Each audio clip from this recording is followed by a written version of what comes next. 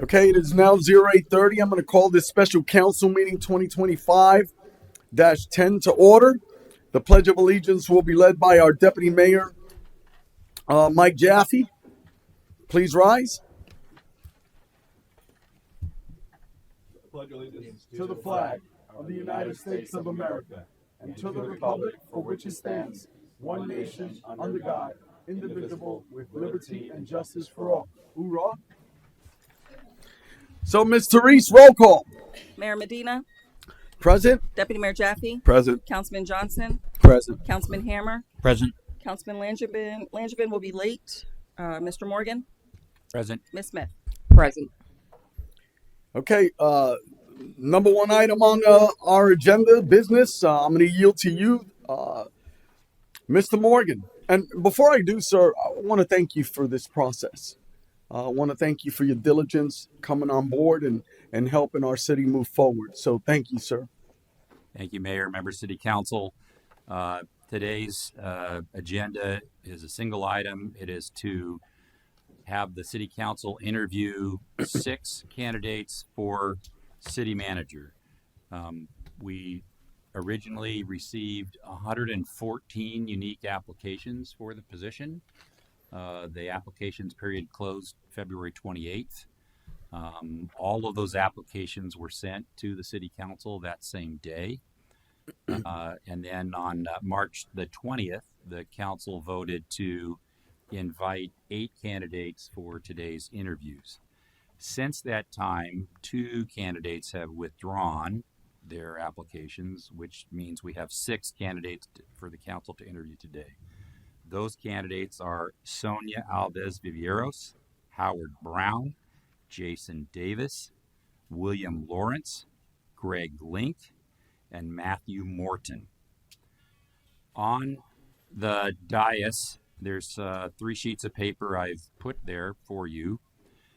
One is the batting order for the candidates to come for their 50-minute city council interview. When candidates are not here in the council chambers, they are meeting with 4 different groupings of department heads so that our department heads can start to get to know the ultimate city manager after the council makes that selection, and vice versa. And so because we have 6 candidates and 5 stations, there'll be one period where the candidate has a 50-minute break. Also on your desk are some potential city manager candidate interview questions. You can use these, you can use others that you may have thought of. My suggestion is that each member of the city council gets to ask a question and then perhaps a follow-up question as may be needed, and then move on to the next council member so that all the council members have a chance. So if you sort of thought of 3 or 4 or 5 questions, they're 50-minute interviews. If you sort of averaged a couple minutes apiece, which is tough, you probably aren't going to be able to ask 25 questions, but the opportunity is there for the council to ask what you think is most valuable to you as you ascertain which candidate might be the best city manager for this community. And then the last one is just a little bit from the Florida League of Cities and FCCMA on basic do's and don'ts of the interview process to keep us in good graces with federal and state statutes. And unless you have any more questions for me, I'll turn it over to our city attorney, Patricia Smith, for just some reminders in that regard. Okay, so before we get started, can we shut that door, please? Yeah. Thank you. Madam Smith? Yes, Mayor. I know that we're all rather excited and certainly want to thank Mr. Morgan, who's done a really great job of leading us to this point, being that bridge And of course, we're looking at the candidate to move forward with. And you guys are going to have a lot of questions, but there are certain questions that we are not permitted to ask. And I certainly want to emphasize that we're not able to ask about age, birthplace or citizenship, disability, certainly convictions are appropriate. We want to stay away from just merely a mere arrest, family status, sexual orientation, marital status, national origin, pregnancy, those type of questions, religion, creed are inappropriate and also not legal. So there are lots of questions you're going to ask the candidates about their background, and I certainly implore council to focus on those questions as far as that are going to give us additional information about who is going to be the best person to move us forward, but not those questions that are irrelevant and illegal. Thank you. Thank you, ma'am. So, Mr. Morgan, Yes, sir. back to you. Yes. So again, you have some suggested sample questions. I guess if I had a single recommendation, would be sort of the first one, which is kind of how all interviews sort of start out, about tell us about yourself, and then the last question would be one I would think we would want to conclude with.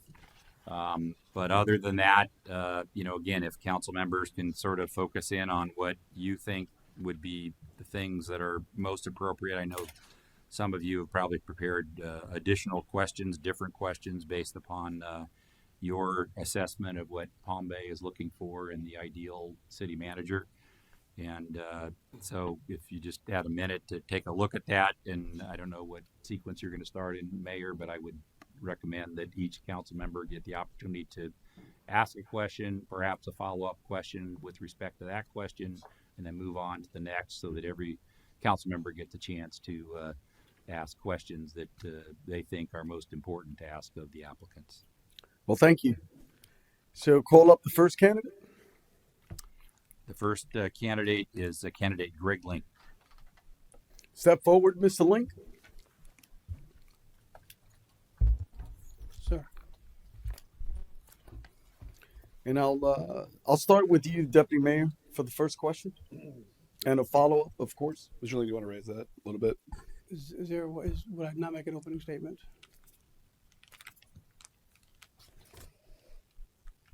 The first question, Mr. Link, just briefly tell us about yourself, your character, personality, give us some insight by telling us one or two things you like to do when you're not working. And if you want to elaborate a little bit on the opening statement, feel free. Thank you. Morning, Mayor, Deputy Mayor, Council, and City Attorney and City Clerk. My name is Greg Link. Many of you know me, or at least you think you do. I would like to take an opportunity to tell you some things you probably don't know.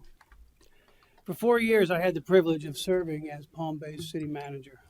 I came in at a time when the city had significant challenges: aging, neglected infrastructure, limited commercial investment, a bedroom community's tax base, and an ongoing FDLE investigation.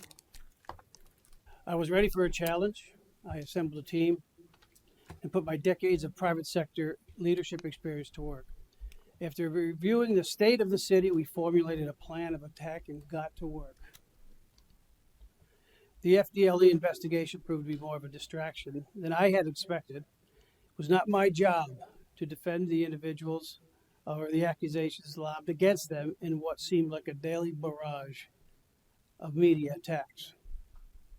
It was my job to lead the city toward financial and structural health. I'm not a politician, so I kept my head down and did the work.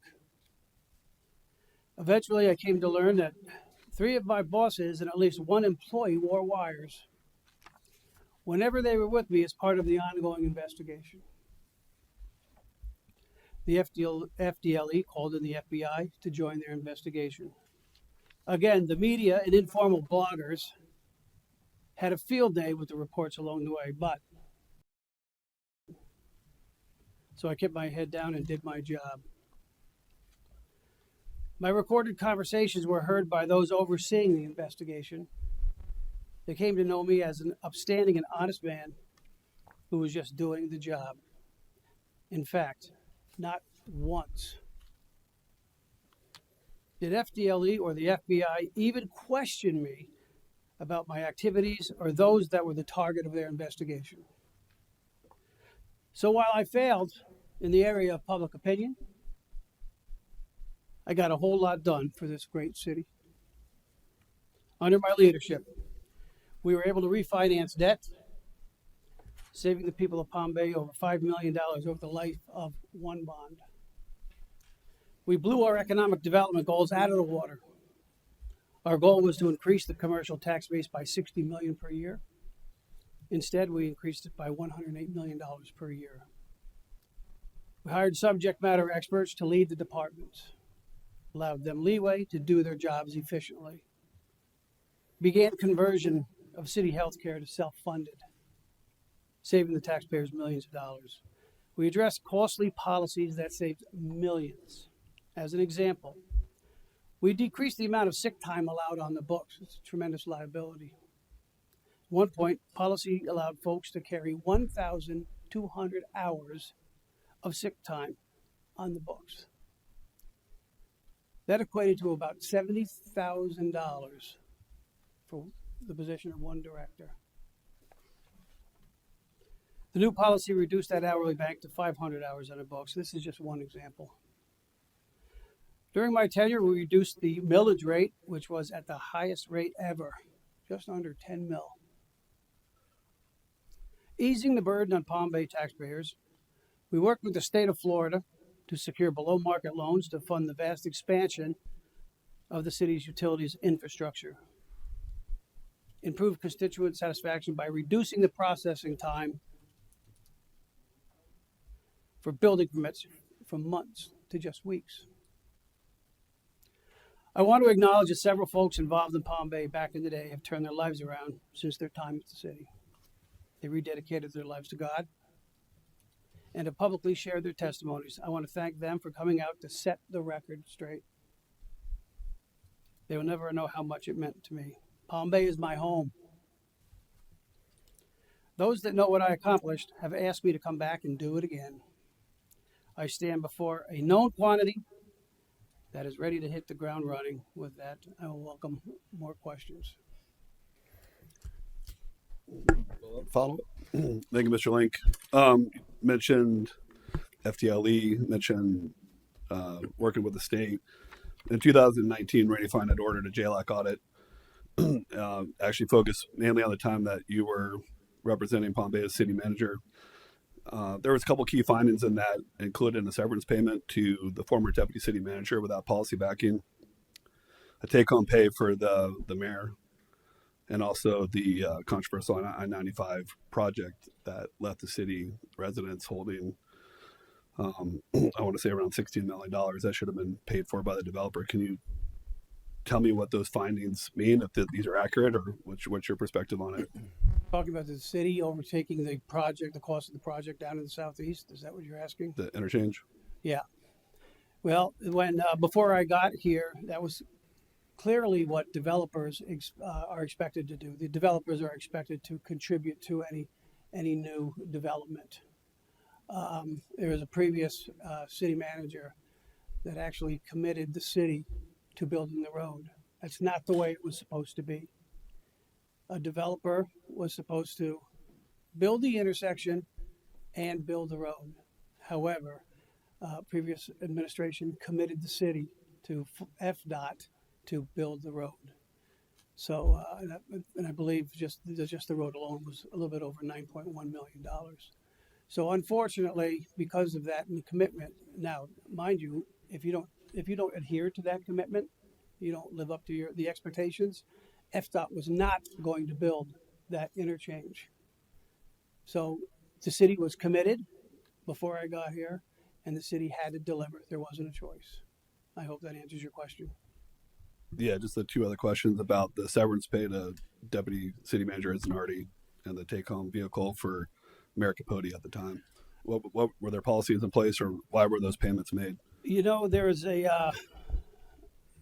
it was discussed, and we felt that it was a reasonable amount of money that with for former Deputy City Manager David Zanardi.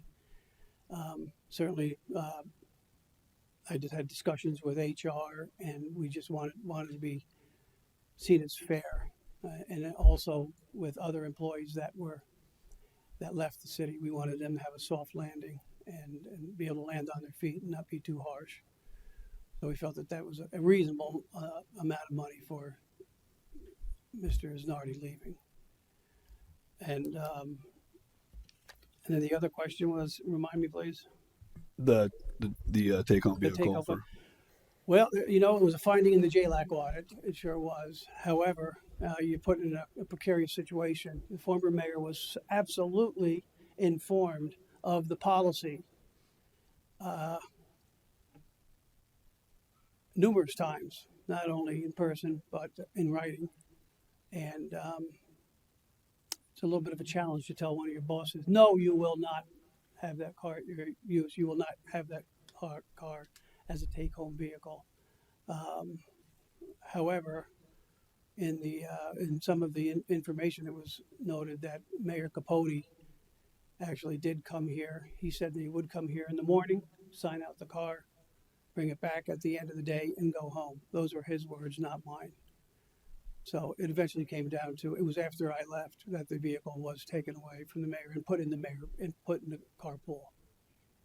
I hope that answers your question.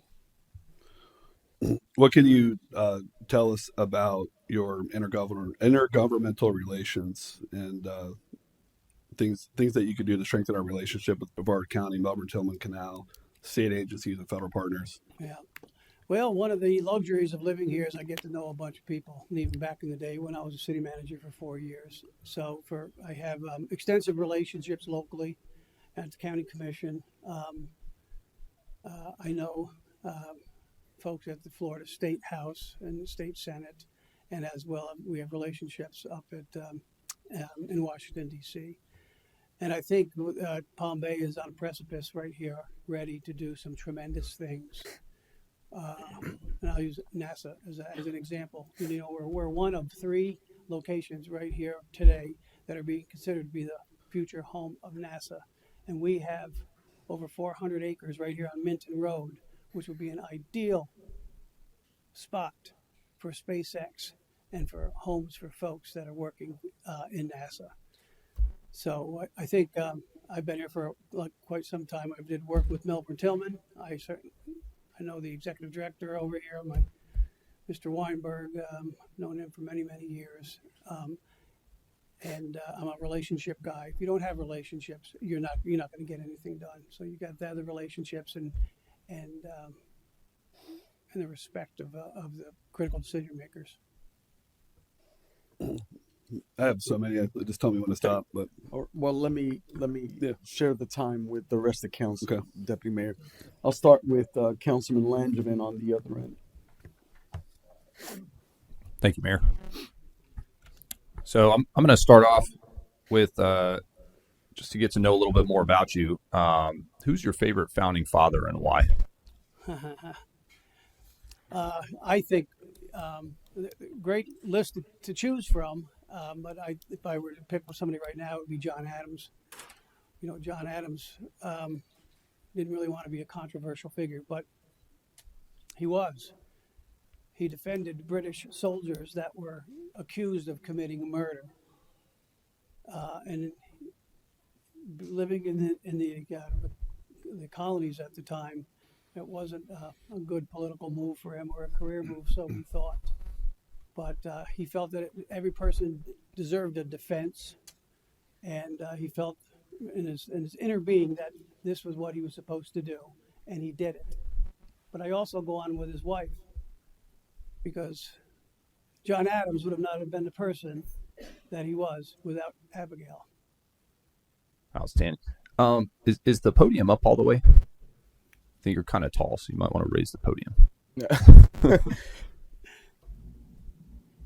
Outstanding. And then I just want to ask one more question. What is your philosophy on taxation and government spending, and then how do you balance the two?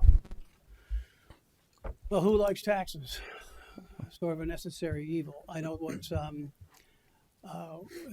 it's revenue that the city needs, and otherwise we don't function. You know, the three most important pieces of government are, number one, public safety, number two is infrastructure, and number three is budget, but budgeting for public safety infrastructure. Those are just critical. So you need money. We don't have a printing press here at City Hall, so we need money. So it comes all through property taxes and other revenue streams through government and such. I like where the discussions are going today, not only in state government, but also with federal government, looking at different ways for cities another revenue stream, and they are looking to get rid of lower or get rid of property taxes, and some of those ideas are very interesting that they're looking. And I'll give one example: is almost a consumption tax. I'd be interested in see what that if they were to do a study to say, wow, how much money would this do, as opposed to just property tax. So we can't continue to lay the burden of government on our residents. There has to be other ways. All right, thank you, Mayor. I'm good. Next one, Councilman Hammond. Yeah, I'm just going to address the elephant in the room. Are there any mistakes that you feel that you've made that you would change if given the opportunity to be back in that seat again? One of the things that I would have done is I would have handled the media better. That was a lesson learned. You know, I worked in the private sector for the majority of my career, and marketing is extremely important. I've been accused of being brutally honest. You can't see me changing that. So if you ask me a question, I'm going to give you the answer. But I believe that I don't think that I did a very good job. I should have paid more attention to getting the word out, because we were doing some amazing things. And the one thing people cannot argue or dispute is results. And that's why I was here, to get results. I hope that answered your question. In the first 90 days, if you are selected, what are some of the key focuses that you're going to be putting towards our city getting back on track? Great question. I would start almost with a similar way that I started when I received the job the first time in 2015. I think we have to take a good hard look at the org charts and just see, do we have the right mix of folks? When I came, and I'll give you an example. There was one department when I got back here in 2015, and I looked at it, had like 37 positions that were either had manager, supervisor, deputy, 37 positions in one department, and I just thought that was a little top heavy. So I was all about, again, in the private sector, it's all about efficiencies, because what you're looking at is bottom line. So you have to run this like a business. That's the way I look at it. And you have to identify efficiencies. Personnel, personnel is your greatest asset, but we have to use them in a smart, efficient way. So I think that's one place to start. I know that there's been some challenges and some questions I would like answered. And I'll tell you what, one of them, we'll talk about the elephant in the room. What happened to the road bottom referendum? I want to find out. I want to know. Why aren't the roads being done? Where's the money? Where is it? There's got to be an answer to that. So, and I think what we need to start almost immediately is to look at smart growth. We have to look at commercial base, but it has to be smart, and we have to use different ideas. And let me give you an example. We can ask, traffic's an issue. We know it. What we can do is do things a little bit differently, because Palm Bay, unfortunately, is not a very wealthy city. But how about asking, you drive down Babcock or Minton at rush hour? I know I do, and I'm stuck for 40, 50 minutes. What are the things that we do? How about this? How about we ask employers to stagger their start times? Work with us. Okay, so it's going to be a 10 to 6 as opposed to 9 to 5. there's an option. How about using AI to perhaps identify situations that we can best address the congestion and the growth? So I hope that answers your question. Thank you. Councilman Johnson? Thank you, Mayor. And you alluded to it. I wanted to elaborate more on it. Our $150 million road bond program is now facing a $70 million shortfall. How would you address this kind of funding gap while continuing critical infrastructure projects? And you can give an example of how you've dealt with something like this in the past as well. Yeah, I think that's a real issue, and I'm a bit surprised that it has not received more attention. So if you're not going to get it on social media or the news, I don't know why it wasn't covered. It has to be addressed somehow. First of all, you got to find out what happened. When I was a city manager, we actually identified 800 miles of road that was supposed to get paved or thin lift or full depth reclamation. I'd have to look and see just where the shortfall was and what money is needed. Folks are paying taxes on a road bond that may not get the roads paved. Well, that's a little bit of a pickle, isn't it? So I think there's ways. I'm looking forward to having meetings with subject matter experts and try to identify other areas of revenue. I know at one point in time we put $3 million toward the road maintenance fund, which is a line item in our budget. But $3 million is just a drop in the bucket. I mean, to come up to $70 to $80 million, that's a significant number. I don't have the answer right now. If I were to give you an answer, there was a time when we were doing healthcare, and we would just put it out to bid, just like anybody else would. Insurance companies would give back their proposals and then RFP, and the costs back in the day were astronomical. I think one year, over year-to-year costs, came back $2 million higher for the same level of insurance. So what we said, let's do something a little bit different, a little bit creative. We identified some things that we can do that we had control over. When we started the move to go from a regular insurance, as most people know it, to a self-funded insurance entity. So we went about halfway when I was here, and we were expecting to go to be fully funded healthcare, but that was a situation that saved millions. One more question, Mayor. Yes, sir. Carry on. Thank you. And what is your take on cities and public-private partnerships, as well as privatizing departments or areas within the city so they can get more efficiency and save taxpayer dollars? I'm a big fan of public-private partnerships, and I did it when I was in the private sector. There's several examples that I could provide, but I would love to have the opportunity now. There's discussions about doing some public-private partnerships in the compound. I mean, where else can you think of a better spot to get somebody else involved? Because if the city were to take that on, it's an enormous expense.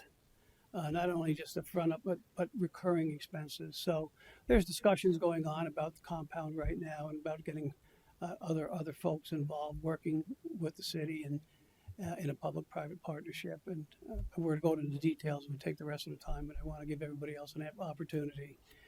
And the second part of the question, if you wouldn't mind. Privatization. Privatization. We looked at doing things, and there's other cities that quite frankly, that do privatize. So there's things that you can look at privatizing. You can look at fleet. Is that a better way to manage vehicles as opposed to cars? I mean, when I was a city manager back in the day, I'd go to Public Works. I see 12, 15 cop cars there. And I said, what is going on here? So perhaps there's something we could do with fleet.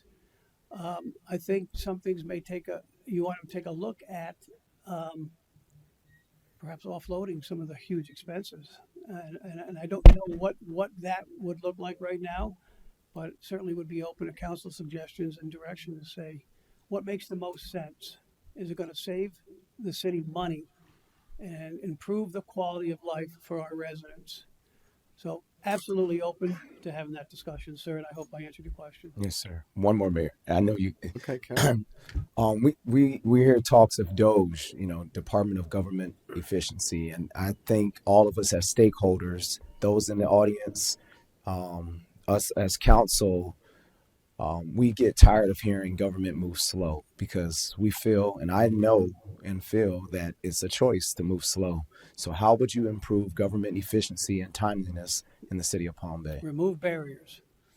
I was very open, and folks knew that they had access to Greg Link, and I can remove barriers. In the private sector, you get a little bit more freedom because you can, I was an East Coast, quite frankly, I was VP of the East Coast Business Operations and Business Development.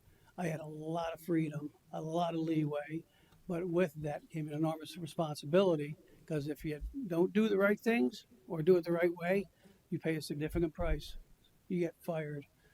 So I think I'm a fan of Doge, and I would certainly look forward to looking at the different departments just to see how can we increase the efficiencies. There has to be a way because we're not going to do things. Well, that's because that's the way we always did it. That doesn't hold anything with me. We're going to do it better. We're going to do it efficiently, and we'll figure it out. Thank you. I'm up next, Mr. Link. First of all, thank you for coming. It's been a while since you did serve as city manager, as you eloquently put it. What have you done since then? And have you continued with continuing education regarding the ICMA? What have I done? Well, I've been semi-retired. I've done some, I have, and I can continue to do some consulting work, working on some campaigns and things like that. With ICMA, you can pay if you're retired. You can pay a fee to continue to be an ICMA manager. That just didn't seem to make sense to me at that point in time. I think the Leadership Academy is your successes in the private sector, because if you don't do well in the private sector again, you're out. So I think that's the education and the leadership lessons I've learned from. I haven't been to any ICMA conventions. I was there when I was a city manager, but didn't feel that it was necessary when I wasn't working. But I continue to work. I golf and fish a little bit, and enjoy life and quality of life, and and I've got actively involved in my church. I'm the chairman of the deacon board, and that I truly enjoy that, and that takes up a good chunk of my time as well. Yes, sir, and I appreciate that. I was looking for any leadership classes within that time frame, and the response is you haven't. I have not. All right, thank you. So then my next question is, I'd like for you to go back in time just a little bit, if you don't mind. Think of a time it was difficult to admit that you were wrong. Just think of that time, and then why was it so difficult, and why was that so hard?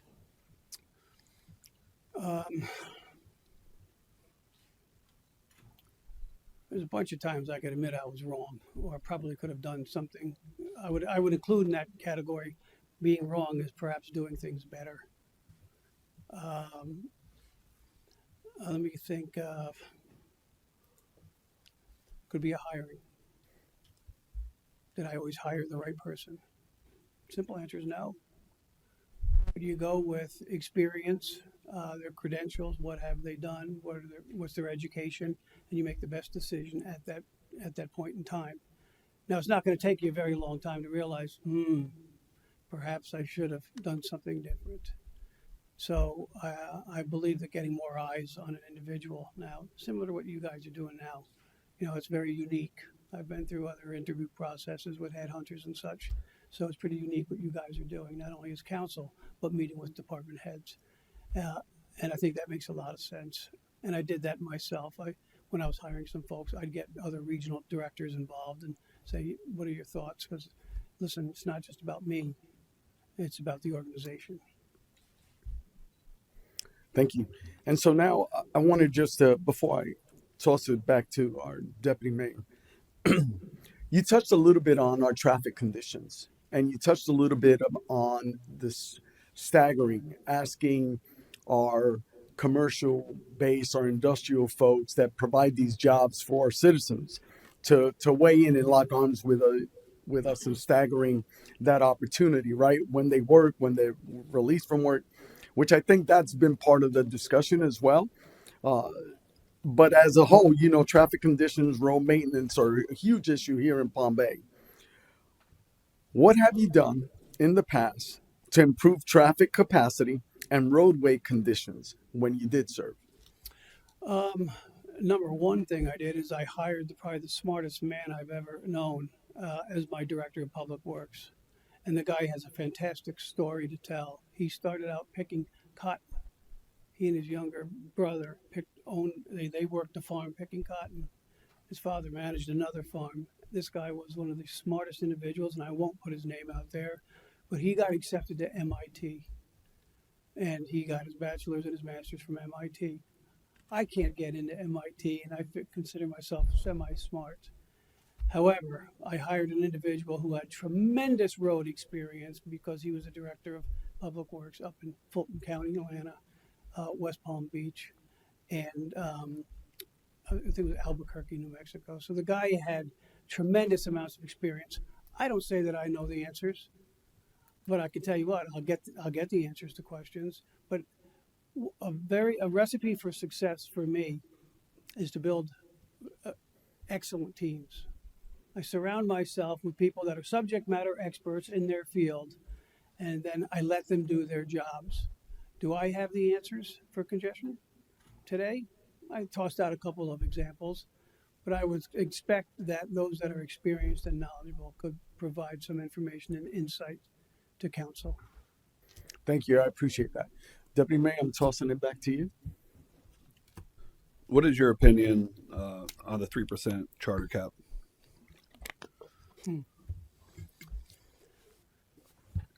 I believe it handcuffs council. I believe council is elected to set the millage rate. And technically you guys can if you go for a supermajority, so you can still. However, my thoughts are the city is leaving revenue on the table. There's money that could be used that could go into the fund that's being left on the table with a 3% cap. Now, I'm not against caps. I think caps are okay, but caps should be driven by cost drivers. If the city needs this much money, but with a 3% cap, you're only getting this, you're out of balance already. When I was here, the population was about 120,000. We're at 145,000 today. So we need to capture the appropriate revenue so the city can provide excellent service. And I don't think we're there today. A couple more questions. How do you approach collective bargaining, and what is your approach to managing large municipal workforce? And love to get your opinion on the current setup of some of our departments, how like Parks and Rec was split, should Fleet be its own department with its own director? I know we talked about privatization, but collective bargaining is a necessary evil. It protects the employees, but they also have to realize we have a cap, and we have another. We have 1,000 plus employees now that we have to take care of. So collective bargaining. We still have to do what's right for the city. Back in the day when our conversations would start. You guys realize we got a 3% cap. So we have to be reasonable here because we have a whole lot of other expenses. Public safety has to be funded. When people come in, when I go into a community, when I bought my homes in Northeast and also in New Jersey, you look for three things. You look for public safety, you look for crime stats, you want to be in a safe spot. you look for recreation, and you look for good schools. Those are three things. So we have to be able to have those available to our residents. Collective bargaining has to be, somebody has to represent the employees. I know we have an HR department, I absolutely support, because they're on from onboarding to if you're end your time with the city or not, but HR has to be involved throughout. Management style, I hire excellent subject matter experts. When I was in the private sector, I was up and down the East Coast. So I had to hire people that I could rely on that had experience running their own either businesses or operating with budgets and dealing with people. So you got to hire well. If you don't hire well, you'll find out soon enough, and perhaps it's time to get somebody else in there. But the unfortunate piece. I hope that answered your question. Let me pass on to now Councilman Langevin, and then we'll start again. All right, I'm good. Okay. Councilman Ham? Yes, I would say one of the biggest things moving forward is going to be not what you have done and what you plan on doing. It's you were part of the darkest time I think Palm Bay's ever seen. I mean, we made international news with somebody with handcuffs being our city administrator. There are things that we're going to have to climb over to address that before we do anything positive here in Palm Bay. What are things that are going to be done to earn the public's trust back?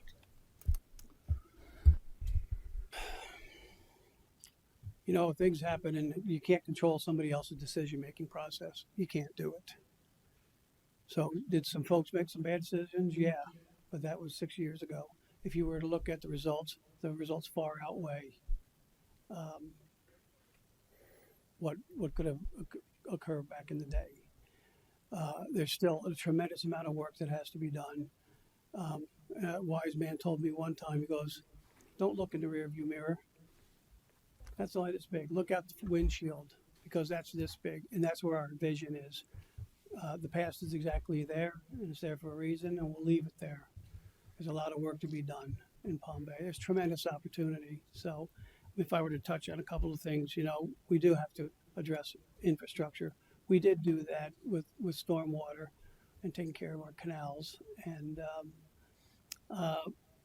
economic development. It can't be just about putting up houses. It has to be smart growth, because if you don't get that, our roads they're just impossible now. We all drive them at rush hour. I think we look for operational excellence, and that's hiring the right folks and then allowing them to do their jobs. And part of the future is I shared earlier, is NASA. We are one of 3 finalists for the home of Space Force. Now, how cool is that? And I think that falls into my bailiwick because of my relationships, not only local, county level, state level, but also the federal level. So there's a lot of work to be done. I'm looking forward to get started. Are there any relationships you're excited about bringing to Palm Bay that make you a better choice over other candidates? I'd like to try to rescue some of the relationships. I understand that Buc-ee's at one point in time was, wanted to be down at the intersection. Now, where are we with that? If we lost that opportunity? What a terrible loss. I don't know. I think with the relationships, I go back. I'll talk about EDC. God rest his soul. You guys knew Andy Anderson, and he was the economic development director for me. And then we built the department. Andy Anderson had a Rolodex that was as long as your dais. He just knew a lot of people, and we were very fortunate to have him at that point in time. But once again, it comes down to relationships. And I'll give you an example with the EDC and Linda Weatherman and her team. And we all, part of the administration, select few, we signed non-disclosures. We had relationships with site selectors. I can't say that you have that here today. These are national people that represent big box stores, and they remain anonymous. And EDC works with them. And if there's one thing Palm Bay has, is space. And we got a brand new shiny intersection down there, and I can't say that I'm proud of where it is today. So a lot of work to do, but I think working with, it's about relationships, not only with government but also private sector, with Linda Weatherman and EDC and her staff as well. She's tremendous to work with. Thank you, Councilman Johnson. Thank you, Mayor. Over the since COVID, we faced inflation, labor shortages, material costs have impacted a lot of our project budgets. My question for you, sir, I feel it's an impending downturn to the market that is coming towards us, whether it's this year or next year. Something similar to what we've seen back in the housing crisis. How would you navigate that with the city of Palm Bay? There's some tough decisions that are going to have to be made. I know back in the day in the previous administration, there's layoffs and there was furloughs and there's things like that. That's really a last resort. But if the city doesn't have the money, then it's just simple math and it's subtraction. And you're just going to have to you're going to have to, X some items out. You can't, if you don't have the money, you just can't do it. So you have to find an appropriate way to move forward. Thank you. So I think you might have touched a little bit on this, Mr. Link, but I want you to expound on this. Give us an example of an ethical dilemma you were faced with, how you resolved it, and what you learned from that experience. There was a time when an accusation was made against a staff person of soliciting campaign funds while on the job, which is against rules and regs in the law. So word got back to me. I handled it directly. I actually called the person in the office and spoke to him, and I wanted to get his side of the story. I also spoke with the other individual that made the accusations, and it came down to, quite frankly, this, and also working with the HR department. So here's what it came down to. If it did happen, I said, then I'm going to proceed forward with an outside party doing an investigation into the situation. If it didn't happen, and I told the individual that made the accusations, I said, then I need a letter by 12 o'clock tomorrow. If not, and it's your call. Listen, if something happened and we can move forward with it, I'll do the investigation. We're going to get this thing right. But I said, if it's going to happen, let it happen before 12 o'clock the next day. And I received a letter the next day, and it didn't happen just as I expected. So I hope that answers your question.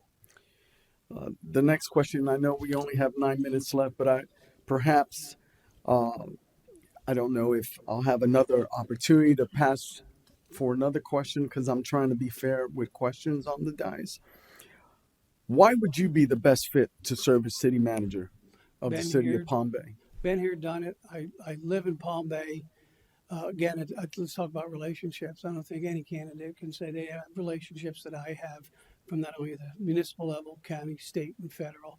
That's going to get things done. I'm very familiar with the city, still very familiar with the staff. We got fantastic staff here. So there's a couple of reasons why I'm the best candidate. I believe that it's my city, and I'm going to make the best decisions for the city that I live in. And I look forward to the opportunity. Okay, well, you answered that pretty quick, so I'll try to pass that on. There was another question, but I'll yield. I have one last 3-part question, and I don't know if you need a closing statement or if anybody else up here has questions, but if selected, how long would you anticipate serving as city manager? What is There's a little bit of an echo. I'm sorry. What was? If selected, how long would you anticipate serving as city manager? What is your salary requirement, and when can you start? Salary, well, that's the salary. I know that the previous city manager was making 250 something. I know what the going rate is. I know what Mr. Morgan's making. I was looked to be making a similar salary because that's what the market calls for. So I don't think $230,000 at $40,000 is unfair to ask for compensation. I can start this afternoon. And how long would you anticipate serving if selected? Well, I tell you what, my old contract read 2 ways. I could leave on my own accord, or I could be shown the door when council says 3 to 2, you're out. I'm here. I want to make a difference in the city that I live in and I love. So I would be here for years. You guys can't get rid of me this easy this time. So what? And I guess I'll wrap this up because you're answering the questions pretty quickly, sir. No wasting time, sir. Well, I appreciate that. What one organizational accomplishment are you most proud of? It was private sector. I work with people on probation and parole, these reentry centers. And again, it comes back to hiring. We had 8 centers in New Jersey, and that's where I was living at that time, so please forgive me. But our corporate office was out of Boulder, Colorado, and it was an international company. We did such a good job, and the trainings that we provided for our staff, evidence-based curriculums, behavioral interviews, and I commend you for that, using behavioral interviews today. We were selected by Boulder, Colorado, again, remember, international firm. We were selected to implement the new evidence-based curriculum and evidence-based process working in these re-entry centers. So we were the alpha for implementing these new rules and regs and policy procedures. So first time we didn't do it quite well. But so we came back and met again, and the second time we did it extremely well, and they were able to put policy and procedure together, and they rolled that out to the entire United States of America. And I said it was just a fantastic accomplishment and a great work ethic. So I hope that answered your question. Yes, sir. So now, well, I'll yeah. try to take up more time when I answer. So Yes, sir. Copy that. So, Councilman Langevin, any last? Councilman Hammer? I just want to thank you for coming out and applying for the position and letting us know how you feel, kind of airing some of the things out. And I just really appreciate you stepping up and applying for this. Thank you. thank you.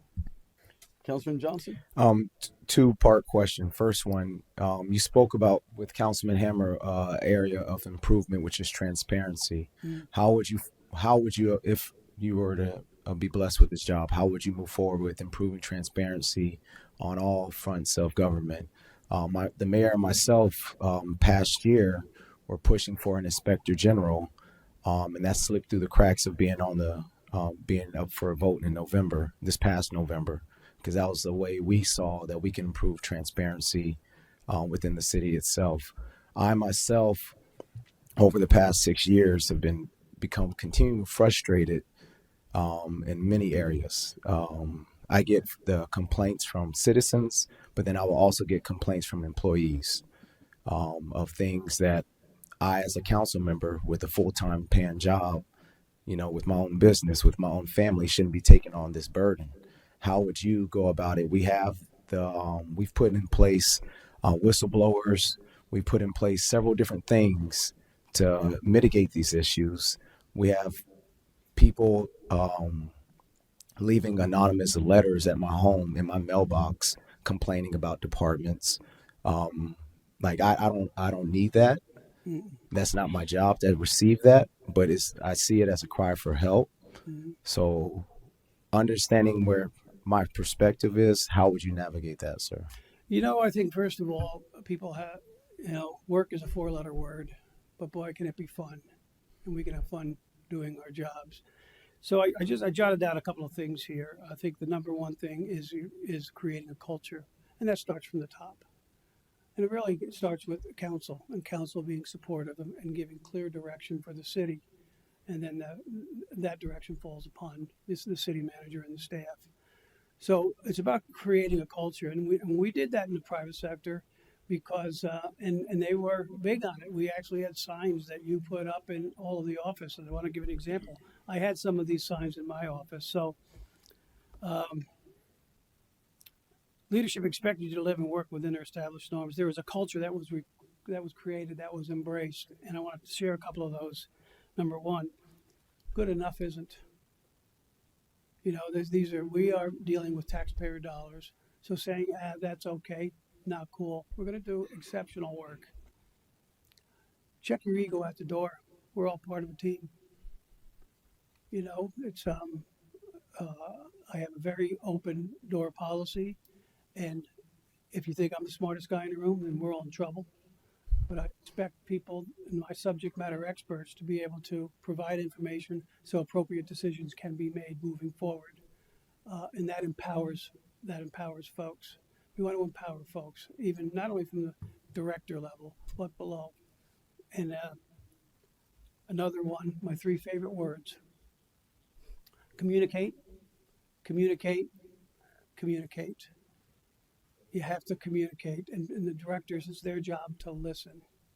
You know, there was no complaints or lawsuits when I was here. Private sector, all those years, not one lawsuit, because we get to talk about it. Does HR have to get involved at times? Sure they do. But we need to respect each other and create that culture where people are allowed to do their jobs and give them whatever they need to support them to do an exceptional job. I hope that answered your question. Thank you, Mayor. So you've got a minute or so if you'd like to take this opportunity to continue to sell counsel on why you're the best fit for, as city manager, moving our city forward. Well, as I said before, you've done the job, been there and done it. So I'm more of a plug and play kind of guy. There's not going to be much of a learning curve from me. But again, things have changed over the years, and I certainly want to start peeling back some layers of the onion and see just how can we improve the efficiencies and how can we improve our deliverables. There's a lot to be done. I live in Palm Bay, chose the city as a reason. Not going anywhere in the near future. And those relationships that I've forged have happened over a significant amount of time. And nobody else can come in here and say that they can do that and have those relationships. So I'm excited about the opportunity, and you guys have a tough decision to make here in front of you. So I just I wish that, you know, whatever your inner self is telling you, that you do the right thing for the city, because I know that I will. Well, thank you. I appreciate your time. Thank you for applying. We're now on a 10-minute recess. Ladies and gentlemen, I'm going to call this meeting back to order. Mr. Morgan, before you call the next candidate, I want to just police an item right now. We're scheduled to break for chow. You know, Marines are always looking at chow, what's ahead of us, right? So we're scheduled to meet for chow, break for chow, 30 minutes. And council, I'm going to ask that we all eat chow on the dais to avoid any perception that we're all going to the back room and making discussions. So I'd like to entertain a motion that we waive our no eating on the dais, no food on the dais policy, so that we could all enjoy a meal here for 30 minutes in the eye of the public. Mayor, I'll make the motion as long as no one makes fun of me for how I chew. Well, there's no condition, sir. There's no conditions with that. But I got a motion by Councilman Langevin, seconded by Councilman Johnson. All in favor signify by saying aye. Aye. Aye. So, Mr. Morgan, we'll have our chow right here on the dais. Carry on. Thank you. So the next scheduled applicant is Jason Davis, and he should be here in no more than 2 minutes. Okay. We're scheduled at 9:40, and you're right on schedule. So I think that he will be here because we have runners with them. So We have escorts. we have people taking them from their previous location, which ended at 9:30, wherever he was stationed, to here. So everybody knows the calendar, and So he was stationed in an undisclosed location. he was stationed at one or the other. I don't have the master calendar in front of me. He was meeting with probably with one of our department head groupings. So Understood, sir. but we do have people that are timekeepers in every place, and very pleased. Okay, we've got exactly on time. It's walking over here now with escort. So Jason Davis is his name.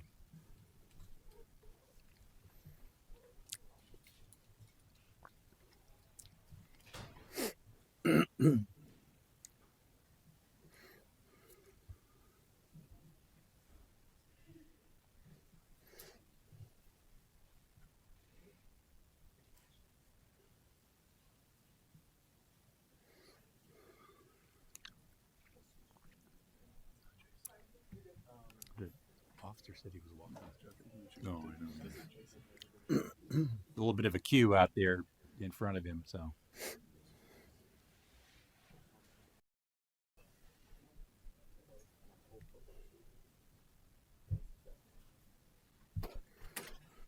All right, this is Mr. Jason Davis, and he is prepared to step to the podium and have his interview start. Welcome, Mr. Davis. Thank you. And we'll start as we started with the last candidate, Deputy Mayor.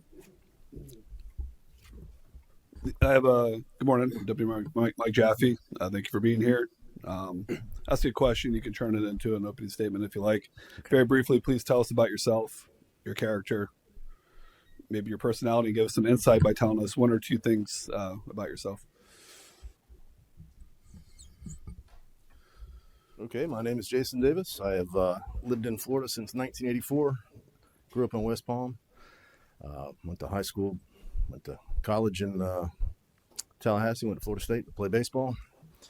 And graduated with a degree in criminology. So I moved back to West Palm after, and that was, 96. And my brother's a deputy. My father works in fire rescue. And I don't have the constitution to do that, go out and see injured kids or that sort of thing. So I didn't want to get in that line of work. I started in private security and chased after some of the higher certifications you can get in that field, and set up security and risk and loss prevention programs for facilities of mass public assembly. So hotels, casinos, cruise ships, convention centers, those sorts of things. So I would hire the team, write their SOPs, move on to the next place, so on and so forth. And thought I was kind of building a strong portfolio, so to speak, but it was really the same job over and over. So evacuating a cruise ship and a hotel, a little bit different, but conceptually the same, right? And the county, Palm Beach County, was recruiting me to work in their security and card access section. But at the time, it was just a massive pay cut, and I just didn't see myself being able to do that. And eventually, I had a family, and I had to work in that line of work. I was gone for Christmas. I was gone for every holiday. Missed my son's first day of school, those sorts of things. So talked to my wife, took the position with Palm Beach County, and that started my government career. And I had a total different shift in my way of thought. In the private sector, I was just chasing the highest paycheck. But then when I moved into government, I got to work in the community that I lived in, and I felt like I was actually making a contribution. So I really liked the work. And Palm Beach County, I was super fortunate to work in the facilities department, which it's a completely different animal. I had 2,000 fleet vehicles. I had 20 people in the real estate department, $10 billion budget for, I'm drawing blank here, not R&R, but capital. So it was like, you just learn everything. You learn as you want. If you want to just work in your position, great. But if you want to take on more, I got to do everything. Worked with the constitutional officers, worked with the sheriff, largest facility project in the history of the county, those sorts of things, capital projects. Then I really started wanting to move into administration. So the only department that I wasn't familiar with, didn't have a background in, was water utilities. So I took a position in water utilities, and 4 years there, learned everything I could, and just the best water utility minds on the planet. So, I got to have a great experience there. And then St. Lucie County, the opportunity popped up to move in administration there, and that's kind of where I'm at now. Been there just under 2 years, have 5 departments, but again, it's really kind of the same job over and over, and you just learn new skills and grow from there. As far as, character, if you're familiar with old computer programming language, WYSIWYG, what you see is what you get. This is just how I am. You see me outside, this is how I am. And I'm approachable, easy, but I have a relentless pursuit of perfection. I just have to keep going. It's just how I'm wired. I don't have any downtime. One or two things about me: I do coach baseball. I have since '96 or so. So I've traveled the country doing that with kids, trying to help them further their college and professional career. And I have 3 kids of my own, so it's kind of a little bit about me. Thank you. You mentioned Port St. Lucie. That was a part of your resume that really drew my eye. Palm Bay, we're a scatterlock community, GDC community. Port St. Lucie is a GDC community, and we're known as a bedroom community. And Port St. Lucie over the last several years has done a really good job of commercial development, really well planned master communities, industrial development, large economic growth. So like to tap into your experience, if you could tell us what involvement you had in that, what have you learned there, and what can you bring to Palm Bay to mirror the success that Port St. Lucie has had? Sure. Thank you for the question. So if I say it's more of a we. I'm not cool enough or smart enough to drive all those buses, but I was heavily involved in several different perspectives. But in this current role in the St. Lucie County, we work directly with our Economic Development Council, chasing those target industries. Some of the target industries we're chasing, we have a port, so we're chasing some ship manufacturing, that sort of thing. IT, data centers, trying to take the burden off the residential taxes, right? Trying to bring in that commercial, bring in the high paying jobs. I think some of the things that we've seen, our kids are graduating high school, going to college, and they're going to go find a $12 or $13 they can't find work. So they're driving out of county for work and can't afford to get a place because the housing it's so expensive. So they're still living with mom in the garage, that sort of thing. So trying to, partner with the colleges to put them on a path to work in these high paying jobs that we're trying to bring into the county. In terms of managing that density, credit to the board and not chasing, 4 billion rooftops. The comments that I get from the public every time we have a new residential community that wants to come online is, we don't want to be a Broward. We don't want to be a Miami. That's not who we are.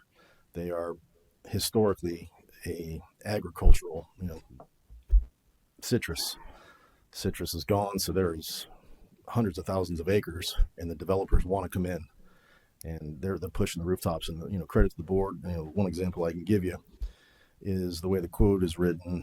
One of the larger communities that could have went in was, I want to say, don't hold me to these numbers, ballpark 30,000 rooftops. The board was able to push back and say, we'll approve this. And I think the final ballpark number was 8,500 rooftops. But we also had them improve some roads and bring in some green space and bring in some parks. And if you want to build, that's our requirement. So they're putting in the passive parks where you can walk around the lake or that sort of thing, or a really nice playground for the kids. And so you're not driving all over the community. I'll steal a phrase that one of our commissioners likes to use is a destination area. You have the Publix or, the grocery store and the restaurants, and all in kind of a destination where you live, right? So you don't have to drive across town and tear up the roads and beat the traffic to death and those sorts of things. So they've done a great job in the last few years of really kind of course correcting there, if you will. Thank you very much. I'll pass. Well, I'm going to pass it on to another council member, but you said something that was really intriguing to me on the growth of Port St. Lucie. And that is, I wanted to ask, are you familiar with the Palm Bay Charter, and as opposed to the Port St. Lucie charter and the differences therein. I don't know necessarily specifics, but I looked at the charter yesterday, the day before, the Palm Bay charter. Okay, and in that, did you identify the differences that might prevent the city of Palm Bay from going down that path of that infrastructure that Port St. Lucie has, like that cross parkway? Was there something there that our charter would prevent us from dealing with? Don't What's that? necessarily remember anything specific that caught my eye. I mean, Okay. it's something that I'd have Okay. to digest some more. Okay, thank you. I appreciate that. I'm going to yield my time. I'll come back Very good. to Councilman Langevin. Thank you, Mayor. Thank you for joining us today. My first question is, who is your favorite founding father and why? Founding father in terms of like the founding fathers of the The country. United States, yes. Never really thought about it. I'm going to go with Benjamin Franklin in terms of why the inventions, Constitution, Declaration of Independence, signatures, treaty, Paris or something. Again, that's going back to high school, so I haven't really thought a lot about it. But yeah, I was a big Ben Franklin fan. All right. And what is your philosophy on taxation and government spending, and how do you balance the two? Taxation. I'm going to write that down.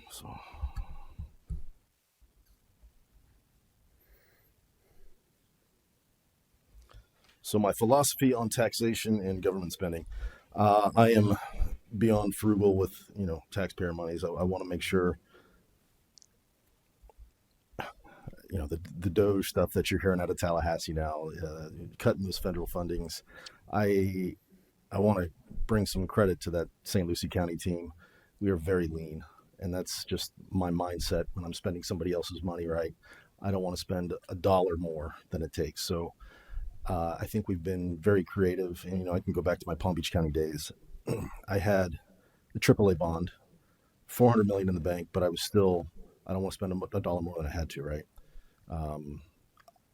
Sometimes I'll take a step back. I'm always big on process improvement.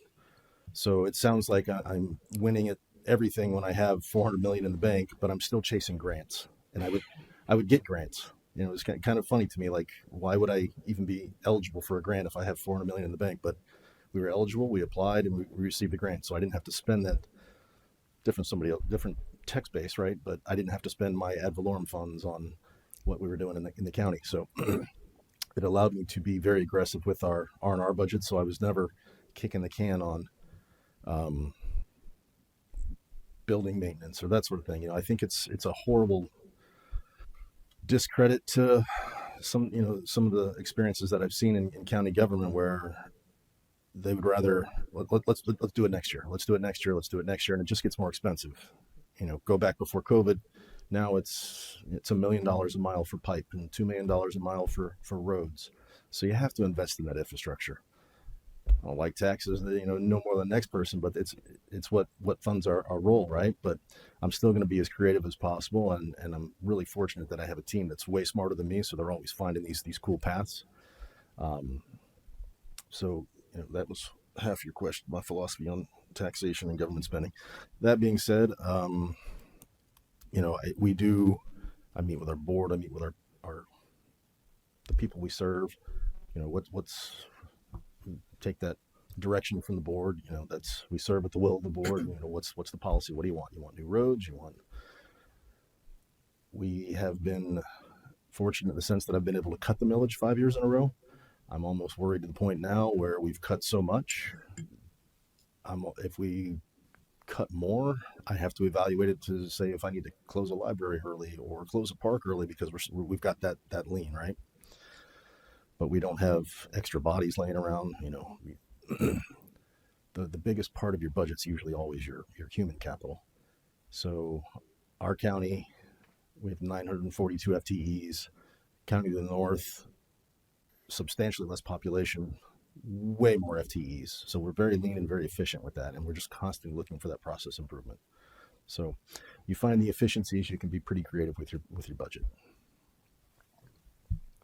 Answer my questions. I yield. Thank you, Councilman Langevin. Councilman Hammer? Yes, we have a couple places within our city, one being the compound, one being the bayfront. You can look at them as liabilities or you can look at them as assets. What are some of the strategies that you think you would bring forward to bring these areas to maximize their potential? And what would you be bringing to us to help advance that? So, I spoke with one of the deputy managers in the room before I came in here, and she spoke very highly of the team. So she said, we have a lot of talent here. So I'd like to think that I'm cool enough that I have that answer, but I also know that I want to bring the team in and get their input and get the input from the constituents and get the input from the board, but then take that creativity from going from Palm Beach with 1.6 million residents and a $7 billion budget, and then going to St. Lucie County, which is not built out, and being creative, but that economic driver. I want to bring in those target industries. I don't want to rely on rooftops if we don't have to. I saw some thoughts on potentially annexing some properties, those sorts of things, but I think you have pretty good opportunity there. Call it a challenge, or you can call it an opportunity, however you want to look at it, to bring in those destination places, right? If we're going to do it, you have time to take that tactical pause, take a step back. What makes the most sense? What brings the most return on investment? I am not a video game dude. The last time I played video games was the original Nintendo. So, and I know it's kind of an odd segue, but when I was working on that doctorate degree, one of the courses I had to take was government management of the properties and the taxes, and they break into these teams, and I was really put out. I was like, I have no interest in playing. It was a sim, right? So I have no interest in this course, but it was a requirement. So I take it, and it'll be my favorite class. It showed you what you could do. You take some taxpayer dollars and put it into a community or an opportunity like that. You can see what happens, and it would run a sim.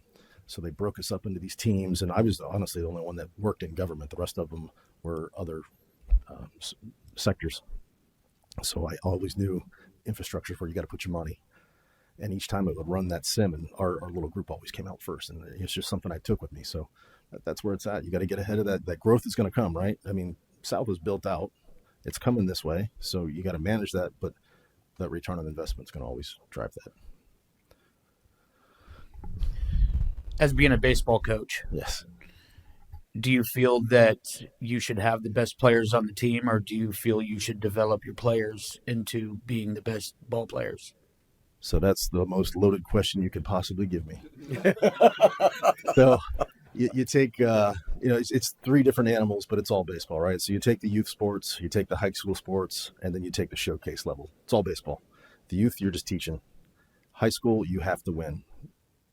College, you have to win. Showcase, you can lose every game as long as you're placing guys with colleges. So there's a strategy to it, right? That being said, coming into government, I pride myself on, I was given an opportunity out of college. I had no experience, right? I went to baseball, went to play ball, worked at Miami Sub. So I got out of college. I had no experience outside of that.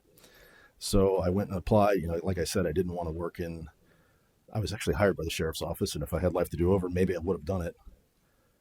But it wasn't me. So I went and I applied at 2 hotels, and they both told me, no, you have no experience. Thanks for coming. See you next year. And then I went to the Breakers Hotel, and the guy interviewed me on the spot. He's like, look, I'm looking for somebody that I can teach. That's it. And he gave me an opportunity. So that just kind of became my mindset. And then I took that and ran with it. So not my idea, but I championed it, so to speak. So I would hire guys that had zero experience. Give me your best 5 years. I'll put you through school, find a career path, and I'll help you get there. And that's been a very successful ingredient for me, so to speak. Is, I took a guy that had right out of high school, put him through school, and now he's an undersheriff in Colorado. I have another one that's a bank vice president. I have another one that called me from the Super Bowl because he was assigned to the president. And these were all guys that just had zero experience. So I love that part too. So that being said, you have a talented team here from what I'm told. So that's fun too, right? Thank you. Councilman Johnson. Thank you, Mayor. And thank you for being here, sir. I love hearing your take on infrastructure. And with infrastructure, we have a hurdle ourselves. We have a $150 million road bond with a $70 million deficit at this point in time. How would you work with the team or with outside resources to address this funding gap while continuing critical infrastructure projects? Did you say 70 or 7 million gap? 70. 70. Ooh. They have coupons? I know, right? That's why I'm asking you this question, sir, because it's happened over time. It's been portion has been contributed to inflation. Yeah. A portion also has been contributed to mistakes on the city's part Okay. and on subcontractors as well, to include multiple change orders. Okay. Love to hear your take on change orders, and when you see 10 to 12 change orders on the same project, we'd love to hear your take on that as well. So I guess it's a two-part question. All right, I'll start with change orders because that's, I have a facilities background. I've built jails, courthouses, libraries, vertical, east-west. I mean, massive expanses, just tax collector buildings, anything like that. So change orders are not allowed under that environment. It's just, if I had to go to my boss with a change order, I had to have substantial reason why. That being said, I had tremendous project managers. They were really good at writing contracts. They did a lot of CM at risk. So maybe the price was a little bit higher, but I never had those change orders, right? The change orders that I was okay with was unknown field conditions. So for example, remodeled the jail. We had building plans from 1970 or whatever, I don't even remember. And there was a beam not shown on the plans. We took a wall down and there's a beam. The beam had to go. It was structural. So that was a change. Nothing we could do about that one, right? That one we had to own. And I did build a really good working relationship we used a lot of the same contractors over and over. So they also understood that if you're going to change order me to death, then good luck bidding on a future project because I got a lot of work for you. I understand some change orders, but you're going to work with me. So we had a good give and take there. In terms of your $70 million gap there, that's substantial. I mean, if you rush into that, that's going to turn into a $90 million gap real quick. So I think a little bit of a tactical pause, again, seeing my boss's phrase there, and evaluate some opportunities. So like I said, it was pretty good with grants, but I think you'll find infrastructure, go anywhere in the country and find me a place that's not struggling with their infrastructure because of the prices that went up during COVID. That seems to be every contractor I work with. That's their kickback, right? So that's why I started doing a lot of CM at risk. In terms of roads, I really rely on our public works guys. They're subject matter experts. So I listen to them. I point them in a direction, listen to them, get their feedback, and then we have I would say a joint meeting on how we want to get about it done. They say this is the mission. Here's a couple ideas I have. What do you have? And then we'll sit down. And then sometimes it leads to more creative thoughts, right? So with what we've done with our roads, the previous train of thought was, all right, now it's a DF grade. Let's upgrade it to an A. So you basically run that road to failure and then spend a bunch of money getting it back up to an A grade. So now I think we've taken a little paradigm shift, taken a step back, that tactical pause, evaluate it. It's a C. It's going to cost me substantially less to bring it back to an A. So we're getting a lot more for our money, right? So, it's just, again, I don't know if I have a good context. I've read enough online, but not having that direct oversight of it, maybe I'm missing some context, but those are things that we've been pretty successful with. Next question. I appreciate the conversation on what you've done with St. Lucie County. I do know that a majority of what helped with the infrastructure was switching from septic to sewer, which we've done here as well. But on this other note, how would you spur the need for commercial growth within our city? How would you attack that? How would I attack it? In terms commercial of growth, because we have a whole department of Mhm. those who are working to get the big box companies and other companies over into Palm Bay because we have space and we are not looking to fill that space with just houses, apartments, condos, like you said earlier. Right. I don't want to put all the burden on the tax, but on the rooftops, right? Yes, sir. So that's exactly the mindset that we're taking.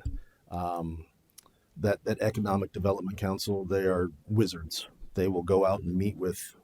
So they bring me these projects all the time. They're funny. They give them these fake names, Project Night Rider, those sorts of things. But we're chasing a lot of P3s because we can be creative with the funding there, and that private partnership they get they get something too, right? We want to be good partners, but you got to be careful how you draft those contracts because that can come back to haunt you.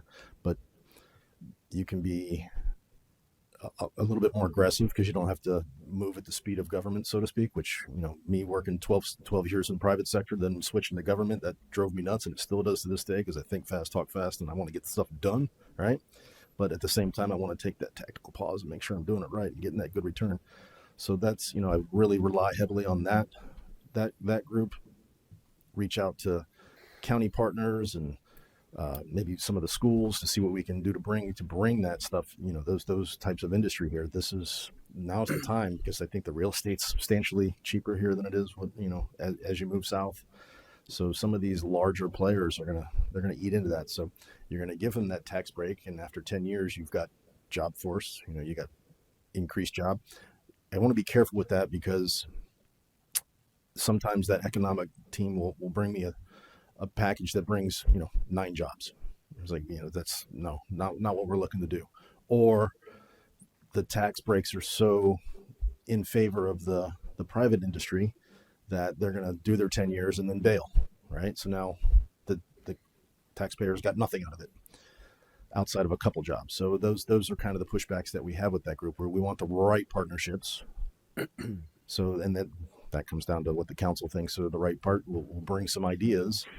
We'll say pros and cons. If it's one we just don't want, we punt on it, maybe. I mean, you got to be careful with it because Broward, they have some really bad P3 contracts right now, like a soccer stadium, and you can look that up online. It's a nightmare for the city. They're going to lose a lot on her. Sorry, Fort Lauderdale. So those are the sorts of things you got to learn from others' mistakes. You don't want to repeat them, but at the same time, you got to be creative and bring it here. And I think the timing is right. Thank you, sir. Very Because good. Thank you. 3 Ps are, I think, necessary in the city of Palm Bay. So it's good to hear you say that. Very good. Thank you. So thank you, Mr. Davis. Thank you for joining us. I'm going to tap into what Councilman Hammer initially asked. However, I'm going to change the question because of the context. You weren't given that context. So Port St. Lucie, you're primarily one of the finalists because of your association with the growth in Port St. Lucie. And we're sister cities. We were developed by the same General Development Corporation. And in that, when he mentioned the compound, we're talking about a large landmass with over 2,000 different property owners, where the city has even light industrial property there. And in that context, I wanted to talk a little bit about, or have you speak on, their roads there, but that's it. There's no FPL. Right. There's no infrastructure when it comes to water and sewer.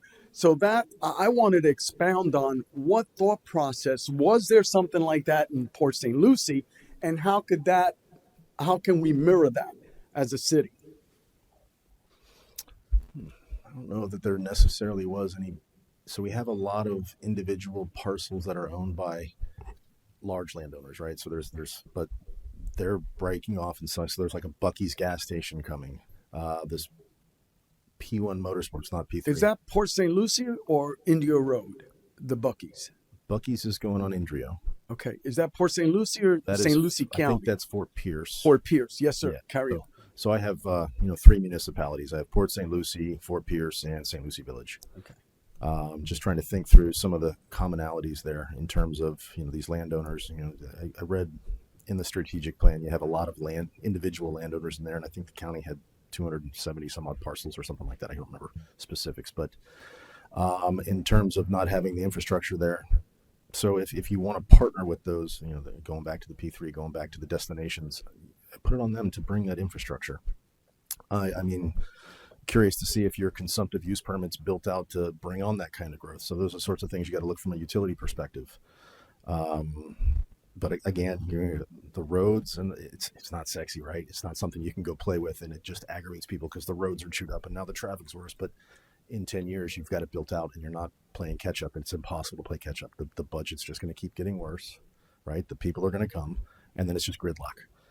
There's areas that sometimes I have to go north to go south because the infrastructure wasn't built out because the growth came so fast. So that's exactly what's going to happen here. So you really have to plan for that. and put it back on those developers. The money's to be made. It's there. So they understand that. And going back to the Oak Ridge, project, it went from 30,000 to 8,500. They still made their money, right?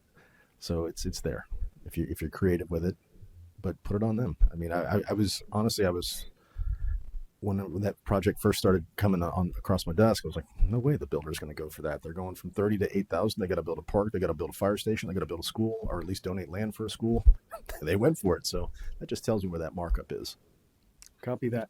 So then my second question is going to be for you to give us an example of an ethical dilemma you were faced with, how you resolved it, and what you learned from that experience. So perspective, right? I was fortunate to do my first 16 years in Palm Beach County, and fortunate to watch 5 council members go to prison because they had ethical issues. They had a personal agenda. So it was something that I got to learn early on, coming from private sector. My first project was, here's your money, here's your start date, here's your end date. Don't care how you get it done. If you don't, we'll find someone else. And that was kind of my introduction to private sector, right? Then I get into government and everything goes slow. And there's, now I have an inspector general because of it. You cheat, and that's what's going to come back to haunt you. Each municipality has to chip in on that inspector general, and they hate it. But you're a victim of your own ethical violations, right? So I built out, when Inspector General came, I had to build out a special office. They got card access. Nobody could have access. Like if I swiped my card, it would send a report saying, hey, what's this guy doing at my home? It was very super top secret, right? So after that first year, we built a evidence room, and you walk in that evidence room and there was one envelope. So it was huge amongst the municipalities. They're paying millions of dollars and they have one case, but now it's still growing because people will call and say, hey, you need to check on this. That being said, none of the commissioners have gone to prison since, right? So it's working. And unfortunately, that's kind of where the county had to go to get there. A little different experience in St. Lucie County. So I haven't had that yet, but I don't like to say no to my boss, but there's times where you have to, right? So when I do have to say no to, one of the board, it's no, and here's why, and here's what we can do. So sometimes they ask for things that are, I appreciate the creativity, but that's a sunshine violation. That's an ethical violation. Don't put me there because I don't want to put Cheetos in your commissary at the jail.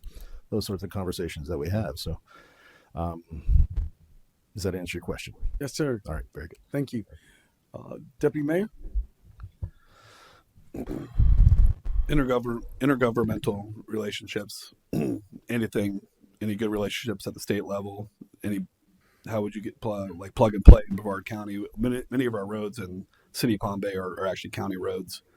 And then our EMS is county. Mm-hmm. There's a lot of Melbourne-Tillman Canal drainage system throughout the city. That's another authority having jurisdiction. So what would it look like? What was the approach that you would take to build those relationships and those partnerships? Yeah. So I think, I'm going to call myself kind of an odd dude. I like getting involved in all kinds of stuff. So I'm working on a certified government financial manager. I got the PMP and I have a pretty strong IT background. I have a pretty strong HR background, but I think the soft skills are kind of my best skill set. I can work with pretty much anybody. For me, the more difficult the individual is, that's fun for me, right? I'm gonna build that partnership. And thinking back to my county days, I would that downtown security alliance was something that we created. I wanted to share with, we had City Place and we had a hotel and the convention center and West Palm Beach Police, and I wanted to get everybody involved so we're all sharing the same information. We're working together, right? Create those synergies. Work with, I pride myself on being able to work with the other municipalities that we have, coming from county and working with the school board, working with trying to create partnerships there. We get the kids into some of our apprenticeship programs right out of the high school, working with the college, and a trade-off that we have. They're training our guys for free on the CDL licenses, but we give, we're good partners, so they get to use some of our space when they need it. So it's the same concept. We're going to work together and see where we can figure out. Maybe we can work together on a grant. Maybe we can, I want to be careful with the annexing because I'm of the mindset that if I take the rooftops, I now own the roads and the water too, if it's in my service boundary, urban service boundary.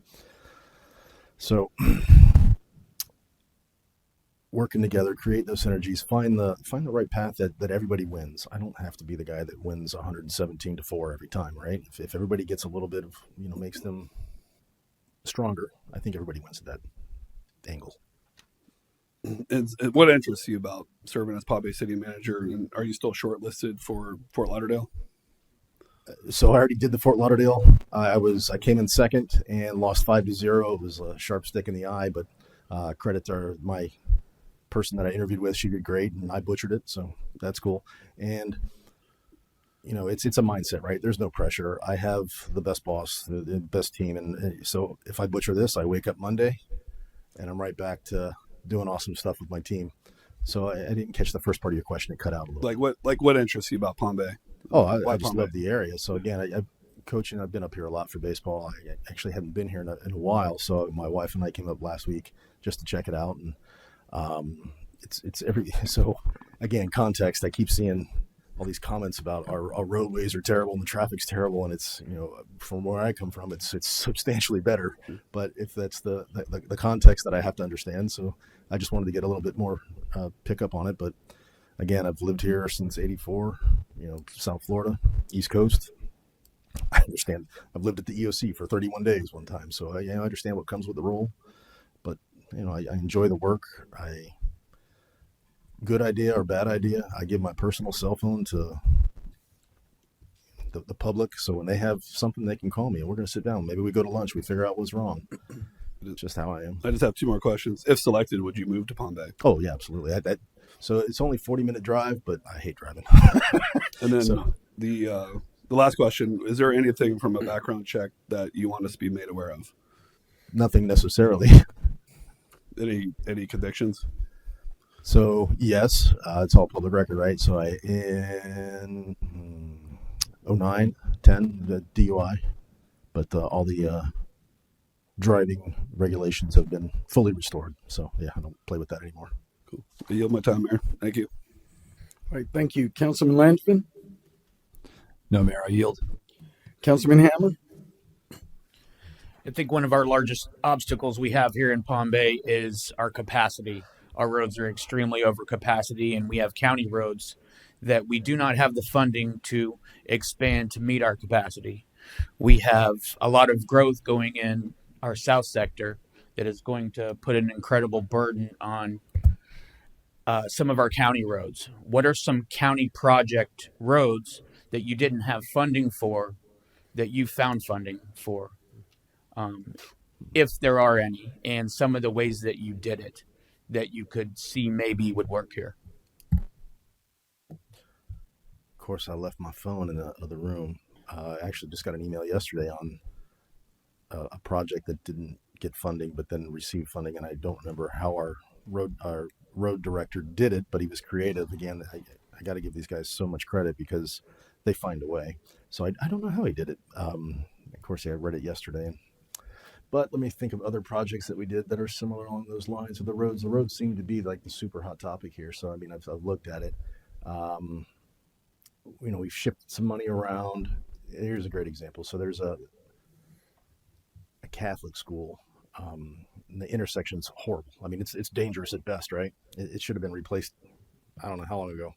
I'm not going to throw rocks at what the logic was on neglecting this area because the kids cross. I mean, when you hit it, it's like a speed bump going through the intersection. It's crazy.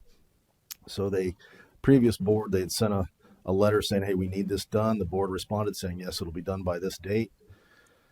That entire board's gone. The entire administration's gone. So none of us had any paperwork on it. This letter came to the office saying, hey, you guys promised this. And so I had to take a step back and say, I don't even know what this is. So I got with the road director. It's like, that's not on our radar in any capacity. So again, take that pause, take a step back. What can we do to make it right in this area? Because they do have it in writing saying the county's going to have it fixed by this date. So we were able to shift some of that money from other projects. And then on the back end, we'll they got some grants for those. Maybe that's what that email was. It's all clicking. But so it was a big deal to the school because it was like their centennial. It's going to be a huge deal. So partnering with the city, Fort Pierce, they're going to do some. County's going to do some, and then it's going to get that part of the road whole on schedule, actually, which is odd because we had no idea of it as of last year. So it's almost, I think it's in progress right now. So kind of a generic response, but yeah.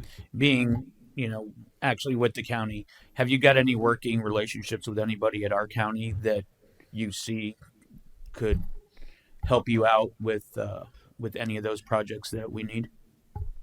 Brevard County? Yes, sir. I do not know anybody in the city or the county here personally. If somebody has moved here and is working here, I don't know. My core is south, and for example, Broward County would call me all the time, need resources. So I had a real good partnership with them. The floods that they had last year, I sent staff and equipment. So again, that's just having that working relationship with your sister, counties and municipalities, that sort of thing. So, I mean, it's just something I would have to start here, but I don't personally know anybody here. Thank you. So I guess I'll wrap up some of the questions here. The very first question I have, since you touched on it, Councilman Hammer, you work for St. Lucie County today, is Correct. that correct? Yes. When you mentioned that you would wake up and go back to work with an outstanding team. Yeah. Your time with Brevard County, you mentioned that there were none. Who is the county manager who you report to? His name's George Landry. Okay. All right. He's county administrator. Yes, sir. He's the county administrator. Correct. Okay. All right. So I guess I'll move on from that question because at one point I thought it was Howard Tipton who had That's the ties. previous administrator. Oh, okay. Yes. All right. So think of a time it's difficult for you to admit that you were wrong. I want you to go down that road, right? And Yeah, what was it, right?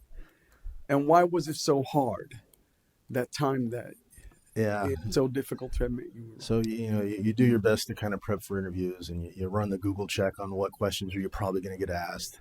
And I was dreading this one. So early in my career, it was a great learning experience for me, but I still have nightmares. It still haunts me.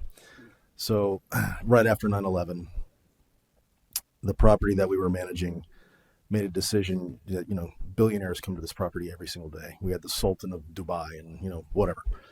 That's the clientele we had. So we were going to stop every single person coming into that property to see what they were doing there. It was just heightened security, right? Everything was going great for months. No problems whatsoever. The team was very customer service oriented. So it was not meant to look like a security checkpoint, but that's basically what it was. So a person comes up and my employee stops and goes through the spiel that we've scripted. And this person is very put out that he'd been stopped because he's been coming to that property for generations, right? So he wants to lodge a complaint. Call comes to my office, so I go down and meet this individual, and I explain this is why we're doing what we do, right? It's it's not fun for us either, but it's just something that we're doing to create a safer environment for everyone. And he said, okay, fine, as long as that individual that stopped me apologizes, you'll never hear another word out of me, and we're cool. I said, all right, that's fair. Not thinking, I'm 20 at the time, still haunts me. So I go out and I talk to, and this individual was a high-ranking naval individual from the Dominican Republic. So he trained with the U.S. Navy, whatever. One of my best employees I've ever had anywhere. He was just awesome. I love the guy. And I told him, what this is. And he's like, I don't want to apologize because I'm just doing my job, but out of respect for you, I'll do it. I said, all right, let's just go to my office. We'll knock this out. We'll be back to normal. So we go up, call the guy. And as soon as he said, sir, I'm sorry we stopped you, and he just cuts him off and said, see, I told you you're wrong. You're admitting guilt. You're going to pay for my entire stay. You're going to pay for my food. You're going to pay for my everything. I didn't have the authority at the time to do that. I could comp something, a meal, but not the entire thing. So I had to call the CEO. CEO lived on the property, so it was no big deal. He just walked over. He said, I'll be right there. So I walk over, explain it to him, and you know, I felt terrible because I put my guy in a bad spot, just doing what he was supposed to do. And in my head, I was like, it'll go away. You know, we'll get back to doing what we should be doing. So instead of standing up and owning it and telling him, you know, no, CEO comes over, and it was just the best learning experience on how to stand up for your team. He calls the guy and said, we're not comping anything. You talk to my staff like that one more time, you're going to leave. And that was the end of the conversation.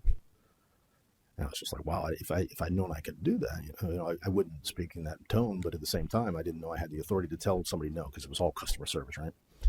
So it's just a great learning experience, but it kills me still. I get emotional over it.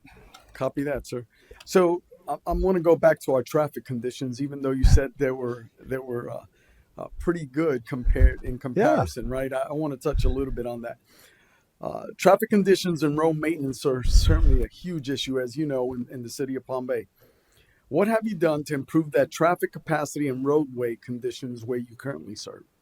What is it that you think you could come in and apply here? So it comes improve our down to that conditions? capital plan, and then not shifting that, not deferring that maintenance. And again, being creative, wait until it burns out to an F, or getting creative and wait, you know, gets to C and we bring it back to an A for a lot less money. So we're getting more mileage, right? And then again, being good stewards with that money. Sometimes it makes sense to, you know, kind of going off a different track here because, you know, I want to partner with the utilities and the state. And if I'm going to chew up a road, is it a good time to do the lines for the sewer that we're going septic to sewer? If the county's going to come in and do a road, what more can we get if we work with you? We do it at the same time. Maybe we can get more for our money, right? So that return on investment was something I just learned in those utility days. We wanted to do a pipe, you know, project, so we'd get the state involved, get the city involved, get the county involved, and see where we could maybe save some money. And then you don't aggravate your constituents because you chewed up the road once, then you chewed up the road again, and then you chewed it up again, putting in sidewalks. So those sorts of things. But I also, you know, good idea or bad idea, that return on investment, what can I be really frugal with my money? So if it's not my business model, maybe it's something that I outsource. So, you know, a lot of the traffic stuff I would outsource because it's not my business. Now I don't have to keep a yard full of signs and cones and that sort of thing. I can outsource the MOT and transfer that risk, and that's those sorts. So getting off target there, but you understand where I'm going with it. Thank you.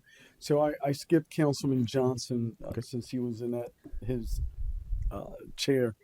So Councilman Johnson, I'm going to go back to you. Do you have a last? Just a last question. Yeah. Thank you again for your time, sir. And this job can be very demanding. I know for myself, as an outlet, I'll run and work out. How do you see yourself managing all the different personalities of this council and of department heads? How would you find it within yourself to kind of just manage that? Because it's a lot. Yeah, no, it is. I mean, this is not a line of work for someone that's, you know, soft, so to speak. You know, you got to have thick skin. I am not a rock throwing kind of individual. So again, soft skills, I like working with my board and getting their feedback and at a minimum meeting, but if not exceeding their expectations. So I sit down with them every single Monday right now for an hour, and we go over agenda items. We go over any spicy topics they want to talk about, anything that I think might hit their radar. So we're good with that. But, you know, there's going to be elections. So you got new people coming, right? And it's an odd profession. A new board could come in and say, we don't like that dude, get rid of him. And whoever's in this role, you know, family, don't care. Bring a new dude in. So you gotta really understand how to manage people, how to manage expectations, and then just set that tone, right? I'm in, so I typically 6:30 to 5 every day, normal day. Usually just me and the county administrator, and just kind of talk, you know, go over stuff in my office before 7. I'll stay till 5. That way the early people can come see me. So I have what I would call, if you're familiar with the open door policy, I have a no door policy. So if the fire code allowed me, I just take the door off the hinges. Just come see me. Let's talk. Let's see where we got to be. I don't want to get to a point where it festers and you're aggravated and I haven't seen you in a week and now you're even angrier, right? So my team, they call, email, text. If my phone doesn't ring on the weekend, I'm freaking out. Like, what's going on? I'm going to walk into some kind of a storm on Monday. Call me. Let me know. I don't care if it's 2:00 in the morning. It's not a 40-hour a week job, right? So it's just, it comes with the territory, but being able to be that bridge between the team and the board, understanding that the board's going to change. And I mean, I've literally had a conversation, and then 10 minutes later, they did exactly the opposite of what I was told. So you got to kind of like take a step back, but you also understand the political side of it, right? If you want to run for office, there's things you got to do, and I get that. So, I mean, that's just kind of how I am. I'm a very easygoing individual. I have no problem being the thumb when I need to be, but otherwise, I have subject matter experts. I let them do their thing. I stay out of their way, and we have a pretty successful track record with it. Well, thank you. You've got a minute and 30 seconds left. You can wrap it up. Tell us why we should choose you. Oh, I think once you get to this level, I think between the 6 candidates, anybody can do the job, right? I mean, you wouldn't have selected them if you didn't think they could do the job. So why you should select me? I mean, I guess that hard charger mentality. I'm not working on a second career. I'm establishing myself still. I mean, I'm almost 50, right? But I'm hungry. I have to win at everything. It's just my mindset. But we have fun doing it. So we create that aggressive environment to get things done and be frugal, but we have a lot of fun doing it. So, I mean, I guess that's my pitch as to who I am. And again, like I said, what you see is what you get. When you see me out of here, I go to the gym. I'm still this dude. I go to the baseball field. This is who I am. So if it's a fit, great. You know, it's kind of a two-way street, right? You're interviewing me. I'm interviewing you guys, so to speak. And we'll see how it shakes out. Does that conclude your comments? That works for. I mean, I had some questions, but I can see I'm down to about 20 seconds, and it's probably stuff that's irrelevant anyway. Well, tell us about the sweet spot. What would be the sweet spot of you getting this position? In terms of? Being city manager for Palm Bay. Like in 10 seconds. So, yeah, I mean, ideally, I retire in 20 years and you name a golf course bathroom after me. Touche. Thank you, Mr. Davis. All right, really appreciate it. We are now on a 10-minute recess. Very good. Thank you, guys. I'm going to call this meeting back to order. Attention on deck. It is now 10:40.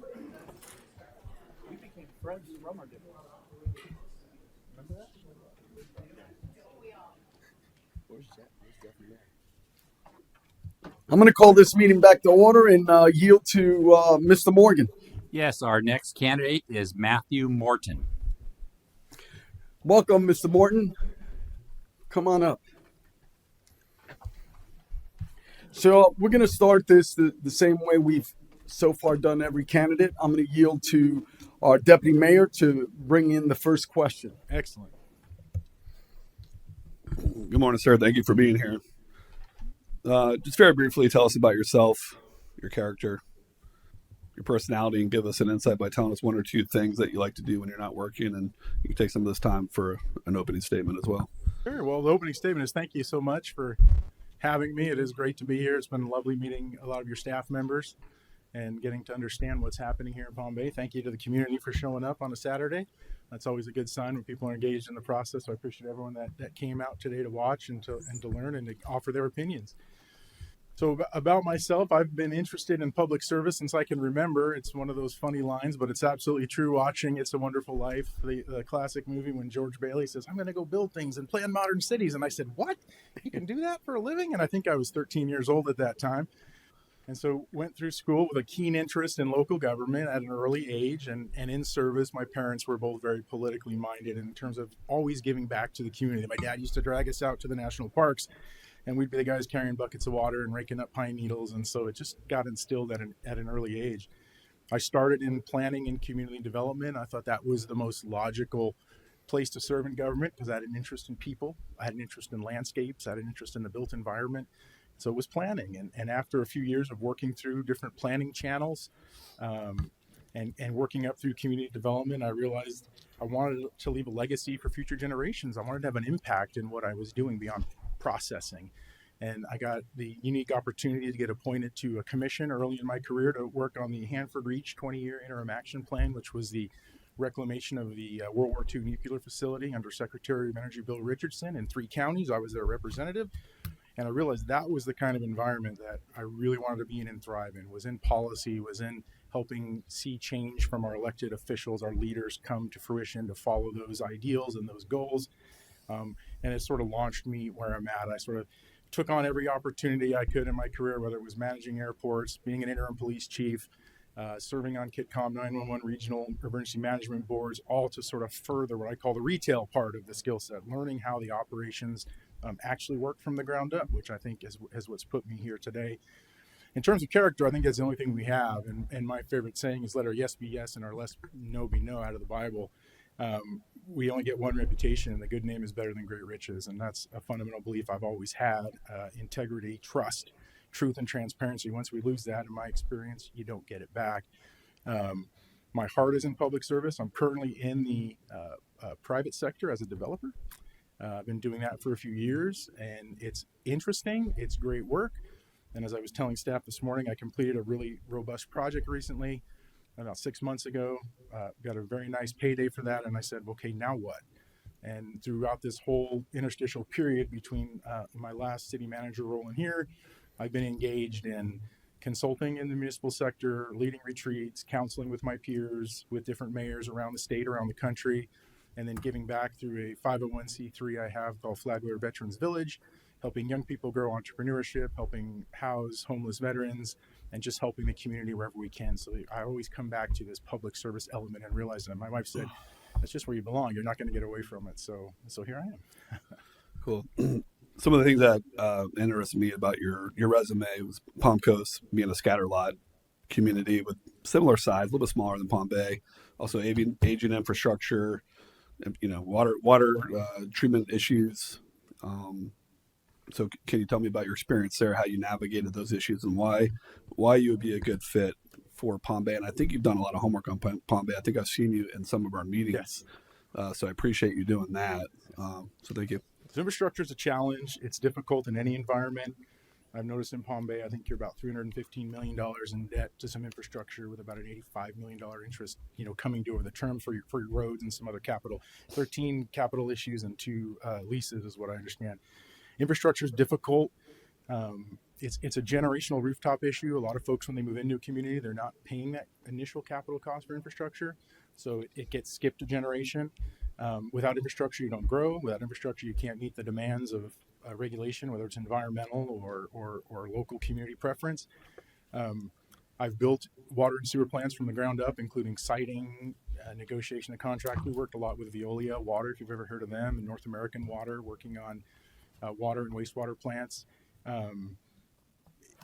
The best run city I ever saw had an 80-year CIP, recognizing that every capital facility has a life, and they were funding that CIP. So I think building infrastructure is part of the conversation you have. I think you see your budget every year and you've got money in and money out and it balances, and maybe there's some money for priorities, but truly accounting on the utility side, infrastructure side, for the total life cycle asset cost. What is that true cost to the community now and in the future, as that debt and that obligation takes away other opportunity?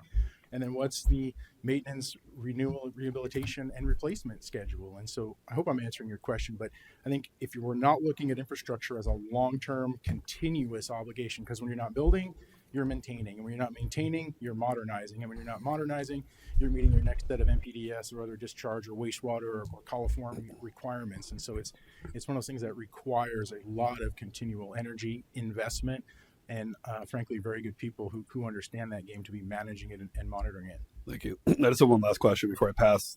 Your experience as a developer, was that commercial, residential, and that skill set that you have and relationships that you have, what does that look like as far as bringing economic development to Palm Bay? Industrial, commercial, jobs? So economic development starts with you. It starts with the community. It's focusing on what those priorities are. I don't believe in the shotgun approach. I believe in entrepreneurial ecosystems as your first on-ramp to generating that enthusiasm, those connections, that economy, grabbing those entrepreneurs. It's also farming the current economic climate you have. You got a lot of businesses here that should be grown and helped and continued, and then focusing in on your major employers and what ecosystem can you build around there. One of my big coups at Palm Coast was we brought the Boston Whaler big boat division out of Edgewater to Palm Coast. I'm assuming Edgewater never thought half of Boston Whaler would pack up and leave. So what are our strategies around retaining and growing and encouraging those businesses to continue to invest? From the development side, I think it was I had two choices, coming out of my semi-retirement there for a little bit. It was either going to be go back to school and get a PhD or go into the private sector. My wife said the skill set in the private sector, I think, would be a better fit for what I wanted to do long term. So we've worked on a few industrial parks. We have one in motion right now. So learning the development game, for those who know it, understanding what a blank raw dirt costs, whether it's for a lot or an industrial park, what we lose in the entitlement phase, the permitting phase. More importantly, on the commercial and industrial, we've gone out ahead of the actual groundbreaking while we're still in due diligence. And this is an important piece, I think, for the city. You've got to target and recruit those targeted specific industries, in my experience, that you want to see here. There's a lot of competition in the marketplace, as you know. So your plan, your face forward, your opportunity cost, your attractiveness in that regional network, how are you marketing that, and how are we going to market that to the industries you want to attract? Then it's development. Then it's, okay, we know who, how, what we prefer. Now we go build a facility. It's how we do it in the private sector. So then we know we're cash flow positive, hopefully, when we open the doors. May not pay down all the debt on it, but we're at least generating the revenue to make it sustainable. Thank you, Mayor. Thank you. I'm going to start at the other end now. Councilman Langevin. Thank you, Mayor. Thank you for being here, Mr. Morton. My first question for you is, who's your favorite founding father of the United States and why? It's got to be George Washington, and it's not an easy one. I used to admire Lincoln. I admired Jefferson for a while. I admired TDR for a while, but I think back to the character question, the most important thing we have is character. And one of my personal mission statement has always been, what's the point of any of us having any kind of power or authority if we're not using it to relentlessly empower others? And I think part of that is the willingness to step away from saying, I want the credit, I did this, I'm so great, I accomplished, because I've found in my career the best things I've ever accomplished have been a team effort. And what I admire about George Washington is his humility to step away from his role. He walked away from the presidency when he had a lock. He could have been the president who knows how long. We would have had a second king of England. And so that humility, the best other way I can describe this is when I was at the executive course at Harvard, I had the great distinction of meeting a gentleman by the name of Dan Fenn, who worked with Eleanor Roosevelt to establish her World Affairs Council and also was on JFK's board. So he was an advisor to John F. Kennedy. He said JFK's first state dinner, they're down, JFK's really nervous, he's running around, and this is the man that was there telling me the story. It was incredible. He says, he walked up to the guy putting butter out on the plates, and he said, I would like you to put 2 pats of butter on the plate. And the guy looked at him and said, nope, and kept doing what he's doing. And he said, do you know who I am? And he said, yes, sir, you're the president of the United States. Do you know who I am? And Dan said, JFK got this look on his face like, he goes, I'm the man who decides how many pats of butter to put out on the plate. That JFK walked away from that, not angry, not frustrated, not humiliated, recognizing that part of leadership is stepping back, letting those people you've empowered, that you've asked, that you've required to do their job, let them go do their job. And so, No, phenomenal answer. Thank you. Question. And then my second question is, what is your philosophy on taxation and government spending, and how do you balance the two? Ooh, we're in trouble. Local government.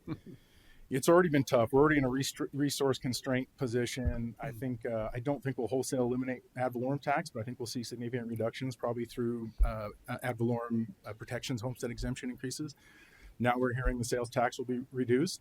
May or may not have direct impacts, but it's going to have indirect impacts, local government option tax and other funding sources that I think we usually see the outflow of sales tax. So resources are more challenging than ever. They're going to be. And this community has a big wish list and, more importantly, a big needs list. The best way to balance the budget and prioritize resources is you folks. You and the community have got to decide what your most important priorities are and go after them wholeheartedly.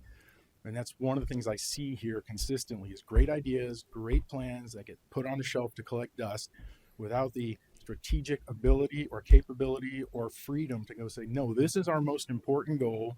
We've prioritized it. We've allocated staff. We understand what our metrics are. We understand what our accomplishment needs to be.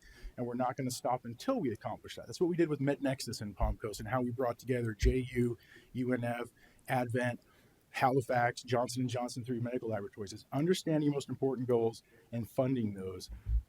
And that's going to include your capital infrastructure. I don't think the city or any city in the state of Florida can cut their way out of the deficit that they have. And I would venture to guess this city's probably $3 billion in overdue infrastructure or aging infrastructure, if that's a real number. So it's going to be critically important to understand the priorities, build that connection that the community agrees with those priorities, being strategic in how we execute, and never stop being entrepreneurial in the way we try to cut. Since we can't cut our way out, how do we grow? And just a quick example, when we did the tennis center, again, I use Palm Coast a lot. We went out, I spent a week with the USTA, I spent a week in Lake Nona, meeting the Olympic coaches, and we said, great, we're going to build this wonderful community recreation facility. What can we do to offset the ongoing M&O from day one? We got doctors to sign letters of intent for leases. We got medical providers to sign physical therapy letters of intent. That little bit of money, that $200,000 a year, freed up for another priority. So sometimes it's incremental, sometimes it's small, sometimes we hit a home run, but I think it's got to be that panoply of solutions if we want to succeed. Awesome. Great answers. And thank you. I yield, Mayor. Thank you, Councilman Hammond. If given the chance, what do you see in your first 90 days? I just answered this for staff. It's got to be understanding where the real priorities lie. I mean, I can do anything, and there's an organizational axiom when you hire a new employee at a junior level, it takes a year. You take more from the organization than you give. And at a higher level, hopefully it's 6 months. The learning, the understanding, the community connections, understanding the wills of council, understanding where the skeletons in the closet are and the true deficits and shortcomings. So without spending that initial game time trying to develop the relationship, build trust and transparency. We can't work together until we begin to trust each other and have that level of transparency. And me being honest and accounting for what I'm seeing in the books and in the operation and in the organization and the plans at City Hall to say, this is sort of the take stock period. A lot of times in the past when I've applied for positions, they have you do a 90-day, what's your 90-day strategy? Without a plan, you're doing nothing. So my 90-day strategy is really get through the surface, through the cover of the book, and understand where the community is really at and be able to report that, not just to you, but collectively as a staff team to say, now we more fully and openly understand where we're at.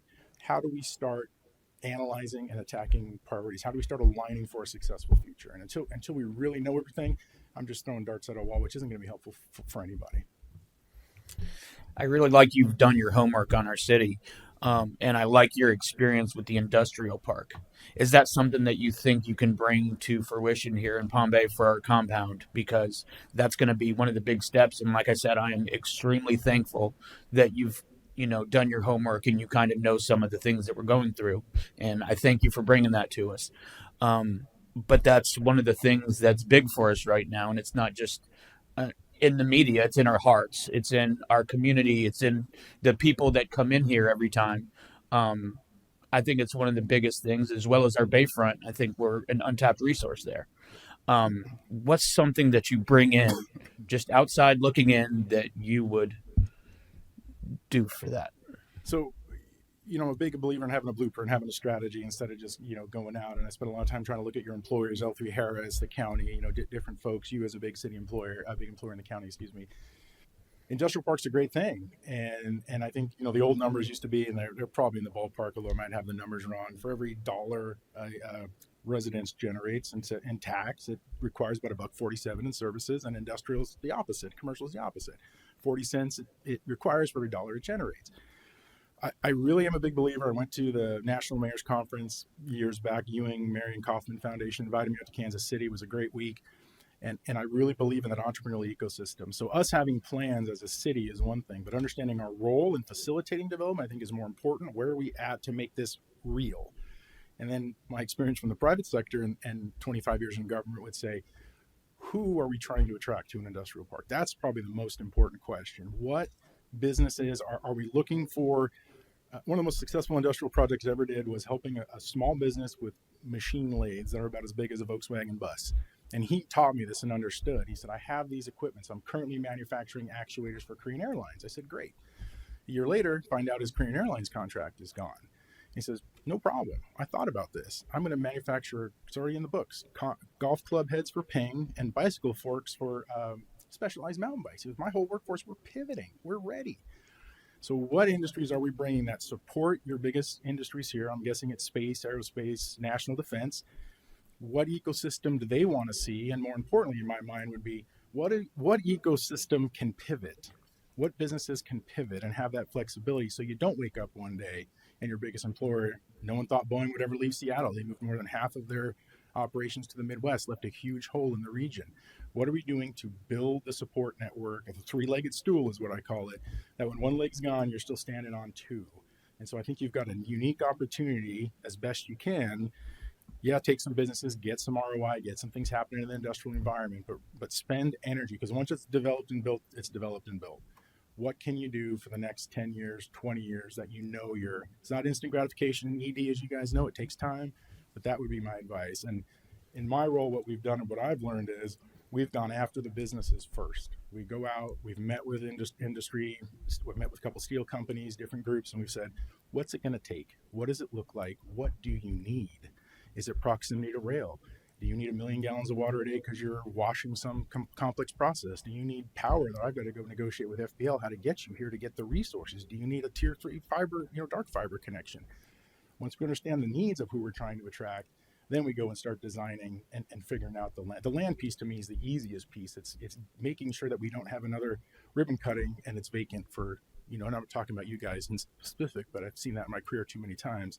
And it sits vacant and it never gets life. And life's never breathed into it because I never thought about the end user. They started with an idea, not with the end goal where you want to be in mind. Thank you, sir. Thank you. Councilman Johnson? Thank you, Mayor. And I appreciate you doing your homework as well. Especially now I can get even more detailed on some of these questions because you have a sense of where we are as a city. To start off, and I'll branch off with a few questions, starting with this one. Our $150 million road bond program, we're at a deficit of $70 million. How would you address this kind of funding gap? And also to your point of the critical infrastructure projects we see forth in the future, i.e. the expansion of Malabar widening, St. John's Heritage Parkway. I'm assuming, but you can correct me if I'm wrong, you're looking to stay in this position for a while. I would love never have to go anywhere again. I'm done bouncing. Yes, sir.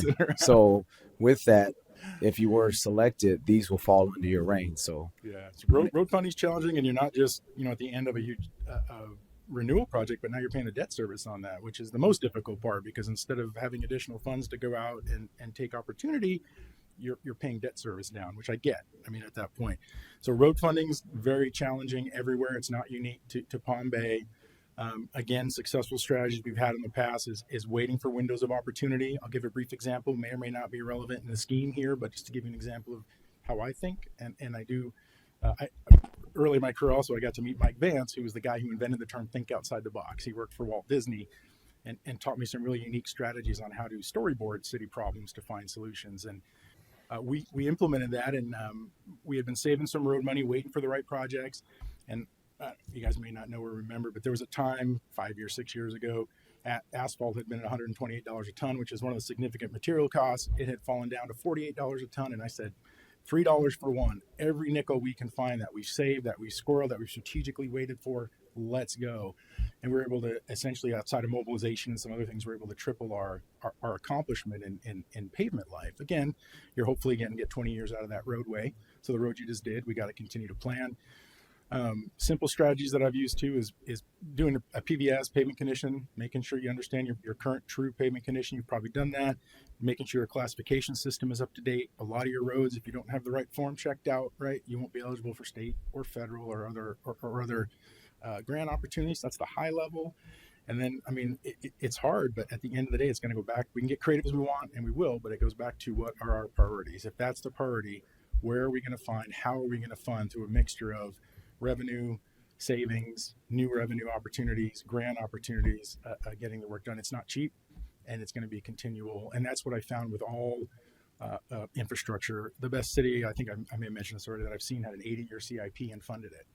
Realizing that I'm going to go build a sewer plant. I know you got a WRF that's behind, but it should be open in July. That's great. It's going to be fantastic. But have we done a true LCAC cost to say, in 50 years when it's done, or it needs complete rehabilitation or new technology, have we been saving?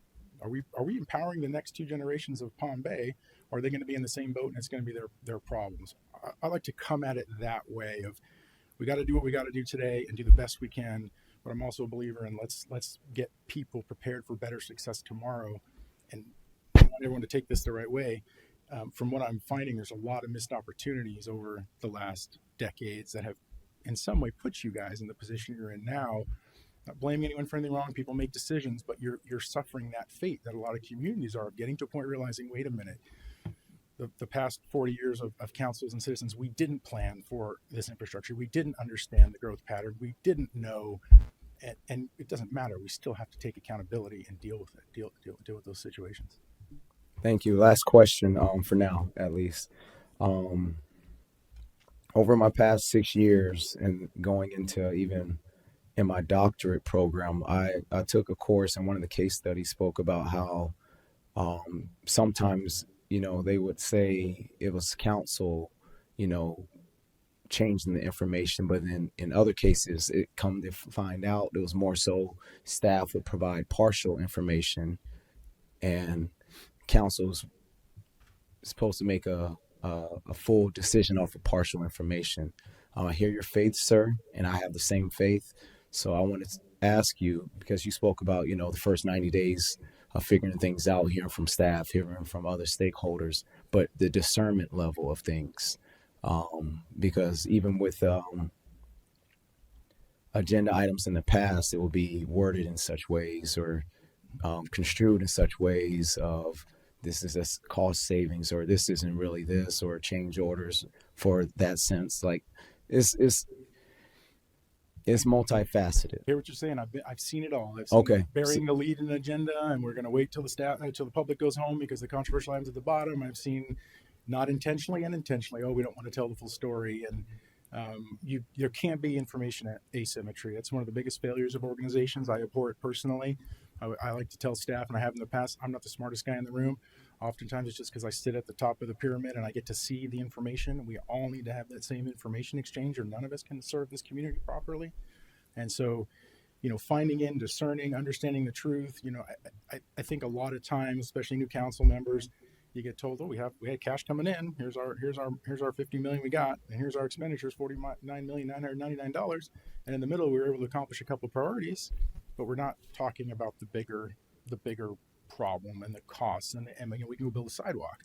We're going to M&O that for eternity. I mean, until it's not that. I mean, we are, and that's a cost every year. So I do appreciate that, and that is one of the things I believe too, is running towards our problems, not away. And when we're transparent, even when it's painful, that's the most important time. Just say, hey guys, community, whomever, this is what I'm seeing. What are you seeing? Are you seeing the same thing? And what are we thinking collectively about that? Thank you. So I want to touch into the aspect of industrial park, your experience as a developer and as a city manager for a thriving city that experienced the exponential growth that we have over the last several years. So my question's more geared towards, in your experience, how can we bring that type of industry here once council decides that this is the avenue we want to go? Because I'm hearing that this panel will be giving you the direction as city manager. This is what our priority is. We want this job creation opportunity. So what contacts, what opportunities have you seen that you've already bought into from your Palm Coast experience and as a developer for commercial as well? Yeah, so everything starts with relationship in my experience, and every project we've ever done, I'll go back to MedNexus. That was a huge, it's not only a state of Florida priority, it was a huge priority for Palm Coast to embrace 21st century medical careers and all the investment that came with that. Did you say Halifax, sir?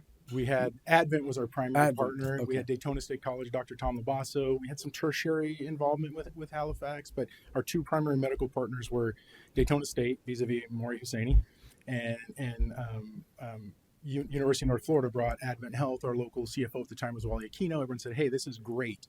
So if I forget part of your question, please don't forget to poke on me a little bit. But it starts with relationship, local level, state level, community level, legislators, lobbyists, targeted industries. Without that relationship, everybody's competing for a lot of the same business. Your unique opportunity, I think, is being on the Space Coast. So you have this little extra high bar that very only Texas, right, has in around the new economy of tomorrow.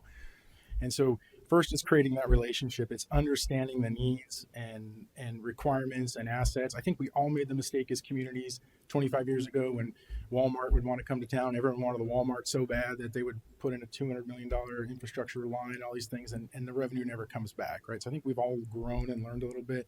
I think 10 years ago it was the Amazon warehouse. We just need an Amazon warehouse.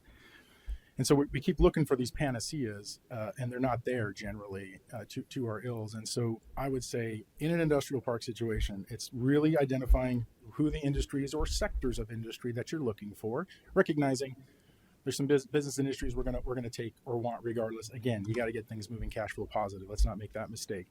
But targeting specific industries, building those connections, those relationships. We've also simultaneously, you got to be marketing the rationale of your community as to why these employers want to work for us. They want to know their workforce is stable. Do they have work? Do you have appropriate diversity age of housing stock to support a diversified workforce, right?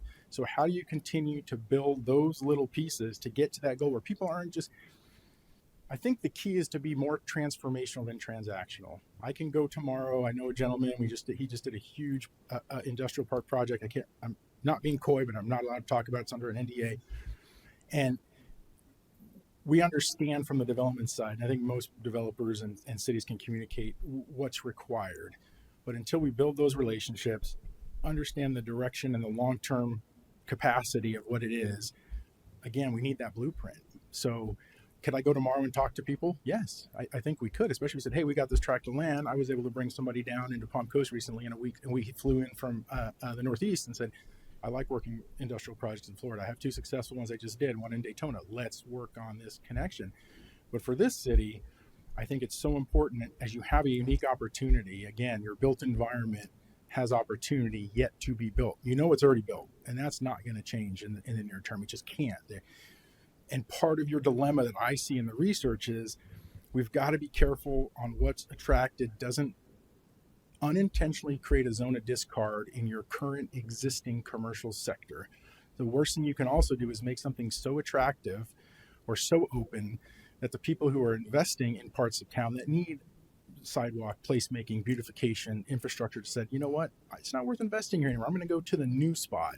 That's a tragedy we've seen too many communities make. So we're trying to have a very big conversation, 30,000 foot, and I hope I'm respecting you enough to answer it properly. Great perspective. Yeah, but those are the things that go through my mind when I think about, yes, there's opportunity, but understand the opportunity cost, understand the risk cost, and it's going to be somewhere in that zone where we say, yes, we want to promote, enhance, encourage, and continue to develop the areas of town that are struggling. I saw more abandoned buildings around than I thought I would in the town a couple weeks ago when I drove through, and I think you have some great adaptive reuse situations, but not at the expense of mutually excluding, I keep whacking that, mutually excluding new growth and preserving what we have. Yeah, that's an outstanding perspective. I'm going to switch a little bit of the gear because my colleague did speak about our traffic conditions, and you're well Yes. answered that, and I know you could expound on that more. But I want you to give us an example of an ethical dilemma that you were faced with, how you resolved it, and what you learned from that experience. The best ethical dilemma ever was, well, maybe this isn't the one I should use, but you know, we struggled with how to resolve sort of an echoing of concerns and complaints from the community around specific issues coming out of COVID, very tumultuous, as you recall. And again, my philosophy, don't run away, run to. And I just determined really quickly, the only way we get the public engaged and get our trust and show we got nothing behind the curtain was we brought in outside investigator to investigate a human resources issue. And I advised the council, I advised the community, I said, this is the most transparent, forward-thinking, it's going to cost us some money, but I want everyone to understand exactly this is an issue that deserves the full sun. We're already in the sunshine, but deserves the full sunshine. And so my ethical position is hopefully you don't get yourself in an ethical dilemma. Hopefully your personal values and visions, you have your own personal mission statement. Matters of style, bend like a reed, matters of substance, stand firm as a rock, and you're not putting yourself in those positions. But even when they're not there and it's the smoke of it, you know, and we want to disinfect it, run to it, address it full-heartedly, and be as transparent as possible. Again, I don't know if that's answering your question, but that's the best, you know, recent ethical dilemma that I've had. Well, thank you. Deputy Mayor? You spent some time in City of Duval. You were hired there as a city admin when they didn't have a city administrator for Correct. 16 years. Yes. What did that look like during your time? And that city being so small, how did you land the position at Palm Coast? Yeah, that was really fun being in Duval. And we were the high-tech, one of the high-tech epicenters there. We had 3 gangs in town, Apple, Microsoft, and Google. It was a very interesting community. And I saw that opportunity. I've always been one that likes to create and take on, like I said, the hard tasks. Whether in the past I volunteered to be police chief, I volunteered to be airport manager, on and on. And I saw just such a spectacular opportunity to come into a city that really was struggling administratively, financially, sense of vision, sense of connection. What is their, same as you, what is their bigger picture and purpose? How do they sustain for the future? And being able to build those blocks, work with the community, work with our stakeholders, build new relationships for them, work with our state legislature to be able to do that. In terms of how that translated into an opportunity in Palm Coast, I was told it was just because of the what I called, again, the retail, the breadth of experience that I had in my career, always looking for additional education, looking to learn, looking to grow, and just building a network wherever I was. I had close relationships with the Washington State Legislature. I've had close relationships with members Travis Hudson and Paul Renner. Now we lose some of their leadership, but here, and so building those networks, and frankly, I don't care what anyone thinks, the favor of God. I mean, I just was blessed. I knew that was my opportunity when I applied. I put it in, and we had already started doing homework. And funny enough, my wife and I said, okay, we think we were led here. We go to the local mall in Washington State, go up the escalator. My wife's going to buy me this Tommy Bahama shirt I've wanted my whole life, and I never had one. We get up to the top of the escalator. We were just talking and praying, and the sign right there in Bellevue, Washington said, "Welcome to the Palm Coast Collection." And we were like, here we are. So I don't have much more of an explanation. Thank you. Can you tell us about the Medical Nexus P3 Yes. in Palm Coast, and also the CRM that improved customer service and metrics? Can you talk about those two items? Yeah, the MedNexus was awesome. I mean, was just a great. That was a council who knew what their most important thing they could do for the community, their most important goal. They committed fully to seeing that come to pass, and it was a long process of, picking up the phone, meeting people, realizing we had opposition, strategically analyzing who's in our corner, who doesn't want to see this, what are our challenges, right? How do we bring the right players to the party? How do we bring business and convince them this is a wonderful idea? What do we do to incentivize? That was part of that hackathon we did. To sort of first time in the state of Florida anyone did a hackathon. Was let's use another model that we know works in the business sector and attract young talent, entrepreneurship, engage people, excite people. UNF was excited, Advent was excited, and so, again, it was an entire team of people with a sole focus on something that was so incredibly important to see accomplished. In terms of the CRM, that was more directed. That was in motion when I arrived. When I say motion, some of the contracts were already starting. They had done an analysis with Deloitte, which turned out not to be helpful for us as a community. We said, hey, we got to time out and really understand this new platform. I don't know how deep you want me to get into it, but change management is difficult, even when it's good change. It was a big change to change the CRM with the city. But the outworking with that was Palm Coast Connect, which we used to manage hurricane, I believe it was Dorian. It's the first time that a CRM had been used to manage hurricane response. And we used it internally and externally. And then, of course, that I think was one of the main reasons we won that POLCO, ICMA Voice of the People, Transformations and Foundations of Livability, was being more accessible. And so technology is one thing, but it's the human element behind that technology. I've seen technology initiatives, they promise to reduce costs, and they don't. You shift the money to IT and the new technology. But it was the people behind that CRM that put it together, that worked tireless hours to say, what is it our customers really need and want, and how creative can we get with the technology, which is also what enabled us to run a virtual city hall for 6 months during COVID. We delivered 95% of our services through our digital platforms, with of course, at that point, no one knew any better, minimal human contact. Thank you. I just have one more question, unless I don't want to be selfish with the time. Oh, let me go to Councilman Langevin. Thank you, Mayor. So I have one more follow-on question, and it's really just an opportunity for you to explain and clear the air, because obviously for all the candidates, the first thing I did was a quick Google search, and so did a lot of our residents. And so I think with you, the first thing that comes up is I think there was some maybe some personality disputes with your previous council. And so I just want to allow you to explain that. And before you do, I know I've met councilmen from all over the state, and every time I do, I feel blessed with the council that we have here. And so I think it's probably, it'll be okay, but I just want to give you the opportunity to clear that. Yeah, I mean, in my mind, there's not a whole lot to clear. We did a lot of tremendous work. The last 6 months were difficult. They very much were. We left on good terms. Even one of the council members that we were butting heads a little bit on me holding an ethical line, even at the expense of my job. I take my integrity seriously. 3 days after I resigned, I met him at a local restaurant and sat there with him for 2 hours and gave him every bit of information that he asked me for in my mind to try to help him succeed. So I will take an ethical approach, and I won't be bullied by any council member. It's the first time it ever happened to me, but I realized right away my integrity is more important than my job. I have to live with myself. And so, long story short, as the record will demonstrate, nothing ever came of anything. There was never any issues. I got a wonderful apology letter from the city about a year and a half ago from the sitting mayor. I have that. I think I submitted actually to the city here. Yeah. And so it's a difficulty. It's a chapter that happened, and I learned a lot, I think, about myself and maybe some improvement in communication styles when things start to get that difficult, even when it seems impossible. I had always had the philosophy that when I'm having trouble with someone, you work more closely, not around. And with one of the council members, I didn't want to engage there for a hot minute because I just didn't see it being productive. And that may have been the wrong choice. Maybe I should have got a third party if he was willing to come in and us have a mentorship session or a clear the air session or something.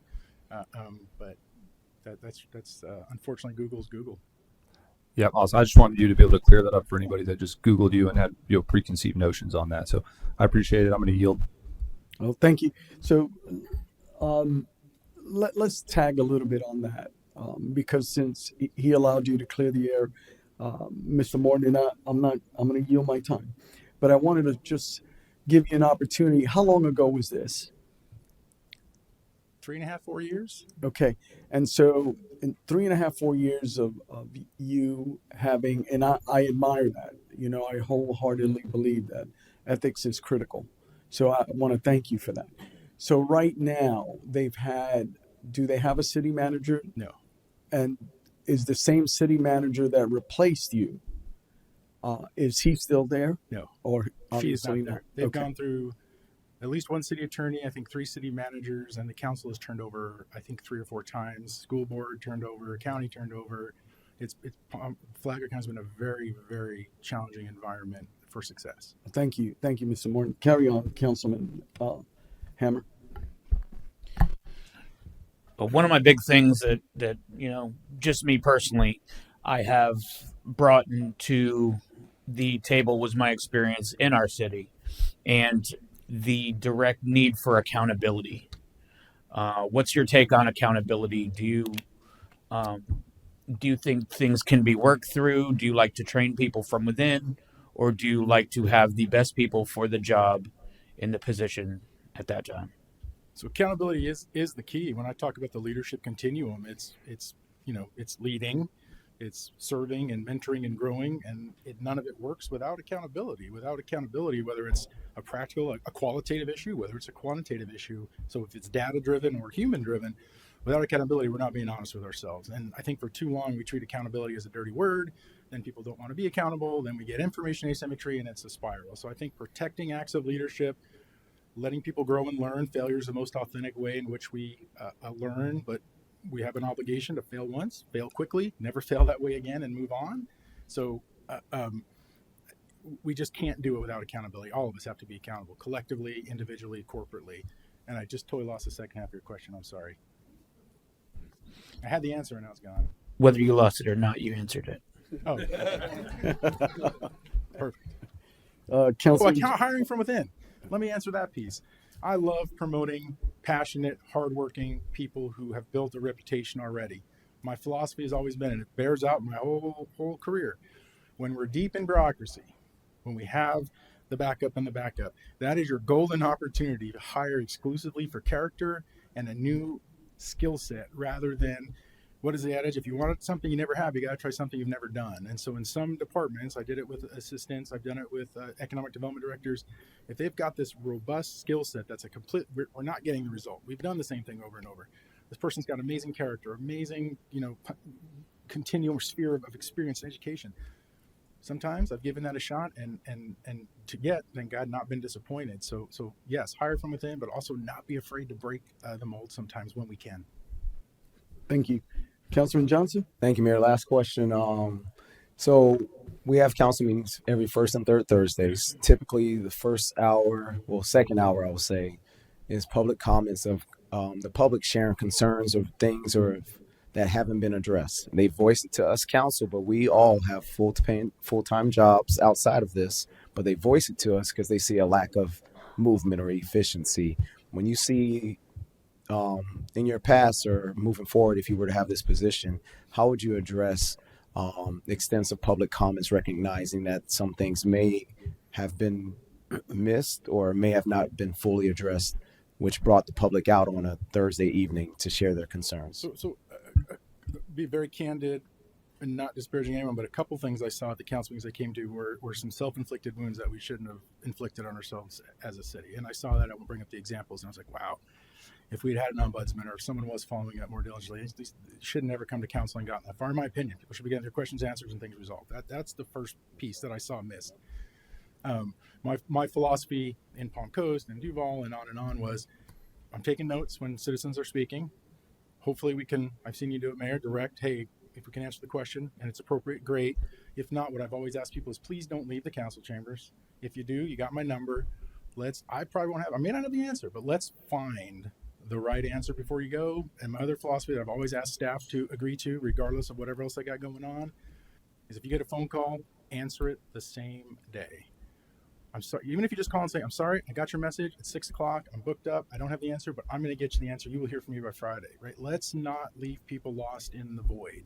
It takes time, again, building trust with the community to say, yep, they're consistent. Consistency is clarity is the key, but that's how I engage that. We'll find the answer. If we don't have it, we'll point people in the right direction to the answer, but answering questions, again, let's stop the self-inflicted wounds and let's hopefully do a better job at answering questions.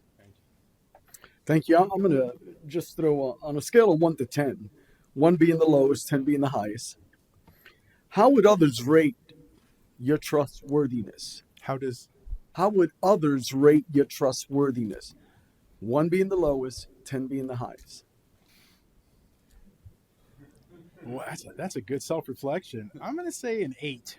Because, even when you're doing the right thing and you think you're doing the right thing, doesn't mean everyone's going to agree with you. And that gets translated into you're an awful person. Sometimes you got to say no to things because it's the right thing, because we have a more important thing to say yes to. That reflects. Back to Jefferson, I don't believe in coity necessarily, but I think that authenticity to have the courage to say no, but to also say, what can we say yes to? I may say no to you on something you want, but how do we build that relationship more? So I think the best answer is to go ahead and query the dozens of people that I've ever worked with, senior staff, junior staff, people below me, people on the public works line, officers that were, just new line officers, that I value trust, I value truth, and I won't ask anyone to do what I won't model myself. Yes, sir. It's one of those leadership classes, right, from Maxwell. The 21 principles of leadership. You have others rate yourself. Okay. So, yes, sir. So what, and you've got just over 4 minutes. Okay. Why would you be the best fit as city manager for the city of Palm Bay? I knew that was going to come up, and I tried to Google and AI every answer, and it was not good. So AI said, lead with humility, and then leave a sales pitch at the end. And well, you guys got a tough job, and you guys know the community more than anybody. I'm here for an opportunity that I think was a great fit. I really did think it was a great fit. I think the only thing I can say is, having done retail my whole life, working from the ground up, like a lot of companies, they only promote from within the ground up. I've given me a broad experience. Life has taught me some great lessons. To give you an insight into my character is the best thing I'll leave you with as the best fit. When I was dying of cancer in the hospital 12 years ago, after 2 years of chemotherapy and a full stem cell transplant, I was named Virginia Mason Hospital's Patient Hero of the Year. I got to do TV ads, and I was on buses, and one day my son comes running in with his phone. He was about 9. Dad, you're on my phone, you're on an app. I was on a commercial. So even through the midst of my darkest trial, right, this was my best moment. Even through the midst of that, I found a way, because it was on my heart, how do I help the hospital staff do better? Watch these people, watching people die every day and slaving over me like I'm the only person they deal with, and I know that's not true. How do I sit with the patients in the waiting room that are dying? And they are, and the looks of just fear and dread on their face, knowing what I have in my life, right? God already told me where I'm going. I'm not worried about it. So that moment of character is the same character. That's the only thing I can commit. Can I commit I'm going to bring an awesome industrial park? No, we're going to give it our best shot. Can I solve all your problems? Probably not. The whole staff, we might be able to start tackling them. but I will commit to you that I will bring my best character and capability and authenticity to you every day. That's what I can commit to, and that's why I think I'm good. But you guys will decide who's the best. Thank you. Deputy Mayor? Thank you. The last question I had asked or wanted to ask Councilman Langevin touched on it. There's 3 minutes. Anybody has any other questions? Maybe just Well, closing statement. Oh, closing statement? yeah, Is that what you said? yeah, closing Oh, I didn't statement. prepare a closing statement either. Closing arguments. Closing arguments. No, I really thank you for the opportunity to be, and I mean that sincerely. It was a lot of soul searching, prioritizing my family for the last couple of years, and despite the financial success that I have achieved in the private sector, realizing that's not where I want to be. It's always been. I told a great story upstairs. I'll tell it real quick. We had a guy in our community years ago named Stanley. Didn't have 2 nickels to rub together. He talked years and years and years about this hat that he wanted, this Tommy Bahama sun hat. We live in Washington State. He wants this Tommy. I don't want him going back to Tommy Bahama. This is the true story. I resigned after 11 years because I had just a tremendous opportunity for something really great. And he comes in and he says, "Matt, I take my hat off to you." And I was like, "Thanks, Stanley. I really appreciate that. That's great." He walked out the door, and I chased him down. I said, "Stanley, lift your head." He goes, "That's for you. I take my hat off to you. I still have that hat hanging up in my office." That is what public service means to me. What are we doing for others? Are we esteeming others greater than ourselves? If we're not, we're in the wrong business. It isn't just a tagline on my LinkedIn page that if we have power, we're not relentlessly empowering others, then get out of the way. In fact, I'll challenge you. If you guys are really serious about moving forward, not caring who gets the credit, elevating this entire community above ourselves, above each and every one of you, above elections, of elevating ourselves to a good position to do something for the future, I want to be here. And I told this to Scott 2 months ago. And if you don't, I don't want to be here. So I'd ask you also to your closing arguments to check yourselves and say, are we really ready to give it all we've got? And I'll do the best I can. I can't promise you anything other than I will do everything I know how to do and learn some new things to try to make that happen. Thank you.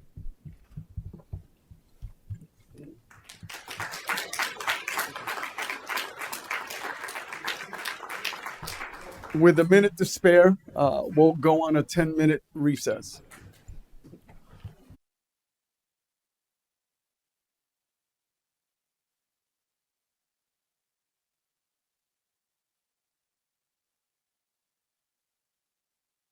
Has him queued up, our next candidate.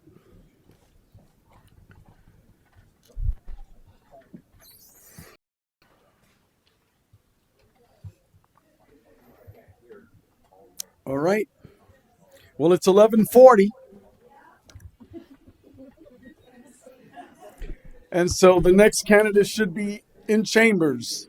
Yes, I think they're queued up probably behind the security.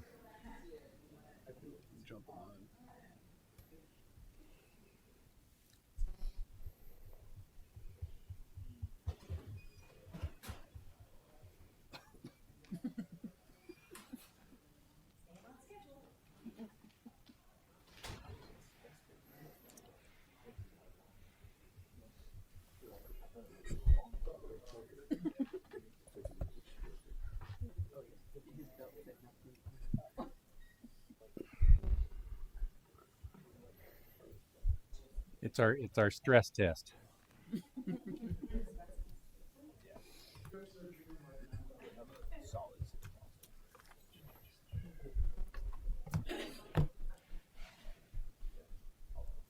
All right, Mayor, members, City Council, we have our next candidate here, Bill Lawrence. Welcome, Mr. Lawrence. Good morning.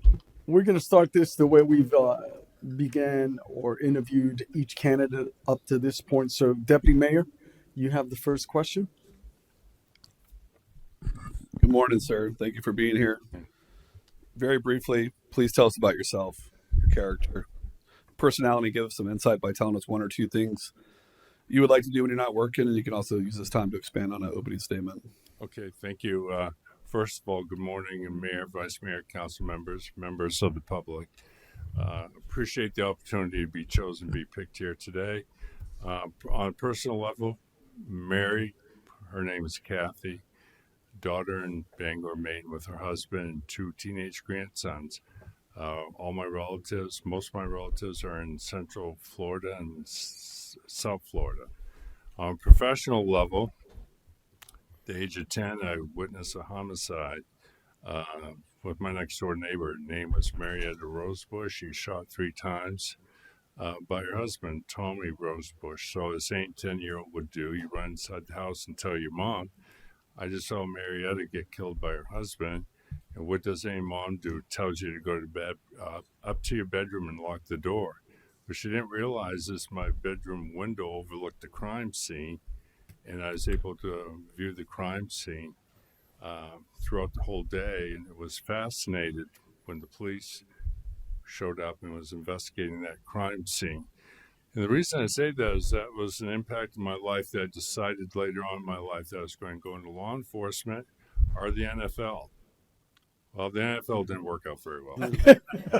Okay, so I was fortunate enough at a young age to be hired by the city of Bangor, Maine Police Department, and was promoted to detective at the age of 24, and was able to investigate homicides and sent to the Southern Police Institute, University of Louisville, to get certified in homicide investigation. So, anyways, later on with success after various roles in law enforcement, I was pushed, and you notice I'm going to say pushed, into being a town manager.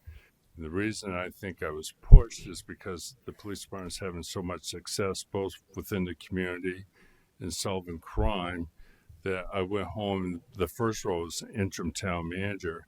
I went home on Friday afternoon, shocked that this was happening, and told my wife, I says, guess who the interim town manager is going to be? And she said, well, who would that be? I says, that'd be me. And then I proceeded to go to the bathroom and get sick, okay, because of the awesome responsibility that comes with that.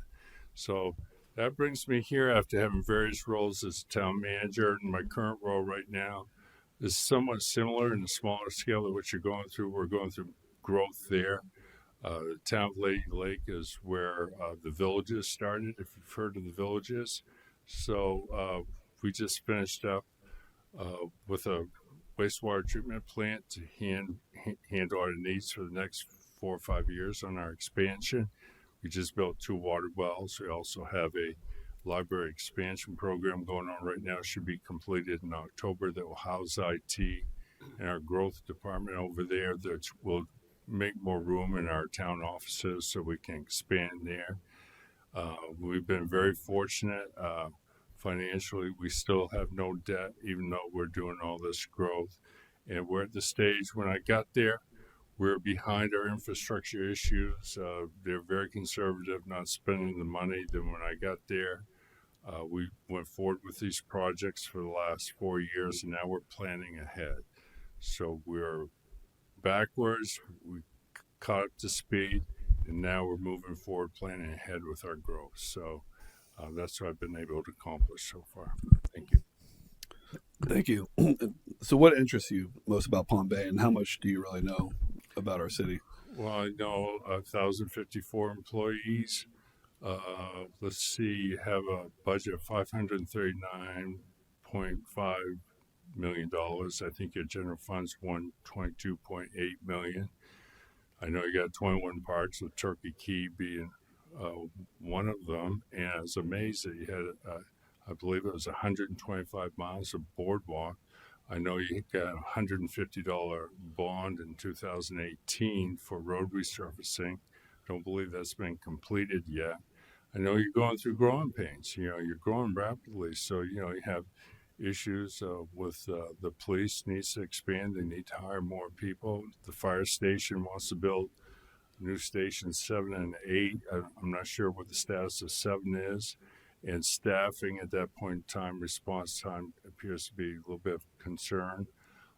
There's also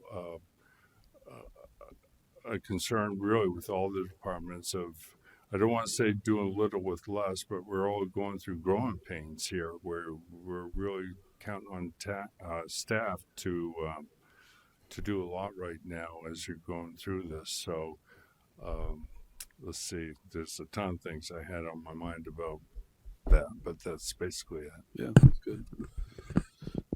What would be your approach to managing a large municipal workforce like Palm Bay? I've seen some of your experience in the past.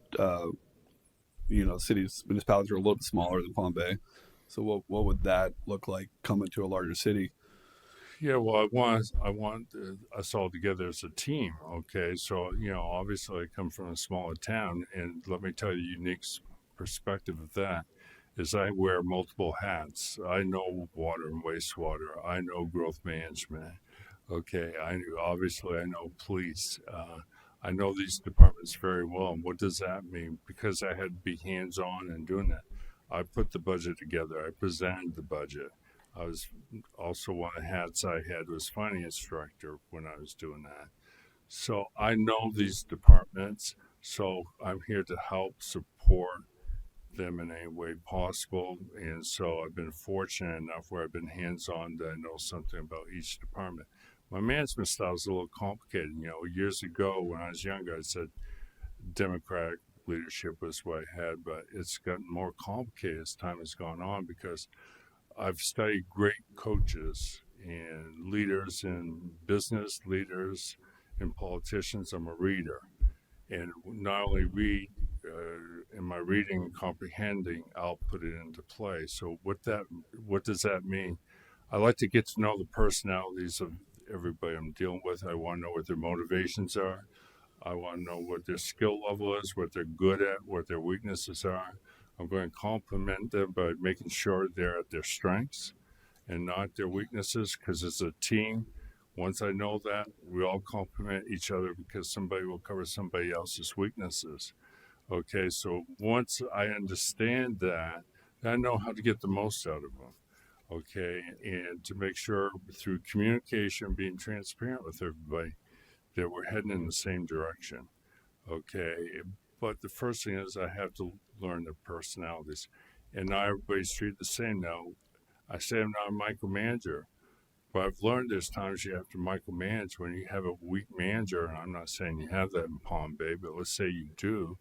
I have to get into the weeds, okay, and find out what's going on and try to make the changes there. And that's what I do. And to give you an example of what I'm doing right now, or what I've done right now in Lady Lake, is we had a bad police culture. And in that culture, we are known as the worst police department in Lake County. And no one wanted to come to work there. That has now changed over a 2-year period where I had to make a change in leadership. We was having trouble recruiting, but we was able to do a national recruiting firm, bring in experienced officers from Philadelphia, New York, parts of Massachusetts and Colorado. That's completely changed that culture. Now it's known as, Lady Lake is known as the place to go to work in Lake County. So that just gives you an example of if you have a culture issue, how you can kind of mix that around and change that out. So Thank you, Mr. Lawrence. Mayor, I'm good for now. Thank you. Councilman Langevin? Thank you, Mayor. So my first question is, who is your favorite founding father in the United States and why? George Washington. Obviously he went through, he didn't even want to be like me. I didn't even want to be the town manager. He didn't want to be the president of the United States, and look at what he got accomplished. So. All right, thank you. And what is your philosophy on taxation and government spending, and then how do you balance the two? Well, no one likes paying taxes, right? But you need the revenue, or we don't function. And let me go back to local governments where it happens. I dedicated my life to local government. I could have gone county, I could have gone state, I could have gone federal. But local government is where one person can really make a difference. So we do need taxation, okay? But we also have to control our spending, and we do that also by being transparent. I'm not quite sure where you are with your budget. I know how much your budget is, but until you get a chance to evaluate the system and find out if there's anything you can do with the line items, you might find you're overfunded or you're underfunded. That remains to be seen, but I want to tell you my budget philosophy is you budget for the year. Okay, so I expect the department managers to plan their year out, even with their capital budgets, everything they need for the year, okay, to get their jobs done. Once that's been completed, that's what gets presented budget workshops to the commissioners, voted on as a whole. I don't really recommend coming back to you all the time with budget amendments unless you have an unanticipated expense that crops up, and then that needs to be addressed. So, Thank you, and I yield, Mayor. Thank you, Councilman Hammer. What do you see your first 90 days looking like here in Palm Bay? well, complete evaluation of your entire system. And, you do have a lot of employees, but I want to meet with the department managers to do just what I just said. I want to learn their personalities and motivations and what their skill levels at, what they're great at and what maybe they're not so great at, and what their needs are to figure out how to move forward. Then I'd also be looking at the finances. I'm also concerned about the status of projects, if anything's dormant. Well, what can we do to rise those up and bring those forward? And those would be the things I'll do the first few days here. What strategies do you see moving forward? Because we actually have 3 director openings, so there are some feats that need to be reached.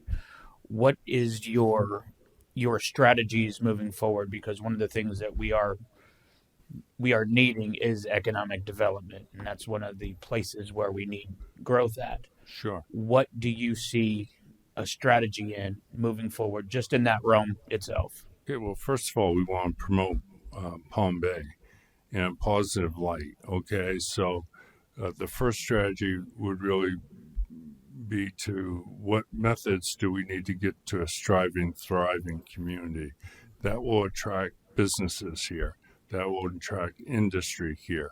So we got to get sure we nail that down. How do we do that? By being all on the same page. Okay, and let me give you an analogy if I can here. Picture us all on a rowboat, and in that rowboat, there's members of the council, there's members of the staff, there's members of the community, there's stakeholders in there.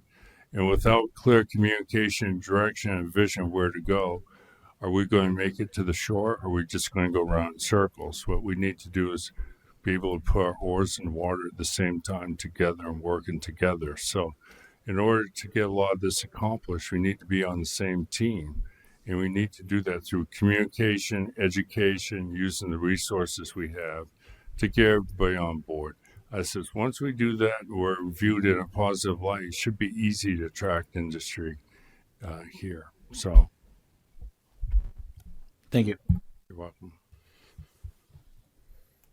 Councilman Johnson. Thank you, Mayor. So Palm Bay is the second largest city by landmass, and you're coming from a much smaller population in Bowling Green, Florida.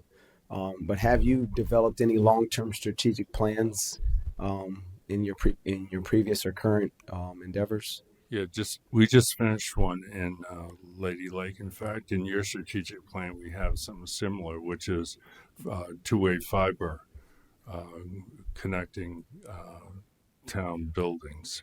So, and I see that's in your strategic plan. That's one of the ones we have in ours. So, okay. Yes, I have done that. Awesome.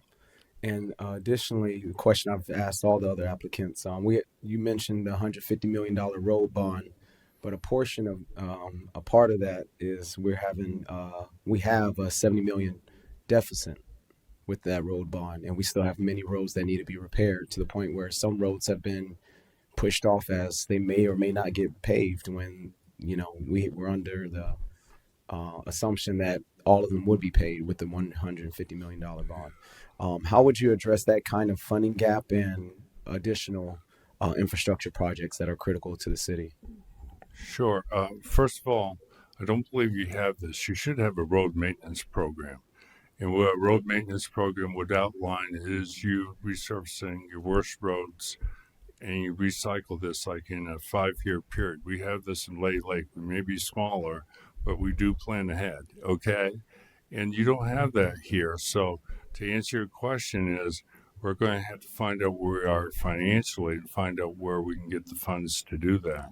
I don't know if there's grant opportunities out there now. I know sometimes with the state of Florida, they have the Scott grant through FDOT that will help fund some of the road resurfacing. But really going forward, thinking ahead instead of playing catch up, you really need to think about a road resurfacing maintenance program where you're turning over your paving every single year. But after a 5-year period, you're going back on your worst roads again. So your roads stay at A, B, or not. I'm not sure what the status is, but in Lady Lake, our roads are basically B. Okay, so you need to have a program like that. You probably need to have a similar program with all your infrastructure issues. So you have a maintenance program, you know when they're coming up, what you can anticipate for, and you have the funds available to do that. Yes, sir. And if the mayor was going to, if the mayor is going to speak on, I'll speak on it. But this council, I guess previous council, technically, right, Mayor? Previous council, we did put together a road maintenance program.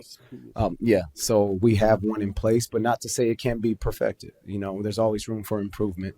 But one item I want to touch on that I'm surprised I haven't spoken on it with other candidates is sustainability and protecting our environment. You spoke about Turkey Creek, but we also have the Indian River Lagoon. And I feel this is something that we kind of dropped the ball and speak on with other candidates. But I wanted to hear your take on how you would protect and restore our waterways here in Palm Bay. Well, obviously, we're going to work with the state of Florida on that. And I don't know who your water management district is. Would it be St. Johnson? Yeah. I probably would want to work with them and find out what strategies they have in play to ensure and maintain that we keep the same practices going. And if we need to make it better and clean up better, then we will and we should. So it's my understanding with some of the visiting with some of the managers and meeting the parks director, he feels that they've been staying on top of the parks pretty well. So, Thank you. So, the very first question is, what is driving your interest to serve the city of Palm Bay as our next city manager? the challenge. I mean, I'm always looking for challenges. You know, you can sit back there and look at the history of Palm Bay and say, oh my, why? Okay, there's opportunity here is why. Okay, so I'm here for the opportunity to bring my skill set here of what I've learned and to develop future leaders. You have, my take was 1,054 employees here. Part of my responsibility is to develop future leaders, and they're right here in your community. And so I look at that as a challenge. So it's a bigger stage. I can have a bigger impact here. And it's not that I don't have an impact, but Lady Lake had issues. Opportunities is where there's issues. And I've now developed people in Lady Lake that if I leave, I'm not concerned about Lady Lake. If I come here, it's a challenge. It's an opportunity to have a bigger impact in the community. Can you give me an example of a challenge that you faced as a town manager or city manager, and how you resolved it and what you learned from it? Sure. Fairly new town manager in the town of Lincoln, Maine. Small town, 5,000 people. The largest employer was a paper mill. And the paper mill was struggling financially like most paper mills were in Maine. And I watched these paper mills in these towns go under, and populations of 10,000 or more people dwindled down to 2,000 people and just couldn't survive it. So we had a boiler explosion, and that just did it for the mill. No one got A what explosion? a boiler explosion, and no one got hurt in it, but it put the mill down. And so what I had to do very quickly is I had to use federal resources, state resources, county resources to come together. And they came to the town of Lincoln, Maine, that small town, to help out the employees with benefits and retraining. Okay, in the meantime, I also knew I had to look at rebranding the town, because the town was known as a mill town, but we also had 14 lakes in that town. And so we are going to be an outdoor destination for people who want to camp, hunt, and fish, and so forth. What that ended up creating was economic opportunity for outfitters to come into our town, restaurants to come into our town, and was known now as an outdoor destination. If you ever check the Lincoln, Maine website, you'll see that that's still going on to this day up there. So that's how I pulled multiple agencies together and facilitated that and got the job done. Well, I'm glad you mentioned that, because I wanted you to expand a little bit on your experience with different governmental entities, different jurisdictions, and how you establish those relationships to move those projects forward. Yeah, well, that's the biggest one. I'll give you an example. So, one of your keys to success is developing relationships, so developing relationships with other communities. So, usually you have a managers meeting here with managers from other cities and so forth. I think you would here. And it's important to be involved in those because, we all share ideas. In fact, somebody might find of a grant opportunity or a funding opportunity and they'll share that with you. Usually your county government, your county manager may be involved in that. There's times to develop relationships with those individuals. I think you need to get to know your state representatives and senators too, because there's legislative funding up there that's available, and we should look at taking advantage of that. So really part of the job of the manager is developing relationships with all these entities. Well, and that's, I all these questions were leading to this, right? Our traffic conditions in Palm Bay. If you study, this is a huge issue for us. And I know that Councilman has recently discussed about the challenges. We have county roads, we have state roads, and city roads that all intersect, and they're all part of that problem. So building those relationships are critical, like you said. What have you done to improve traffic capacity in your current situation or your experience and the condition in the places that you have served and currently serve? Well, currently where I am right now, it's actually a U.S. highway, and FDOT has that project, but we were a 2-lane highway. We're now 4 lanes. We widened that road project, and it's now completed, and that took about 4 years because there's a lot involved with that. It's not easy to work with FDOT. I got to be honest with you. So I don't know who owns your roads, where your major traffic is, but it did get done. When I was in the state of Maine, there again, we had another Maine DOT road, and we needed that expanded for the traffic flow.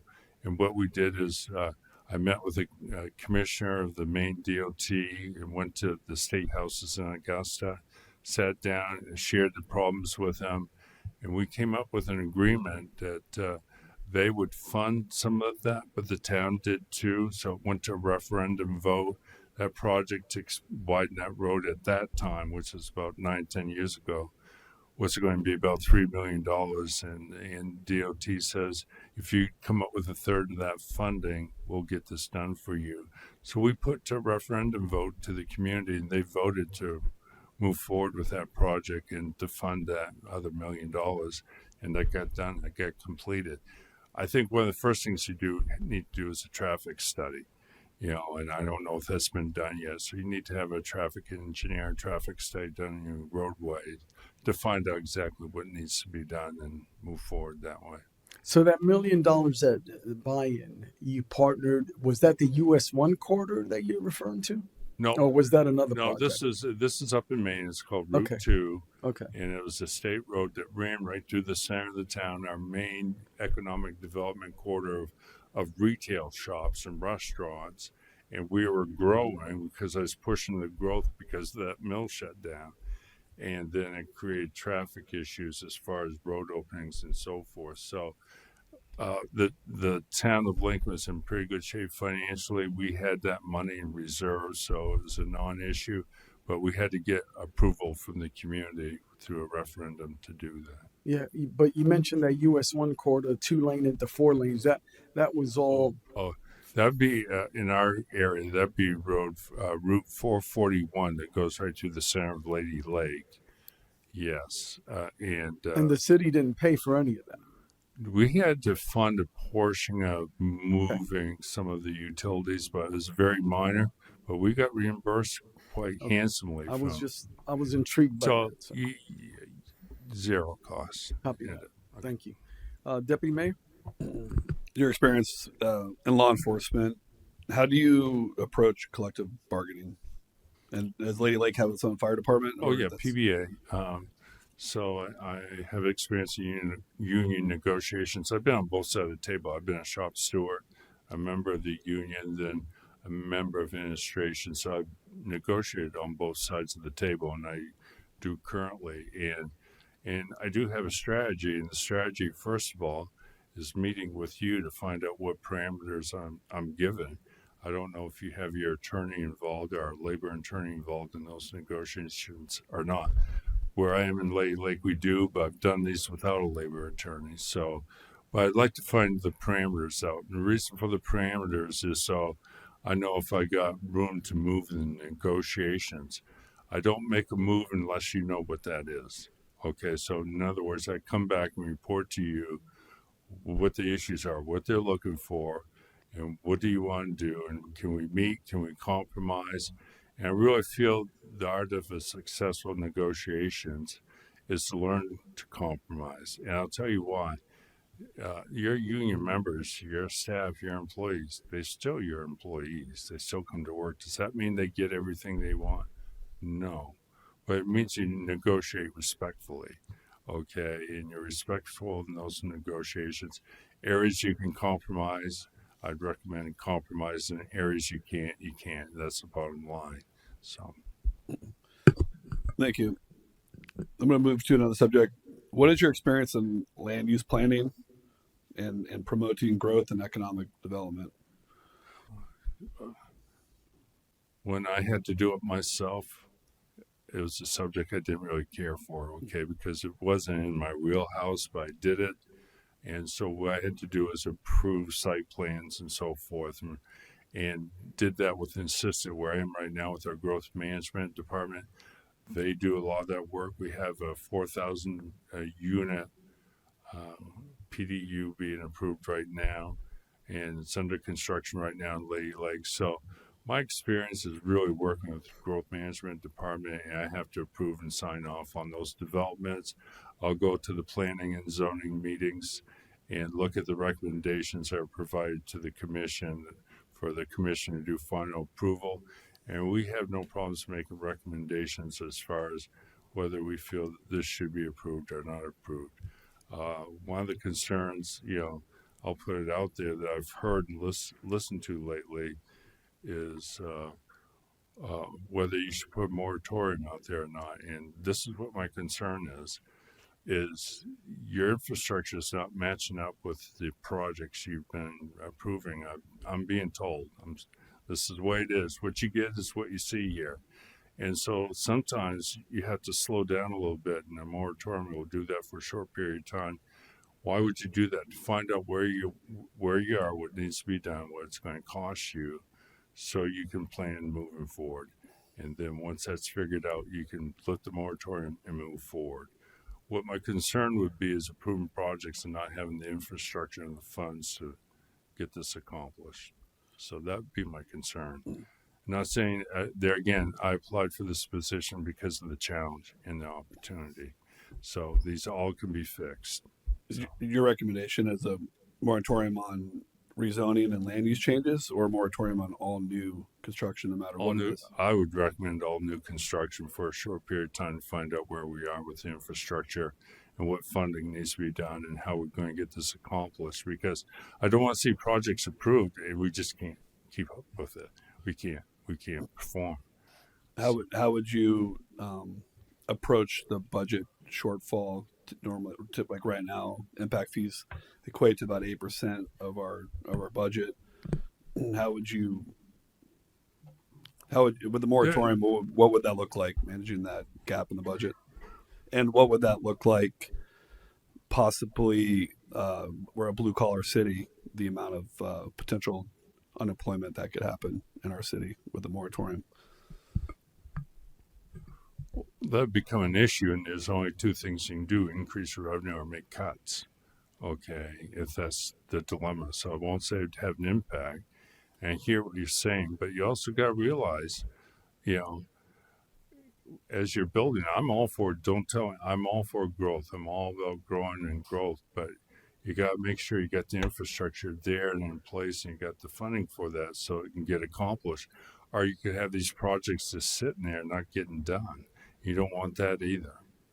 So, thank you. Thank you, Mayor. Thank you. Councilman Langevin? No, I'm good, Mayor. Councilman Hammond? I think I'm good. Councilman Johnson? Okay. What is your experience in leading an organization during an emergency? I'm going to be there. I'm right out in the front, and I'm going to, first of all, listen to them. You got to listen to your leaders and find out they have everything they need. So I'm going to be out in the forefront during the emergency, and I've done this through my whole career, and I think I excel at that because of my career. And so you got to be available. You got to be out there. You got to listen to make sure everybody has the tools and the manpower and equipment that's needed. You also got to make sure you're communicating with the media, with the council here, with you, Mayor, and the public on the status of what's going on during that emergency. So everybody needs to be informed of what's going on. The worst thing you can do is not inform them and showing lack of transparency, because somebody will think something's going on that's wrong, which is not the case. So that's how I would handle the emergencies. Can you share about an organizational process that you led in the past? An improvement of that? Well, the most memorable one that was really impactful was one I've already mentioned in Lincoln. I think since then, as an organization, currently with Lady Lake, what they were, again, they're behind on projects. They were behind on infrastructure.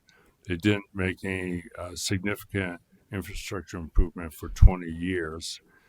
And when they hired me, I'm known for being fiscally responsible, but when they hired me, I came in and all of a sudden saw the need. We need a new sewer plant. We need new wells. So I was able to work with the commission, educate the commission, they're called up there, and be able to go forward with these projects because we had the money in reserves. We were pretty decent financially. So I led the initiative for those projects to start, and they're now completed. The wastewater plant's in operation. The 2 wells are now in operation. The expansion over the library, that was a $5.3 million expansion. That will be completed in October. So those are ones that we started since my tenure that have completed and are about to be completed. And we're still debt-free up there. Why would you be the best fit to serve as city manager of the city of Palm Bay? I'm a guy that knows what it's like to work shift works, nights, weekends. I started out my career at the bottom of the totem pole, so to speak. So I understand what it's like to work shift work, nights, weekends, and holidays, and so forth.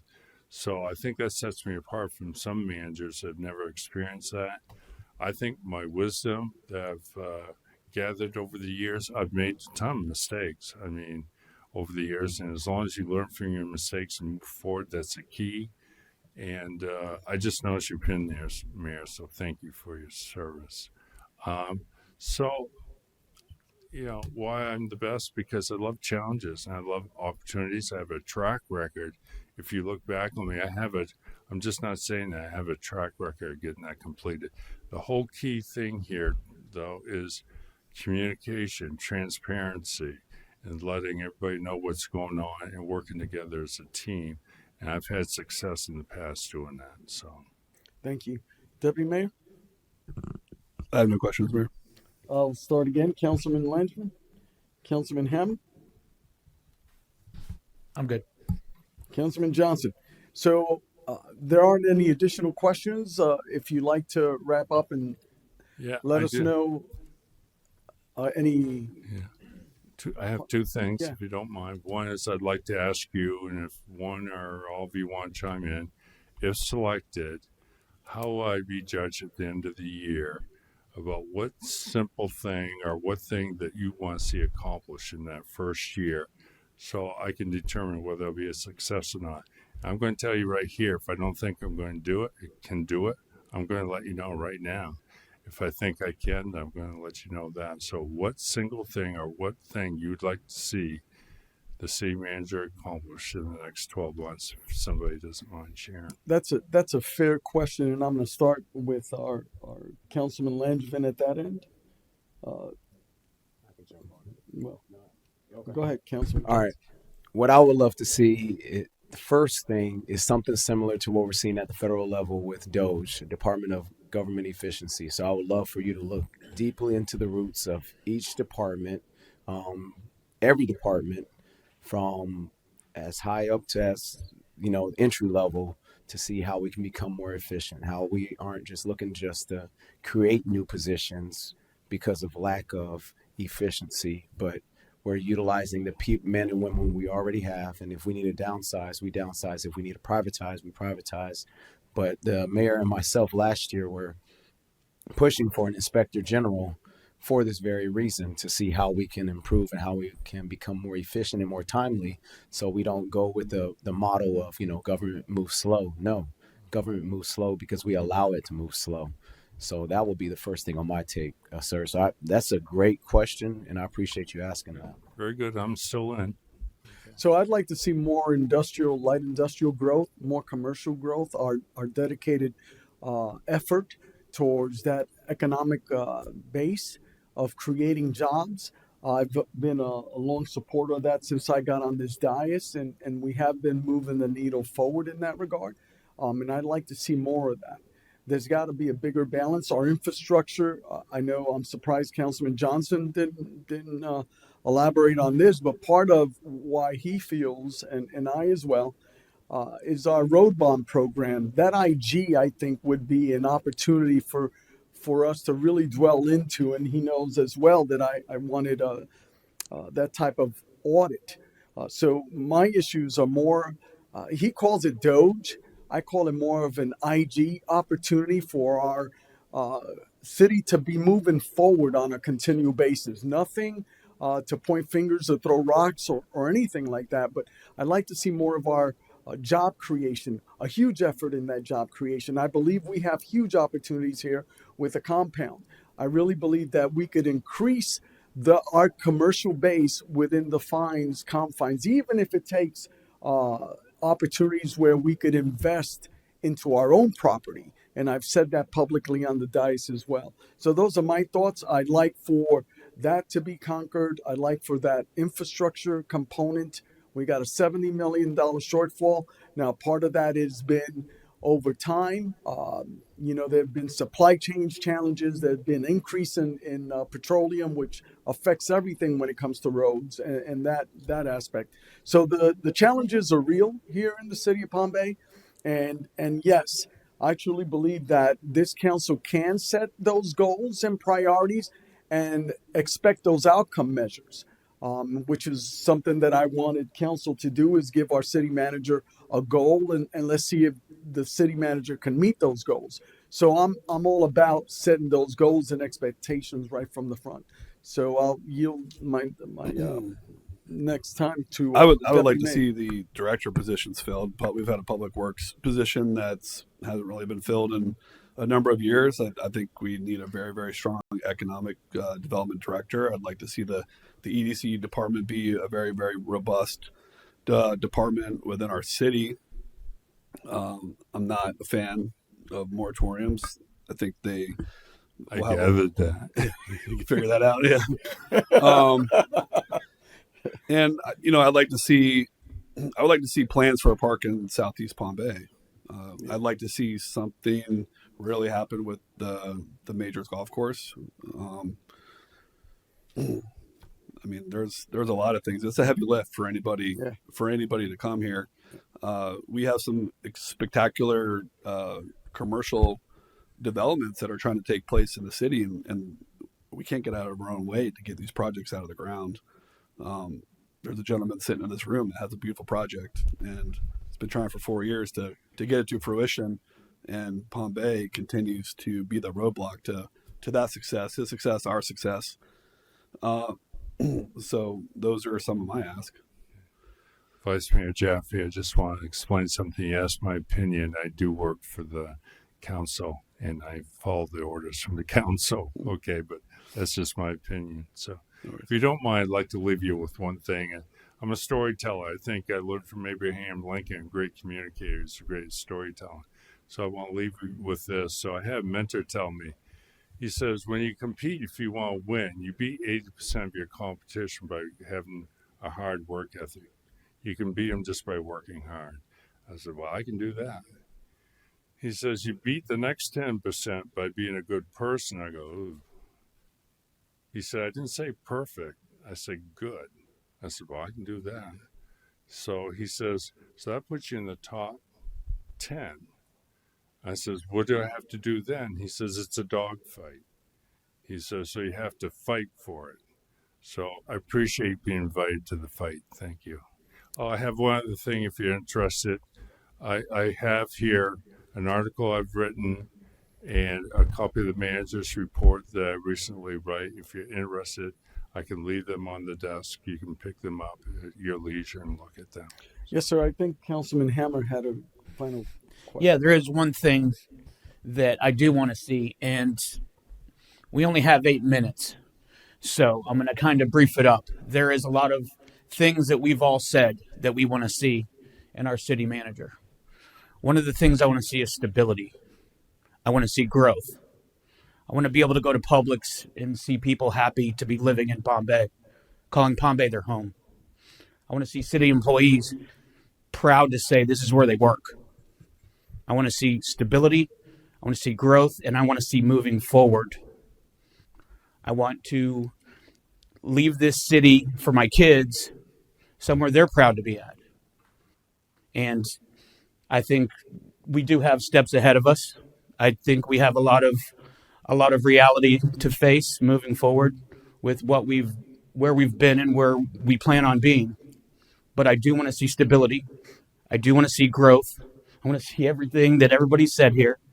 I think where we have a lot of obstacles, we have more potential than anybody. We're 40% built out, and we're the only East Coast city with the potential that we have. It's amazing the ideas, the people that we have in our community that are willing to step forward. My family's been here forever, and I have never seen a group of people fighting to make this place so good. We just need stability and the right direction. And that's what I do want to see. Thank you for sharing that. Thank you. Any Councilman Landry? Nothing. Any last comments, sir? No, I think I shared it last. If you don't mind, I'll just leave these articles over Okay. here if you're interested. Fine. If not, well, fine. I hope I at least had a chance to educate a little bit here today, and I really appreciate it. I'm having fun. It's a blast. And Scott, you've done a great job with your team. Thank you. Thank you. Thank you. We will now break for chow.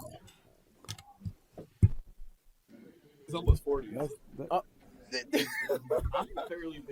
Okay, it is now 1300 hours. I'm going to call our special council meeting back to order. Mr. Morgan. Yes, Mayor, Mr. City Council, I think our 1 o'clock interview candidate is undoubtedly on his way over here. It is just now 1 o'clock. And so we'll just wait a minute or two. I know there's sometimes been a queue behind the screening as other people come in. So we'll just be patient and wait a moment.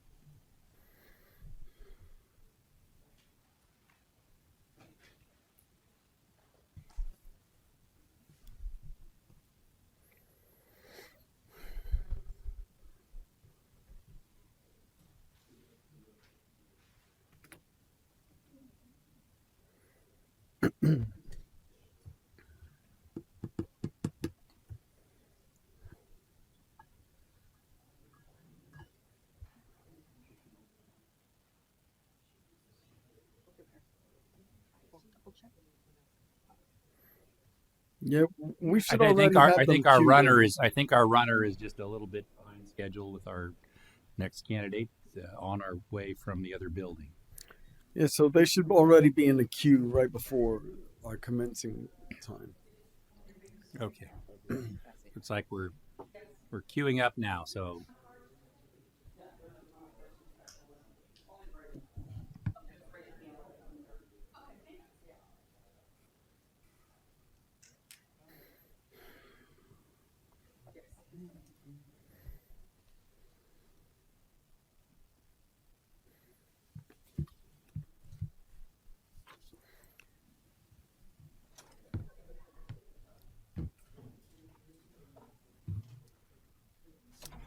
All right, Mayor, Member City Council, our next candidate to interview is Mr. Howard Brown.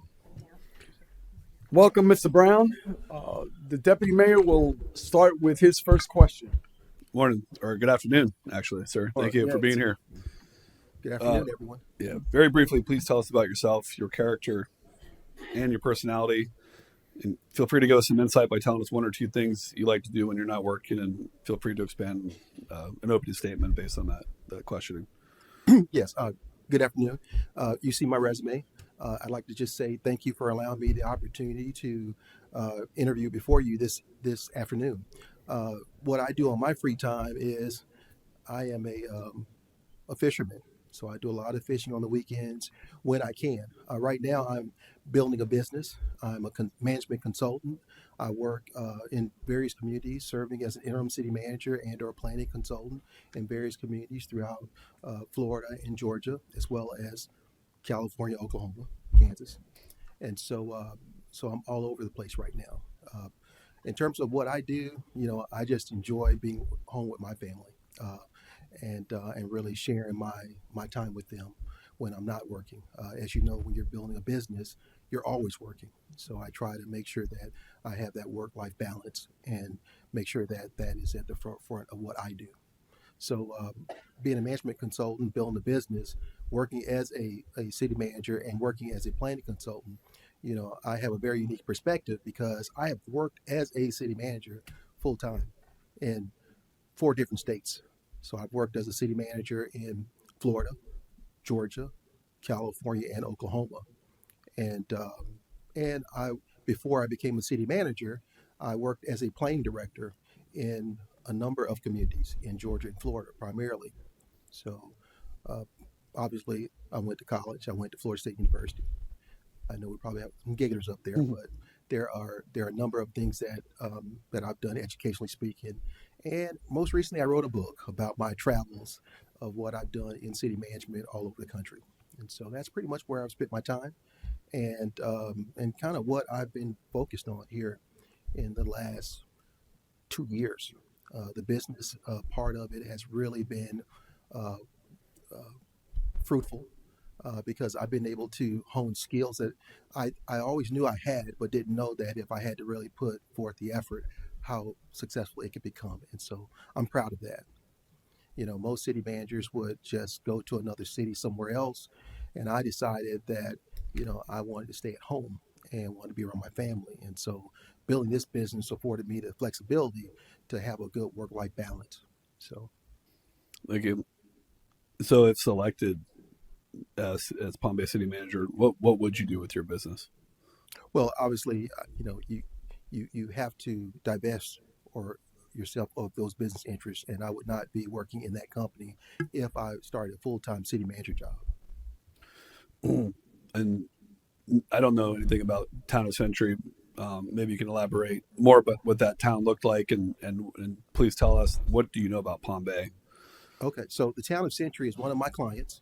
I currently have a person that actually manages that city. It's a small town just in Escambia County, Pensacola, Florida. It's located in the Florida Panhandle. I'm running a number of issues out of that, running a number of operations out of that city, specifically getting their water and sewer authority together, as well as doing road improvements and pursuing grant funding and handling some of their capital improvement projects. In terms of, I don't know if that answers your question about Century. Here's what I know about Palm Bay. I know very little about Palm Bay. But what I've been able to gather through people that I know that have lived here or live here currently, that Palm Bay is a city that is located off Interstate 95 in close proximity to Space Coast. It has 100,000+ people here. It has a number of areas that can be positioned to make it where you want it to be. And so there's a lot of economic development opportunity here. At least that's what I see. And I think Palm Bay is no different than other communities that I've actually managed or worked in as a consultant all over the country. The difference is that Palm Bay has Interstate 95, one of the busiest interstates in the country. It's right here in Florida. So looking at where Palm Bay is, how it can be a potential economic development driver, I think that you're poised to do some really good things. When I look at the plans that you have, and I haven't looked at all of them, I've looked at a couple of them. Okay. I think that given the right mix, I believe that you guys should pursue economic development as a priority. And if you have an economic development plan, you should look at that plan and synthesize it, update it, and focus on one specific strategy, and that is to increase your economic tax base. Because right now you are a majority residential community. The residential taxpayers are paying the bills here, and so in order to achieve success in economic development, you have to diversify your economic tax base. What I see that happening in a couple of ways. I see business attraction, retail attraction. You have the numbers to support most retail. I see it now because I've worked in communities that were screaming for retail. When we did the gap analysis or the market analysis, it pointed towards success. It was easy to connect the developer with a willing property owner to get these development projects off the ground. And that's going to help you diversify your tax base. So right now, that diversification that I'm talking about really helps with economic development. But I think having a specific strategy, something that you can create a quick action plan on, because you already have a plan in place. You don't want to recreate the wheel if you already have it. So I think paying attention to a very specific strategy on how you get there, if all parties could focus and circle around that and galvanize around that strategy, I think you guys could make a turn. Because right now, what I see, it is not sustainable to have residential taxpayers pay for your services. You have to diversify that income or look for alternative revenue streams. And obviously, there are a number of things that are happening in the state legislature right now with House Bill 991 and some other things. So you really need to be looking at diversification of tax base. Thank you, Mayor. Thank you, Councilman Langevin. Hey, thanks for coming first off, and thank you, Mayor. So my first question is, who is your favorite founding father of the United States and why? Godfather, would you say that again? Of all the founding fathers of the United States, who's your favorite and why? I would say probably Thomas Jefferson, because he was a writer of the Constitution, and a lot of things that he said. If you go to the Jefferson Memorial, you'll see some of the writings subscribed on the wall. And one of the things that he said was that our Constitution is ever changing. So it's not a document that is static. It actually changes as time goes on. And so it evolves with the time. And that's what I remember when I went to Jefferson Memorial, I think in high school. So so he would be mine. If you're looking at the founding fathers, he was be one. Thank you. And I have one other question. What is your philosophy on taxation and government spending, and how do you balance the two? Well, that's what I was alluding to earlier, that in order, first of all, the word city means that you're a tax entity, meaning that you tax people. And so we have to be cognizant that when we tax people, there are people, real people, that pay these bills. And so we're beholden to them. So we have to ensure that when we're collecting taxes, that we pay them, that we spend that money in the most efficient way possible, making sure that we get the most bang for our buck. And taxes is just an American way, and it is happening. And I've only worked for tax-supported institutions, either indirectly or directly, because tax is a big part of everything that we do in this country. And as a manager, I'm very conservative in terms of how our spending plan looks. I'm always evaluating how we can do things in the most economic way and the most efficient way, so that we get economies on scale. I believe in procuring services and goods in the most cost-effective way without hurting services. And so I like to try to keep a high level of service, but look at what we pay for goods and services. That will help with expenses. So keep the expense side down, but make sure the quality is there. and sometimes you get what you pay for. So sometimes we might have to pay more, but we need to be in agreement that this is what we want to spend the money on. If we get agreement in those areas, that's great. But as a manager, I'm a fiscal conservative because that's how you run a municipal government, a multi-million-dollar operation. You're dealing with taxes, and you definitely can't be in a position where you're a big spender. Thank you very much. I yield, Mayor. Thank you, Councilman Ham. I like hearing you say that you want to diversify the tax base because that means people's taxes go down. We lack the commercial or industrial fortitude to be able to do that as of right now.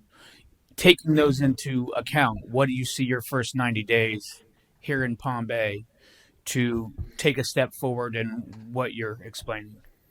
Yeah, so the first 90 days would be fact finding. It would also include talking to the tax collector, the property appraiser, and all those folks that are around taxes, because right now, as you know, your residential tax base is really what's paying the bills. So you have to focus on how do you look at that. In other communities, you have other resources. You have business license taxes, utility taxes. You have all these other revenue streams that come in. You don't have that luxury here. So well, my first 90 days would be getting a handle on the millage rate, looking to see what the rollback rate was, and looking to see, what did you spend the previous years, and try to look at how do we reduce that down to what we actually spent the previous year and keep maintaining level of service. And so that would be the first thing. And those are easy wins because a lot of times we don't spend 100% of our operating budget, right? So, but we have to be careful because there are so many one-time expenses that occur. And if we're not looking at those one-time expenses, we can create a mission failure.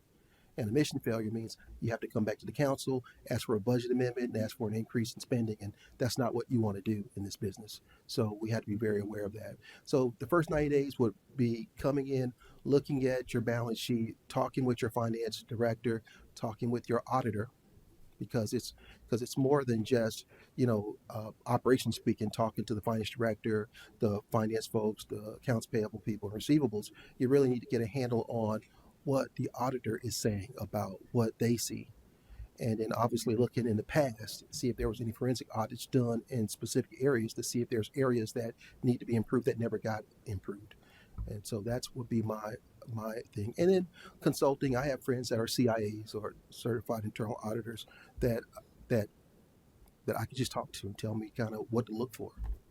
Those are people that are CPAs that are specialized in determining gross waste and abuse and those kinds of things. When I say CIA. Yeah. Have you got an example of you using this dynamic in the past Yes. that you would like to share with us Yeah. where it actually worked? And I sure can. So when I was city manager in Oklahoma, they don't have property tax. See what's happening now. So in Oklahoma, cities don't use property tax. They are a straight sales tax revenue operation. Okay. So there are models that we're seeing right now being discussed in the state legislature that line up with what I've already dealt with in Oklahoma. Just look it up, Google it. You'll see that there is a sense that removing property tax altogether and relying on sales tax runs municipality.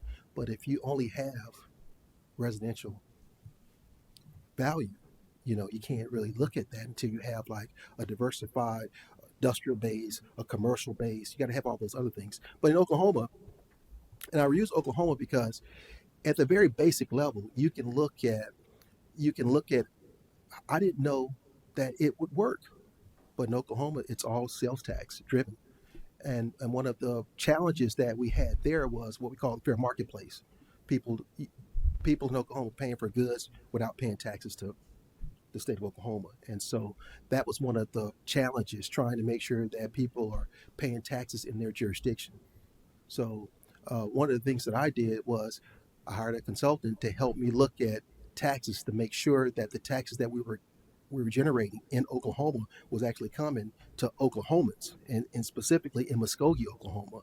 So what we found out was that there was leakage or misinterpretations or miscategorizing of the revenue. And so we had to look at state sales tax every month there, and so we were hired a consultant. They get a piece of whatever they found, and you'd be surprised. It was hundreds of thousands of dollars, a month that we were receiving in revenue because of just somebody miscategorizing where it went to another city. Should have been in Muskogee, it went to Tulsa. So that's an area that we can improve on. That's one of the things that I did while I was there. Councilman Johnson? Thank you, Mayor, and thank you for being here, Mr. Brown. So, my first question: we have a $150 million road bond that was issued back in 2018. The voters approved it. We started working on it in 2019. Since then, and since COVID and other pitfalls, we're up to a $70 million shortfall with this road bond. How would you address this kind of funding gap while continuing to address critical infrastructure needs? And being that you have previous experience, do you have an example you can share of how you navigated a similar challenge? Well, a lot of the projects that I worked on were before COVID. Okay, so we had money. We used design build projects, construction manager at risk, to really make sure that the funds that we had available, we could spend it, and we wouldn't have to worry about change orders and those kinds of things. It costs a little bit more, but it's better. It's better for you to move that route because you're able to physically constrain the budget to the project. A lot of things happened during COVID, unfortunate things. So when you're talking about a private placement or general obligation bond financing, there's not a lot of that. But what we do know is when we have voter approved debt, such as the GO bonds, that the voters in this community voted in favor of it, you must ensure that every dollar is spent, but you also need to make sure that you don't overspend. There's no such thing as general obligation bond and you're overspending. That doesn't happen because you're only going to draw what you actually have already shovel ready. So you're not going to go out there and draw more dollars than what's needed. And you are going to get into a contract with a contractor when you get to that point. You got developer, but the contractor, when you get into that contract, you're going to make sure you have a design build construction manager at risk guaranteed maximum price project. GMP is what we call it. So those are the protections you put in place. It might cost a little more, but you ensure that you're not going to go over. And if you do, then guess what? That's a discussion with liquidated damages you get into with the contractor, and you see where that goes, But you have to protect the city, and the way to do that is through, I like debt financing because you get lower interest rates on it, right? And you're able to actually move faster on projects when you can amass the money needed up front. But you got to be shovel ready. I mean, you got to have the plans in place, the permits, all that stuff in place before you go down the road of drawing down the money. So, and I've done general obligation bond refinancing. I put together a financial advisor, the bond counsel, the underwriter. I've done that in 3 different jurisdictions. I just finished one for a client in East Point, Georgia, where we did a $150 million bond issuance. So I'm very familiar with general obligation bond. In Florida, it's a little different because I think we consider everything bonds. Loans, for example, a DEP, SRF loan, we consider that a bond. So there are different things that we do. But I'm very familiar with the processes. Perfect. Thank you. Second question. Palm Bay is the second largest city by land mass. We still have somewhat of a blank canvas in portions of the city. And I know you come from other cities, but in your mind's eye, where do you see long-term strategically how you would go about developing smart growth in the city of Palm Bay? That's a great question. The first thing I do, I'd look to see what your current regulations state or what your current plan is. So like you might have a plan right now, your comprehensive plan, it says you have an urban growth boundary that you can only develop to this point because you don't want to develop more than what the infrastructure can handle. So if you don't have the capacity or the utilities available, you should not allow development to go past that. Now, I know that's a sensitive issue, but for what I see is more residential here. And if you're trying to build commercial, then you should look at, a utilities plan or a facilities plan that kind of informs development for commercial development, so you can start getting that diversification that you're looking for. Do To that point, do you have examples of where you've been able to spur commercial growth in other previous cities that you've been in? Yeah, in Anytown, Florida. In Anytown, Florida, there are 3 DRIs there. They're like 4,000 units apiece. What that those are fully entitled development projects that are sitting on the shelf that are waiting to be developed. We're talking about maybe 30,000 people or more will live in Anytown, Florida over the next 5 years. And so one of the things that I did there was I convinced the village council to buy the investor-owned utility. So we bought a water and sewer plant. We didn't even have a city hall then. I came from California. I was there to start a brand new city from scratch. This had never been done in 40 years in Florida. And I had not known anyone has ever started a new city. So this for me was not only a challenge, but it was something that I wanted to do. And so we bought the water and sewer plant. We were able to position it to be revenue positive within the first year we bought it because we were able to get a DEP SRF loan fund. We purchased this water and sewer plant for $8.5 million. We were able to get 80% loan forgiveness at 0% interest with a 30-year term. Now, we needed that plant because at the same time, there were other things going on in the state legislature and the developer that we had met who kind of assisted us and helped us leverage all of it. We were able to get a charter school built in Indiantown. In exchange for that, we were able to get a state appropriations to put in $25 million worth of water and sewer improvements, which not only provided water and sewer to the charter school, but it had other effects for our residents that were to benefit from the capacity and all those things that came along with the water plant. I'm good, Mayor. Thank you. Thank you. So I wanted to touch a little bit on your experience that you spoke with regarding Councilman Hammer's question in regards to that tax base that you eloquently described and your perspective of that, right? In that city situation within the state of Florida, were you experiencing a 3% cap?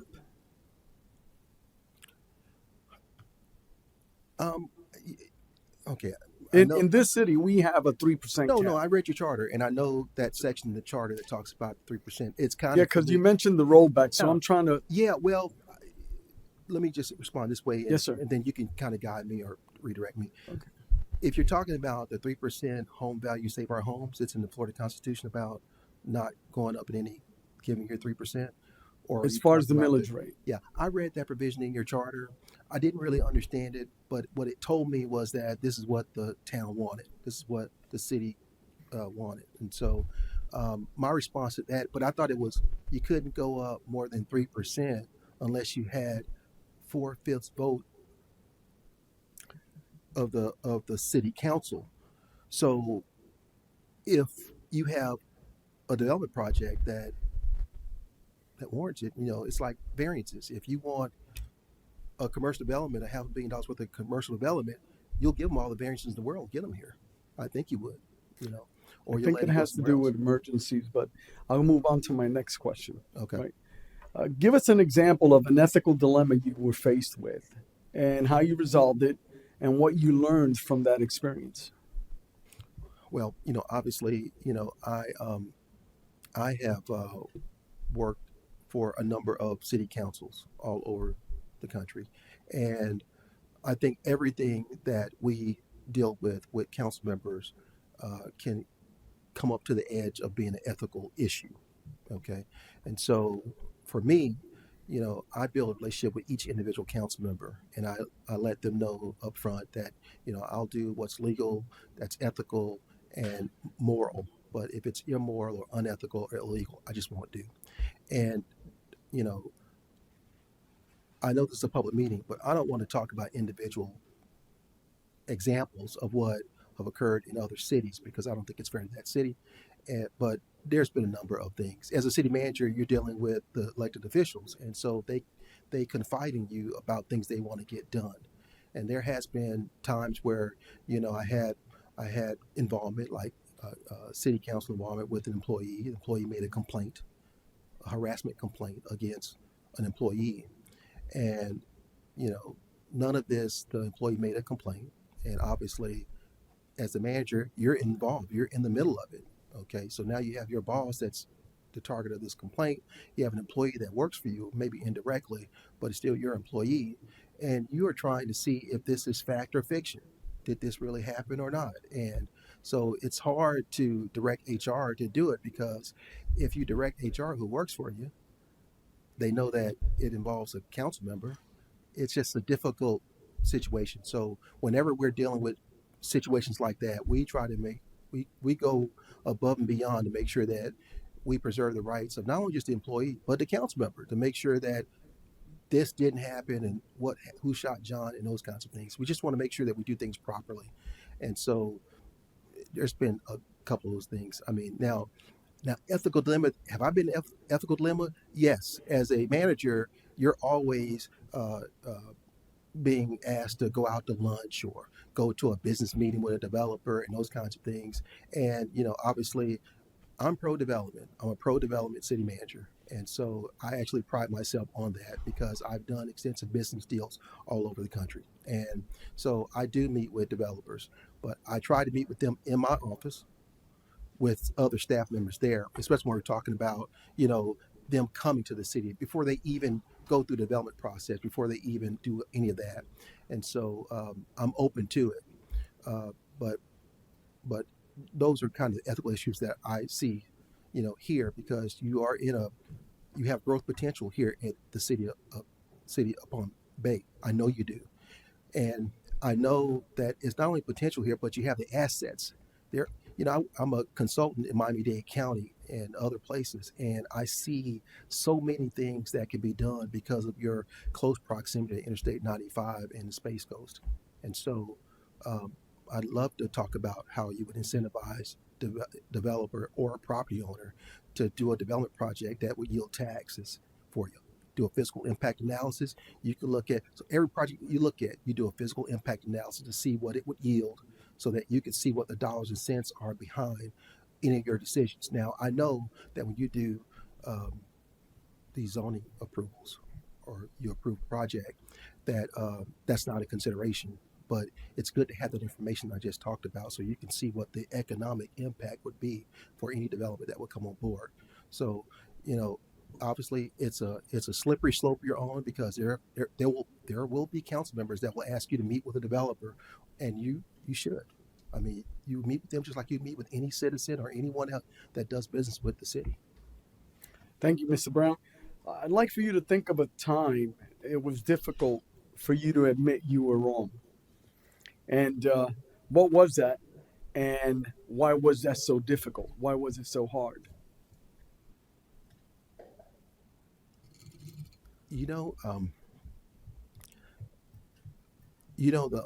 The last city that I managed was in Anytown, Florida. I had a great relationship with all the council members. The relationship was so good that, I talked to them like they were my friend. And over time, obviously, I built a great relationship with them. I knew their families. I knew everything about them. They knew everything about me. And I thought that was a good thing. But what I learned was that sometimes I got too personal, and I took things to heart, especially when one of the council members voted no in something that, I recommended, and I took it personal. And so now I know that, you have to stay away from it sometimes. You gotta, elected officials are looking at things totally different than what you're looking at it. And so that was where my personal relationship with the council member interfered with their decision and what they wanted to do. So I kind of I'm aware of that these days now, more so than I was back then. Thank you for your candor. Deputy Mayor? Yeah, can you elaborate on your experience in land planning and promoting economic development, and how long do you think the process should look like for the day the developer meets with city, by the day it's stamped for construction? How long do you think that process should take? Yeah, so that's a great question. And so there's been some state law changes over the last 2 years. Right now, my firm consults with City of North Miami, Miami Gardens, and other cities, and the state requires you to go through a permitting process that you have to get through there within a certain time, or the permit is deemed approved. Okay, so I've been a planning director in in 3 different jurisdictions in 2 different states. And so in Florida, and I'm speaking for Florida because in Florida, it's easier to develop than like California and sometimes Georgia.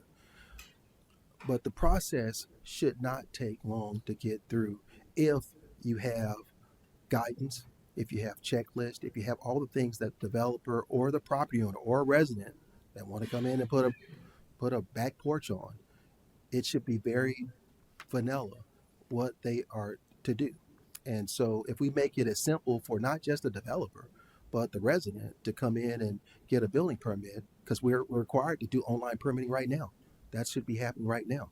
And in terms of a timeline, I don't know what the timeline should be, but I know that if we don't have staffing issues and other things, you should be able to get through the process relatively easy.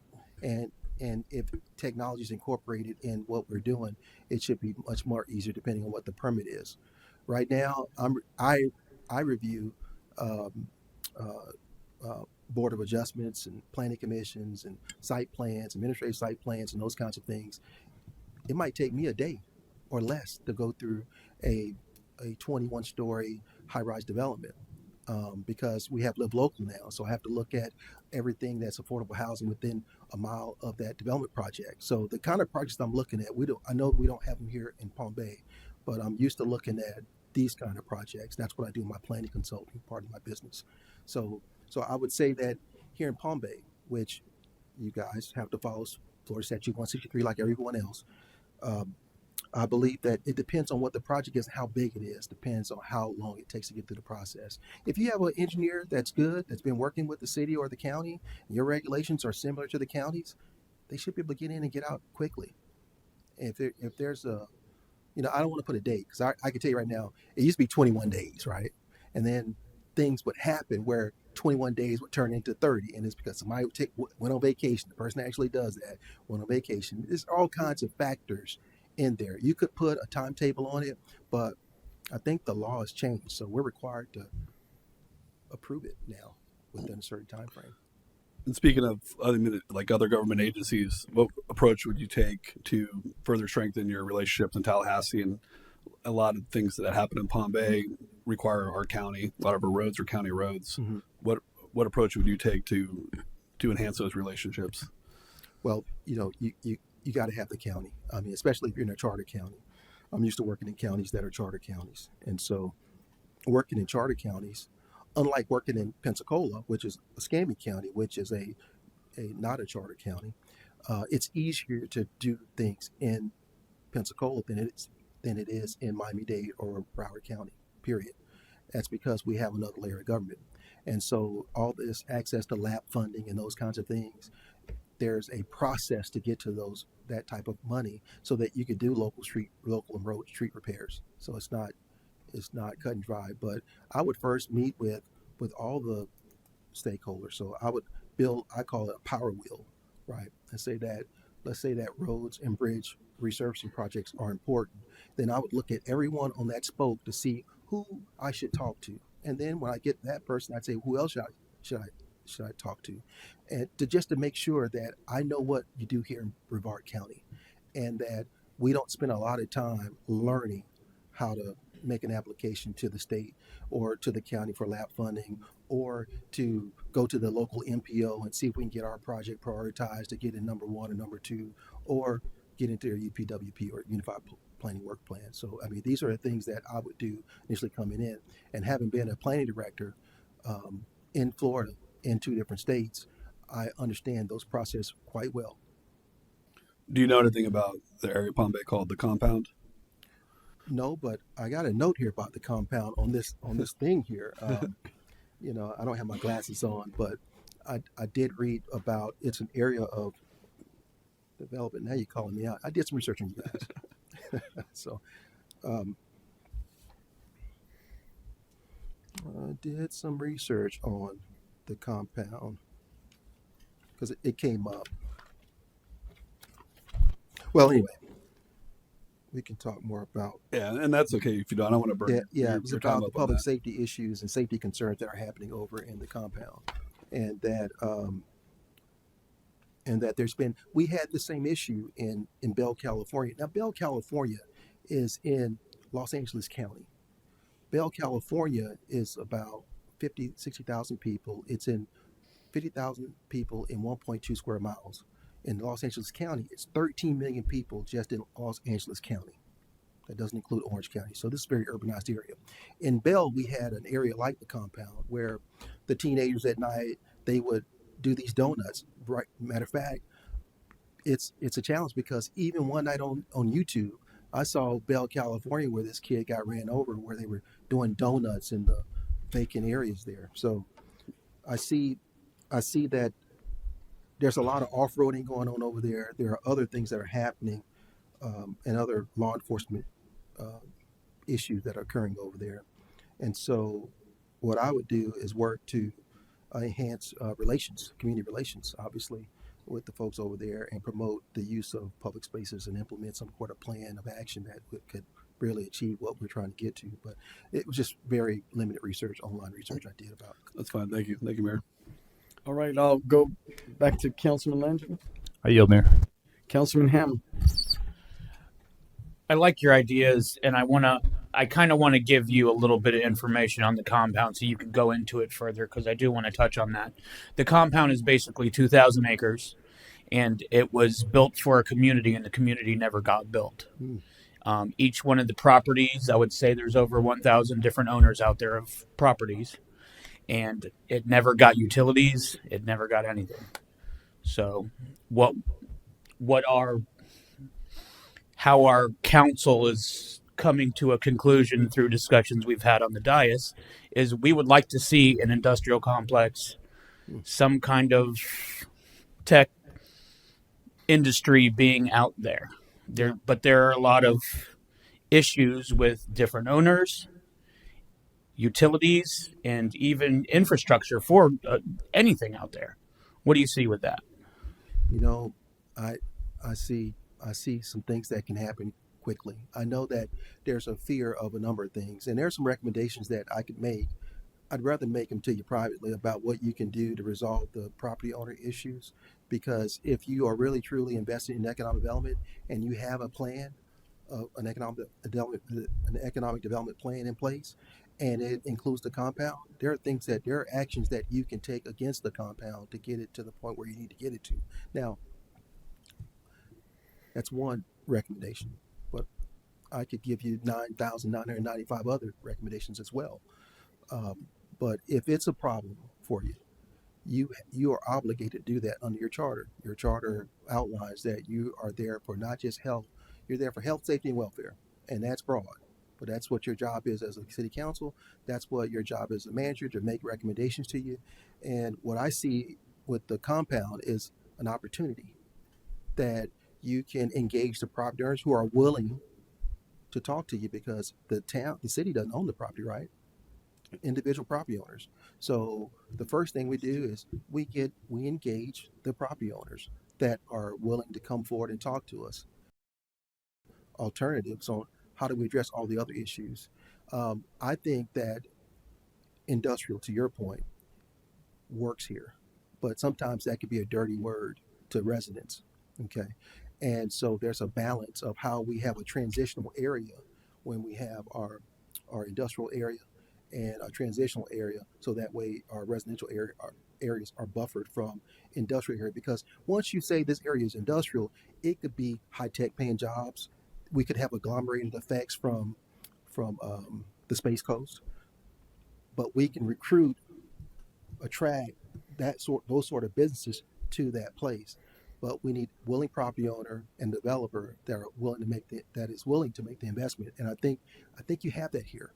One of the things I would say to you is, if you really want to make the change, look inside first. But there are a number of developers that deal with hard to develop properties. They're all over the country. One in particular, and they're huge. They're all over Southern California. There are ones that I know right now in Miami that actually deal with hard to develop properties, and they deal with these kind of things all the time. So there are a number. This is not a new problem, but new issue. This is a new issue, but I like the fact that it's 2,000 acres, right? And there's you can do anything with that with your demographics and your population.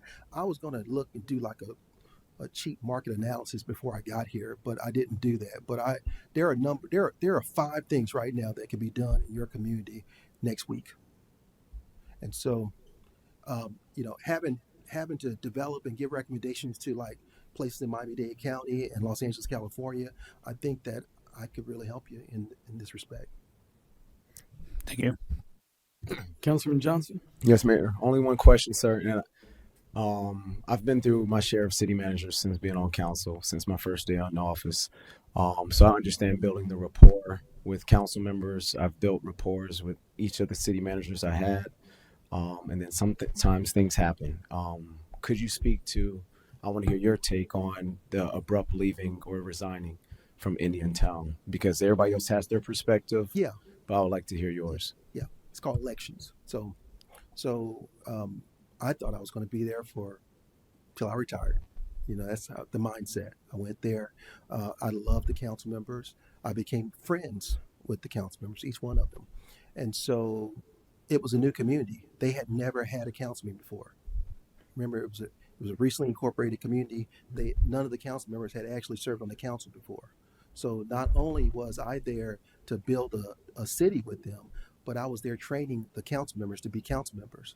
So obviously, I'd recommend that they go to the Florida League of Cities and get that training and build their own network, professional network, because some of the residents would say that he's controlling the city, obviously, and they would try to make people think that the council members wasn't in charge or wasn't the decision makers, that I was. But I knew that I wasn't. I knew that I just recommended to the council because the council members were the decision makers. And so I think in June we had an election. June of 22 we had an election. Two of my council members lost their election, my supporters. And so the new council members that came in, obviously, they started saying stuff like, well, you haven't set this place up for success and all these different things. And so I said, instead of come to a council meeting and get, my reputation tarnished over something that wasn't real, I decided to part ways with the village of Indiantown, and I negotiated my departure. And so I think that's the way you do it, because you serve at the pleasure of the mayor and the council members, and you're part of the community, but you're not the community. You guys were elected. And so I think most city managers recognize that, we want it to be permanent, but it could be temporary. And so it wasn't abrupt. It was like, I think they call it, the writing was on the wall. And so I decided to have a mutual separation. Thank you. You're welcome. So, Mr. Brown, why would you be the best fit to be our next city manager? I think that I would be the best fit because I think I understand what your issues are, even though I have not been here but 15 minutes.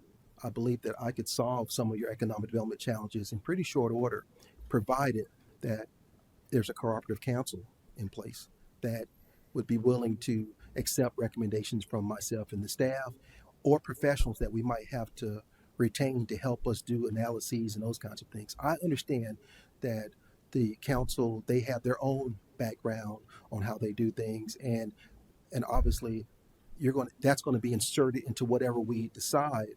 And so, but I would say that if I was given the opportunity, put me on a plan. Tell me, hey, this is what you'd like to see, and I can tell you if I can do it. And I would explain to you how it could get done and really articulate those things.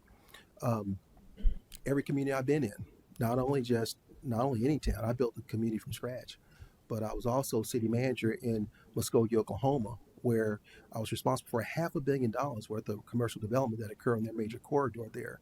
It involved a very complex land swap, which had not been done ever in that town. That wasn't something that anyone knew about. So there are things that I was doing there that had not been done before. I went to Los Angeles. On the busiest intersection in LA County is on Florence and Atlantic Avenue. That is in the heart of Bell, California. There on the corner, the city owned a old Western Auto. I don't know if you remember old Western Auto. It was plagued with environmental contamination. And so I was able to get with DEP, the equivalent of DTSC, which was the equivalent to DEP here. And I was able to get them to help us remediate that site so we can do a development project there. Now, what's there? The largest retailer in the world, well, I'm sorry, the 8th largest retailer in the world is there. Okay. And other commercial retail development is there as well. So I think I can help you. You know, if given the opportunity, I think I can really do some things in very short order. I know that you've been waiting on this a long time.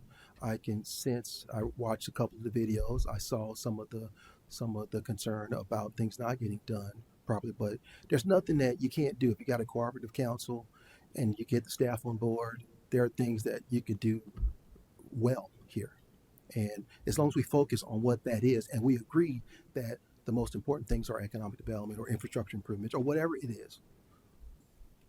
Thank you. Deputy Mayor? No questions, Mayor. All right, sir. You've got the next 4 minutes to sell yourself even more. Oh, great. Or you can close out whatever listen, I'll continue to talk. So, well, first of all, thank you so much for allowing me to come here and interview before you. I'm definitely interested in the job. I do want this job. I'd like to be an opportunity to be your next city manager. And I would say that what I see, you have all the assets you need to do what you need to have done. I think that if given the opportunity, I could come in quickly, I could work well with your staff, get to know your staff, and really be able to get things moving again. Because right now, your biggest challenge, I believe, is dealing with the staffing issues right now. That's going to be your biggest issue. And it doesn't mean that it's going to take a long time to really get in there and have a do-over. Okay. And then I think, you know, your next issue would be economic development. I'm not talking about this is going to take, you know, a month or 2 months. You know, this could take 1 week. It could take 1 year. But what I can do, I can inform you and all the others on the council exactly what I'm doing so that you have awareness of how we're going to proceed going forward. So I would say thank you. Thank you for your time, and thank you very much. Appreciate it. Well, thank you, Mr. Brown, and thank you for applying. We're now on a 10-minute recess. This meeting is back to order. Welcome, ma'am. Thank you. So we're going to start the way we started every interview. I'm going to yield to the deputy mayor to make that first question. Have that first question, ma'am. Good to meet you. Thanks for hanging out with us all day. Welcome to this meeting. Very briefly, can you please tell us about yourself, your character, and your personality? Give us some insight by telling us 1 or 2 things you like to do when you're not working, and feel free to expand on an opening statement. Sure. So a little bit about myself. Sonia, the person. I am a mother of 2 girls, 9 and 11.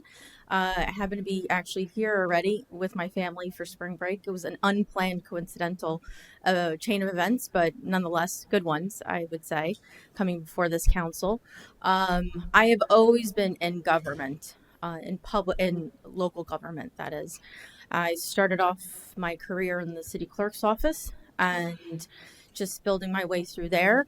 Both with education, having a master's in public administration, and then I currently also teach at Rutgers University as a public procurement agent. And I find that having the knowledge of building myself through then a leadership to get to a leadership role has been really invaluable. To me, I think it says a lot about my character. I find that with this job and this position, integrity is key, dependability, loyalty. When I'm also interviewing folks, I ask them, what do those things mean to you in a leadership role? Even as someone coming in for the first time as an officer, I think it's important, and it says to someone's character and leadership, especially serving in local government. And that's something I really, truly pride about myself, being a public servant. Thank you. What interests you most about serving as Palm Bay City Manager? And I believe you're shortlisted also for Palm Coast. So what would that decision-making process look like if you were offered a job from City of Palm Bay today? So with regard to, first of all, we want to move to Florida. My family coming from New Jersey, so that is something that it's no secret. You have your public meetings, so everybody knows that there's open applications and open forums for it. So, but that said, the relationship between myself and council needs to be mutual. It's really important. And so going through this process and serving a community like Palm Bay or a larger community, similar, I would say, in size to where I'm currently at in Edison, which is 107,000 residents. We are the sixth largest town, two major industrial parks, one being probably the second largest in the northeastern part of the country. It aligns very well with my professional and, quite frankly, my personal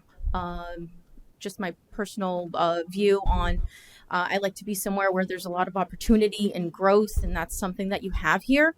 And so I'm looking forward to being able to bring my thoughts, not just being someone from the outside, but having come to this country as a little girl, I've been able to adapt to wherever I am, and going through just different communities and have been able to serve different communities.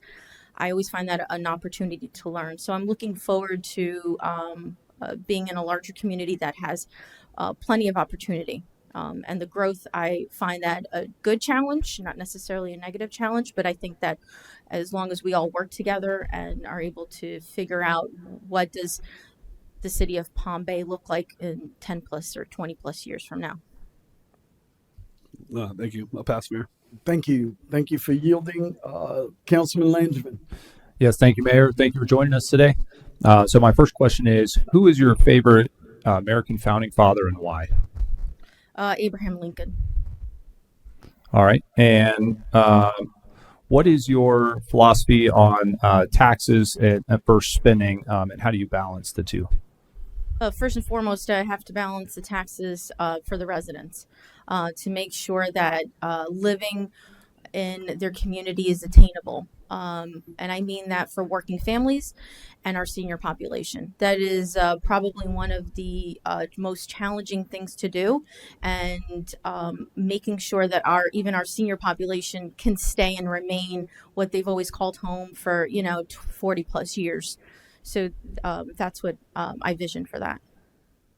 Thank you, and I yield, Mayor. Thank you, Councilman Hammer.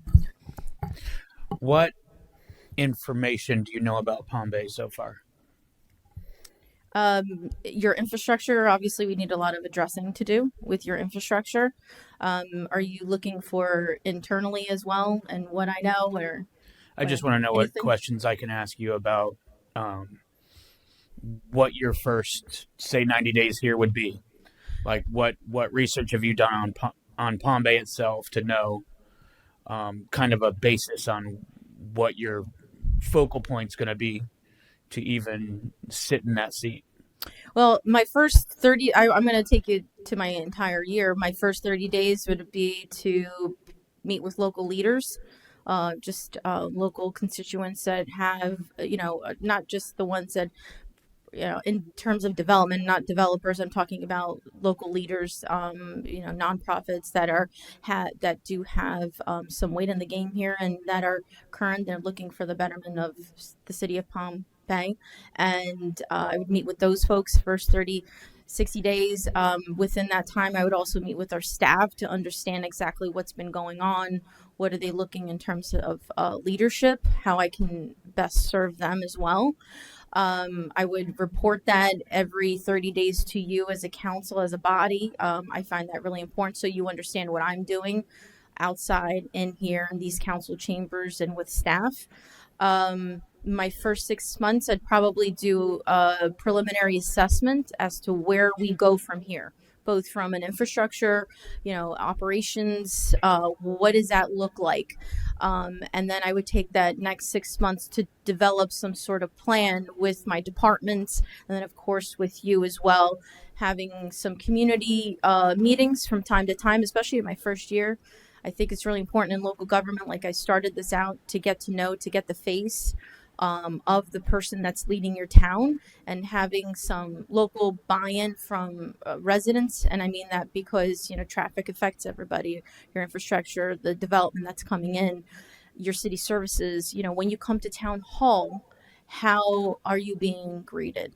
That's really important. So that first full year, I would set benchmarks for myself and for city staff, so that that first year is really just a matter of understanding and developing a plan, so then I could come to this council a year from now when you're essentially evaluating me and saying, hey, what have you been doing and what are you going to do?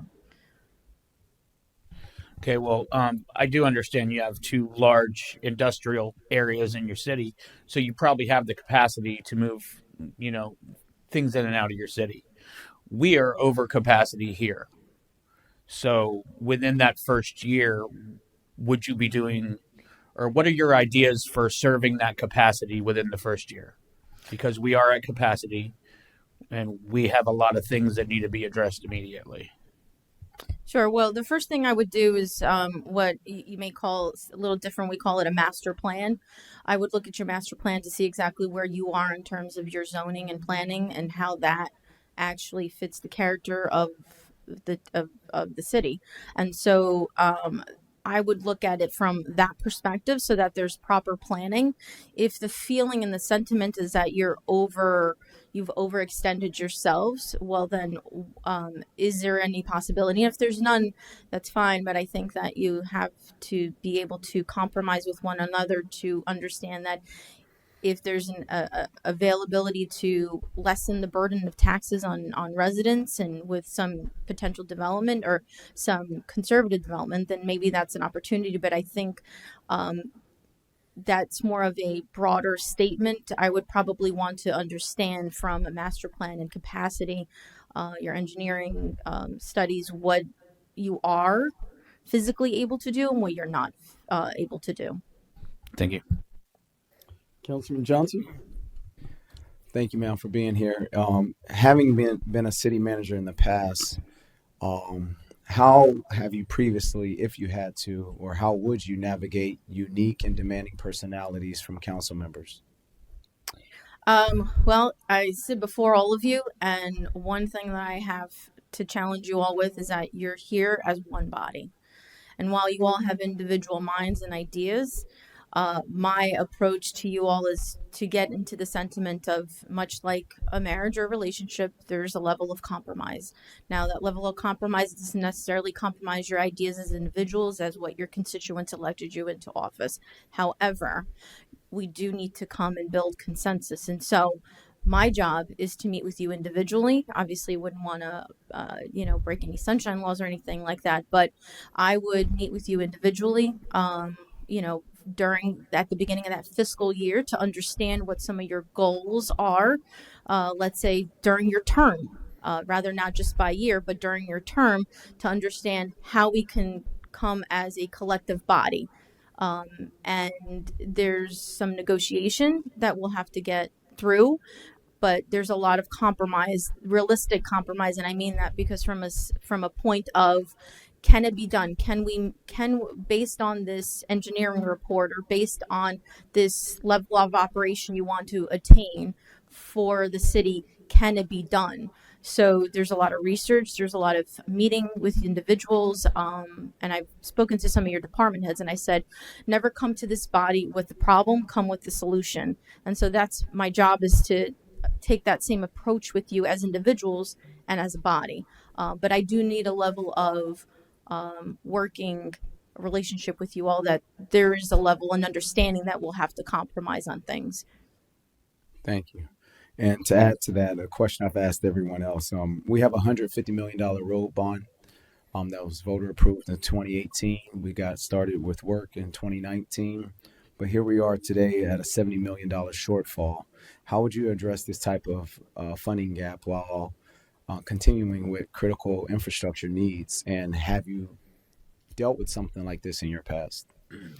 I've dealt with it time and time again. I think that's just the challenge of being in local government, is doing, having little and having to do more.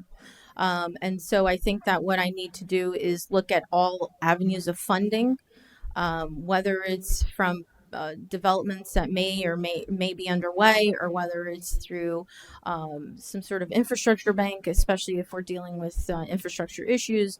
But particularly with roadway, there may be some possibilities of grant funding, state, county, something like that. So my job is to come with, again, the solution of figuring out where we can get the funding with the least impact to your municipal budget. I'm good for now, Mayor. Thank you. Well, thank you. I appreciate that. Ma'am, I just wanted to touch base a little bit on your experiences. Councilman Johnson just recently discovered or shared your city management experience, and moreover, your oversight in infrastructure projects such as stormwater, as an example. So, what have you found to be the best ways to deliver these timely, important infrastructure projects? You do have to build out a capital 5-year plan, if you will. However, for infrastructure, you're looking at more of than just a 5-year plan. You're probably looking at incremental 5 years, but 20 years, being that a lot of infrastructure, and we've dealt with it up north and are currently dealing with it, is 100-year-old underground infrastructure that just has not been paid attention to. And so that is our stormwater, that is our utilities, that is much of that. So with that, I need to come with you with the plan. And my plan is to say, okay, we are going to divvy up, parcel out, prioritize the worst to the what could we deal with in 10 years from now. So having a very diligent plan, and I think your department, speaking to your departments, that was started in 2019, and I would just build from that. But probably do a larger, broader capital improvement plan so that there's a realistic goal for whoever's sitting in the seat understands the level of commitment that is reached here. And again, it goes to that word of consensus, understanding that if those issues are not dealt with, and I've been put in that position, there's consent orders. And I know you've got a consent order in line, but, and I do as well in walking into a utility. So we don't necessarily want to have the state come down and tell us how to do our jobs. We should be able to know how to do our jobs. And I need to communicate that to each of you. Thank you, ma'am. Can you give us an example of an ethical dilemma you were faced with, how you resolved it, and what you learned from that experience? Sure. Dealing with procurement, that sometimes comes with the territory. I dealt with an issue in terms of ethical, not illegal, and I will say that in front of the your counselor here, is doing a project specific to I don't necessarily want to out her town or anything like that, but doing a project that went through a competitive process. So what that means is it's not just the lowest bid, it's the qualifications of technical cost and management of the project. I thought that the price was just unreasonable. There was no reason to go with that vendor. There were other qualified vendors, in my opinion. And just from a procurement standpoint, based on our specifications, they were qualified enough to do it, and we didn't have to spend double the amount of money. Ethically, I did not feel that that was the proper choice. That gets overridden, and I respect the elected officials for making that decision. Was it illegal? No, it was not illegal. However, I did not feel like it was the right choice because from my ability to be fiscally responsible needed to be echoed to the decision makers and the policy makers. Well, thank you for that example, and I want to touch a little bit on, because we've been discussing change orders in particular, and how procurement can play a pivotal role in less changeovers or eliminating that opportunity. With your procurement experience, what have you learned that we could implement something like that? So change orders, and I say this before my council at every council, everybody hates change orders. There's this negative connotation about it. Now, there's a level of reality that there may be some change orders, especially depending on a construction project, for instance, right? You start doing a little more digging outside of what you should have done in terms of your due diligence. You do a little more digging and then you find something. It could be whatever. It could be some testing that happened and you find some tanker in there. It could be literally anything, or it could be the size of a roof. I've been dealing with an issue with architectural designs that were just not on par with the building, and then the roof just wasn't the right roof for that size of the building, and so part of that is to explain to my governing body is that there may be a limitation. There's always a limitation in terms of change orders, so we can't go more than 20% in the state of New Jersey. So I would need to understand what your level of, what's your ceiling that there are for change orders. However, that's not something I've want to get into the habit is of change orders. So it is very important that before we embark on any project specification, that there is a deep dive and due diligence from the professionals, and that we hold our professionals accountable. It's one of the issues I've had with our roofing change order that nearly caused almost $1 million in change orders. Granted, it's 8% of the entire project. It's a big number for our residents to swallow. We've now held that architect accountable, and would be going through a process of trying to recover some funding. So that's the unfortunate part about that. But the part that was missed was making sure there was a level of due diligence and there was a knowledge-based municipal architect that understood what kind of roofing needed to go into a sports building. Thank you. Deputy Mayor? Thank you. Can you walk us through your experience as far as budgeting and what that looks like at the beginning of the fiscal year, coming up to that fiscal year, and how you're working with the different department heads, setting the budget and managing that budget and maintaining that budget through that entire year?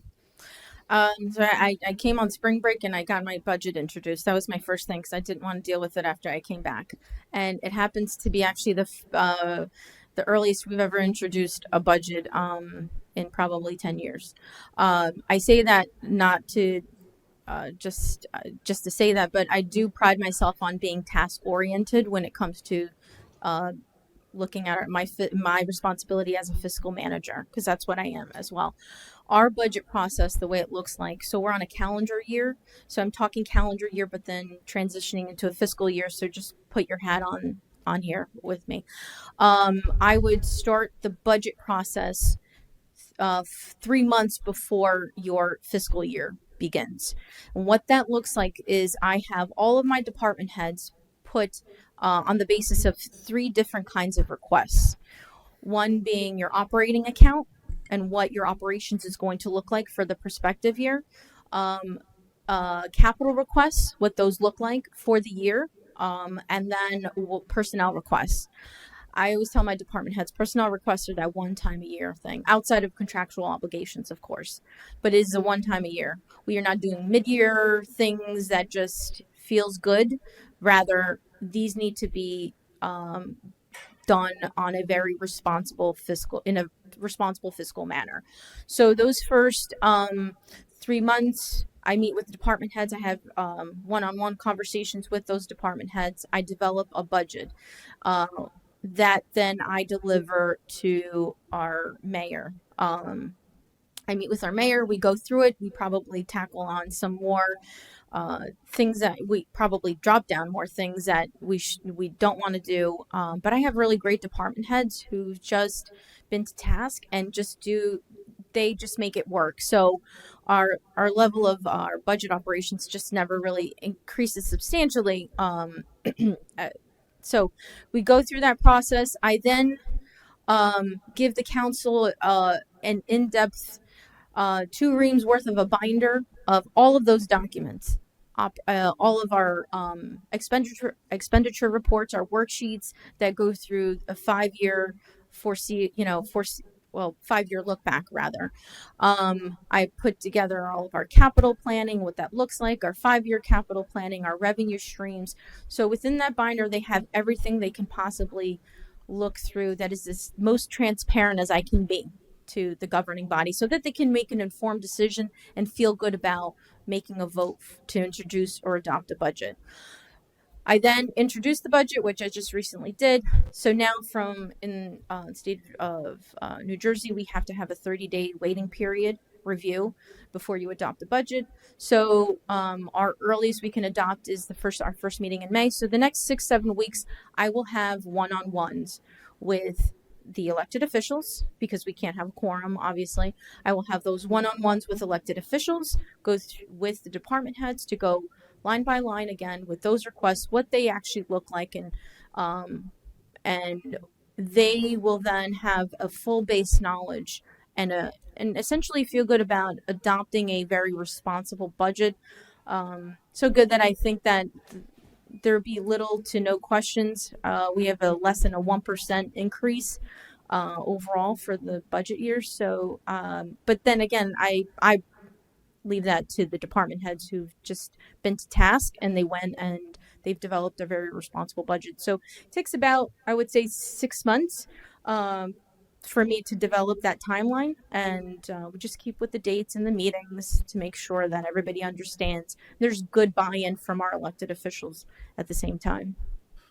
Thank you. Can you speak to your achievements as far as the reorganization and restructuring of departments? Where did this take place? How did you identify the issues, and what were the steps that you took that created that restructuring? Sure. So when I'll give you an example. One of the restructuring was done when I was in Maplewood Township, and coming in as a new business administrator, knew that there were some areas that needed improvement as far as services, the infrastructure, and this was through the Parks and Recreation Department, and trying to understand the overall goal, because there were just a lot more community events involved, and how do we kind of bring that in. And then with community events came a more culturally aspiring community, so how do we dive into the cultural arts? And so I restructured that department so that it looked a lot more cohesive, and that there was rather than just having a cultural arts division, it fell under the umbrella of the community services department, which made sense. And as much as it's great that you as elected officials love to do your own events, we felt that, hey, you're elected, you're policymakers, we want to take that off your plate. We collaborated with those elected officials to essentially be the hub. And so I wanted to kind of centralize all of those community oriented events into that one department, created a division of community services rather just recreation, so that there was that high level thinking of we're serving the community, not just recreational activities, which still fell under, and as well as the cultural arts. So talk to our department head, talk to elected officials, and put together a pretty extensive report on what my thoughts were, some of the personnel changes that I would be making. No one was losing their position or anything like that. I just was trying to find the strengths of those individuals, and identifying some of the weaknesses and where to put those folks so that we could address more of the community services aspect for that department. Thank you. And just last question. In Township of Edison, there's 10 bargaining unit contracts. How do you approach that? How do you approach collective bargaining? Friendly. They're challenging of themselves, but I find them to be partners. Because in times of need, and I mean, when I'm trying to corral an employee that's just, we know it's trouble, we know we have to kind of pull them through, that hole. And I find them to be partners in employee morale, in terms of the operations. I'm not there to fight with them, I'm there to work with them. And so given that there are that as many as 10 doesn't necessarily change the dynamic whether I had 2 or 3 or 4.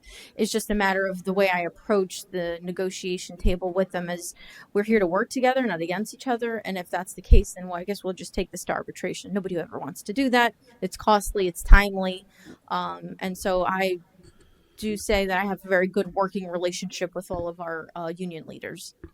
Thank you, Mayor. Thank you. Councilman Langevin? I yield. Councilman Hammer.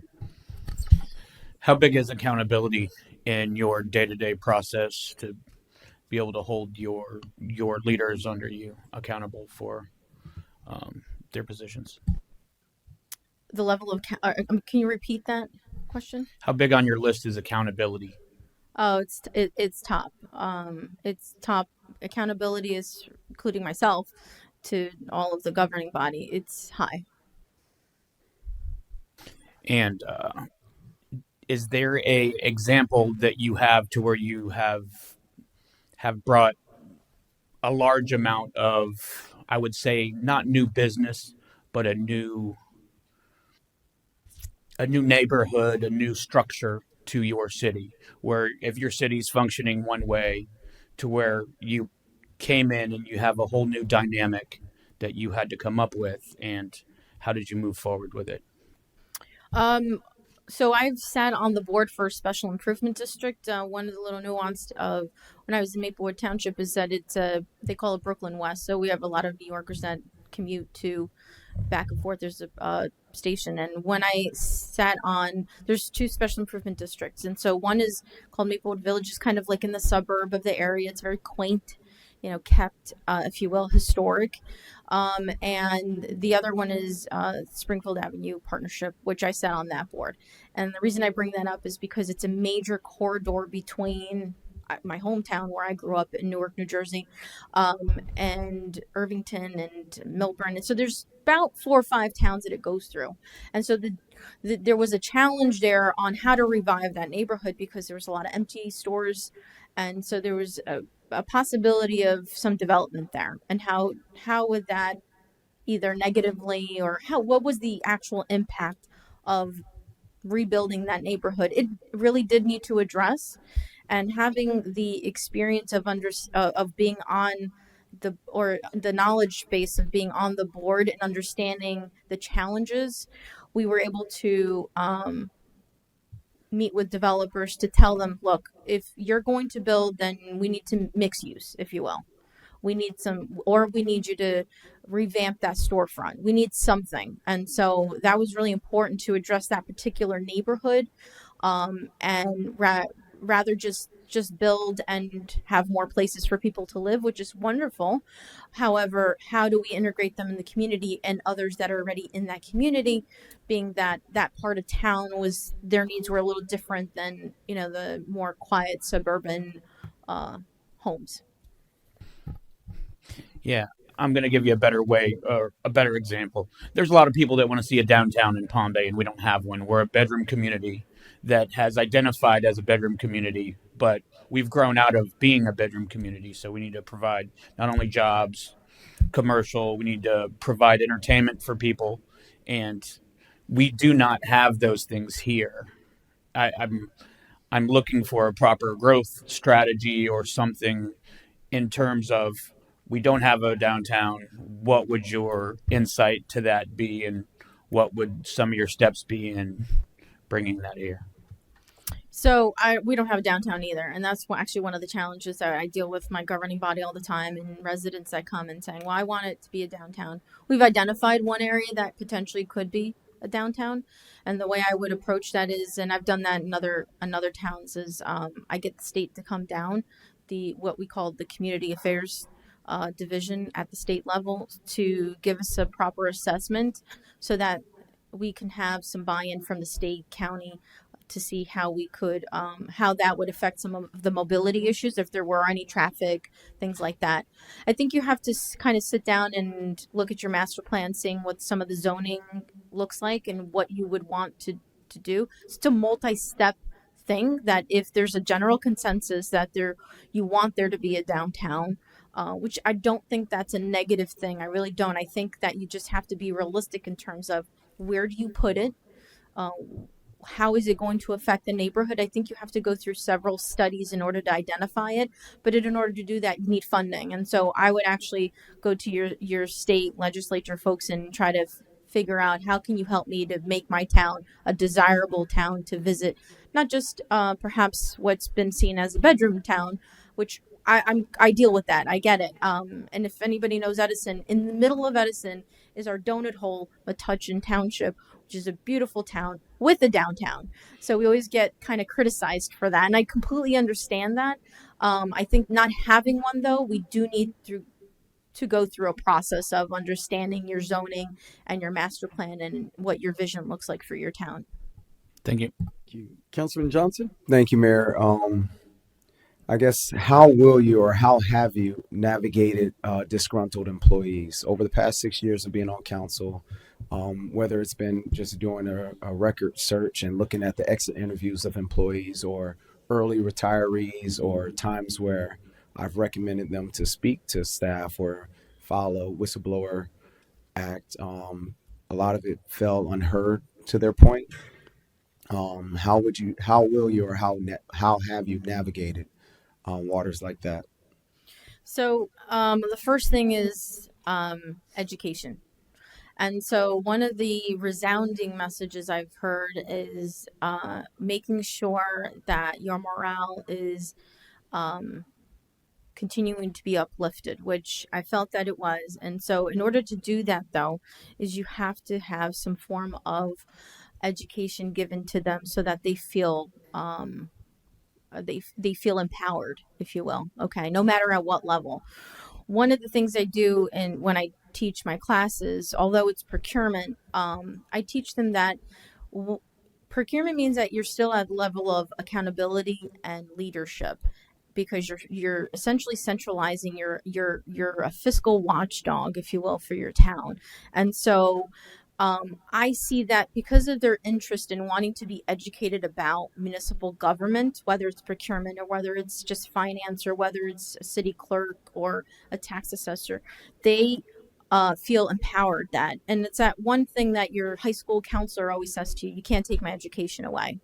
And so if you allow employees to be educated, get certified, whether it's through some kind of MPA program or procurement class at your local state or state college, even if they left here, which is what any good manager that I've ever had saw me go and spread my wings, so to speak, they're going to say that Palm Bay gave them the opportunity.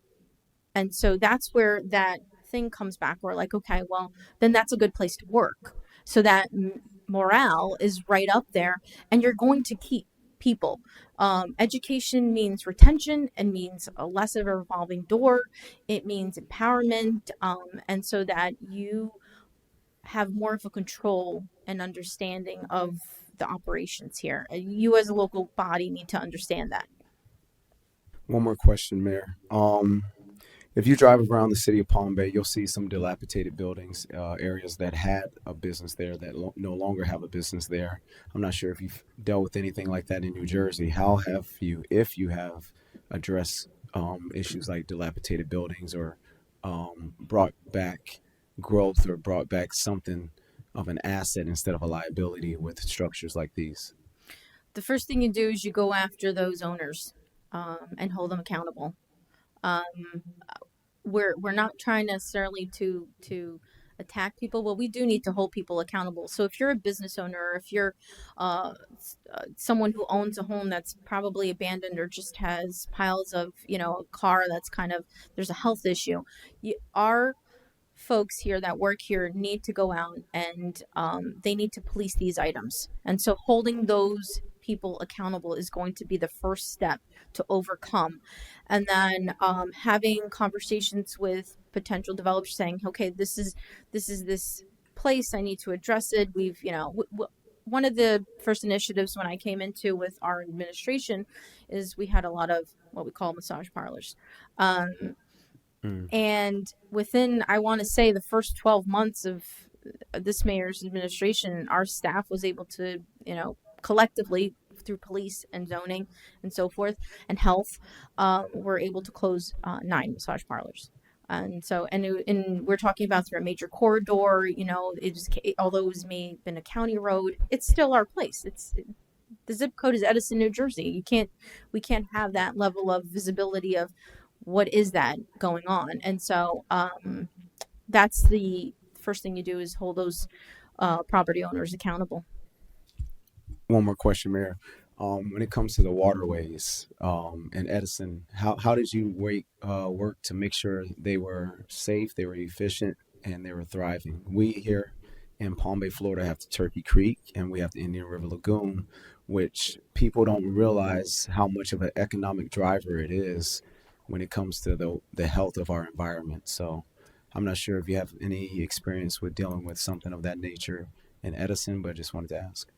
I do. We have a river, Raritan River, which is about 6 miles. 6 miles of it is within Edison Township, and so part of the challenge is trying to and then there's a landfill not that far away.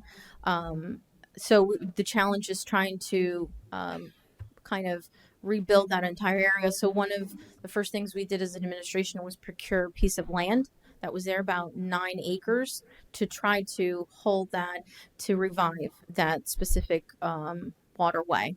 And it actually leads into a good portion of our Jersey Shore, if you will. And so that's one of the larger projects we're hoping to embark on at one point. But we as a town committed to procuring that land so that there's good development, there's responsible development, and we're able to hold any potential developer if that happens, but at the very least keep that within our town means, whether we do it for recreation.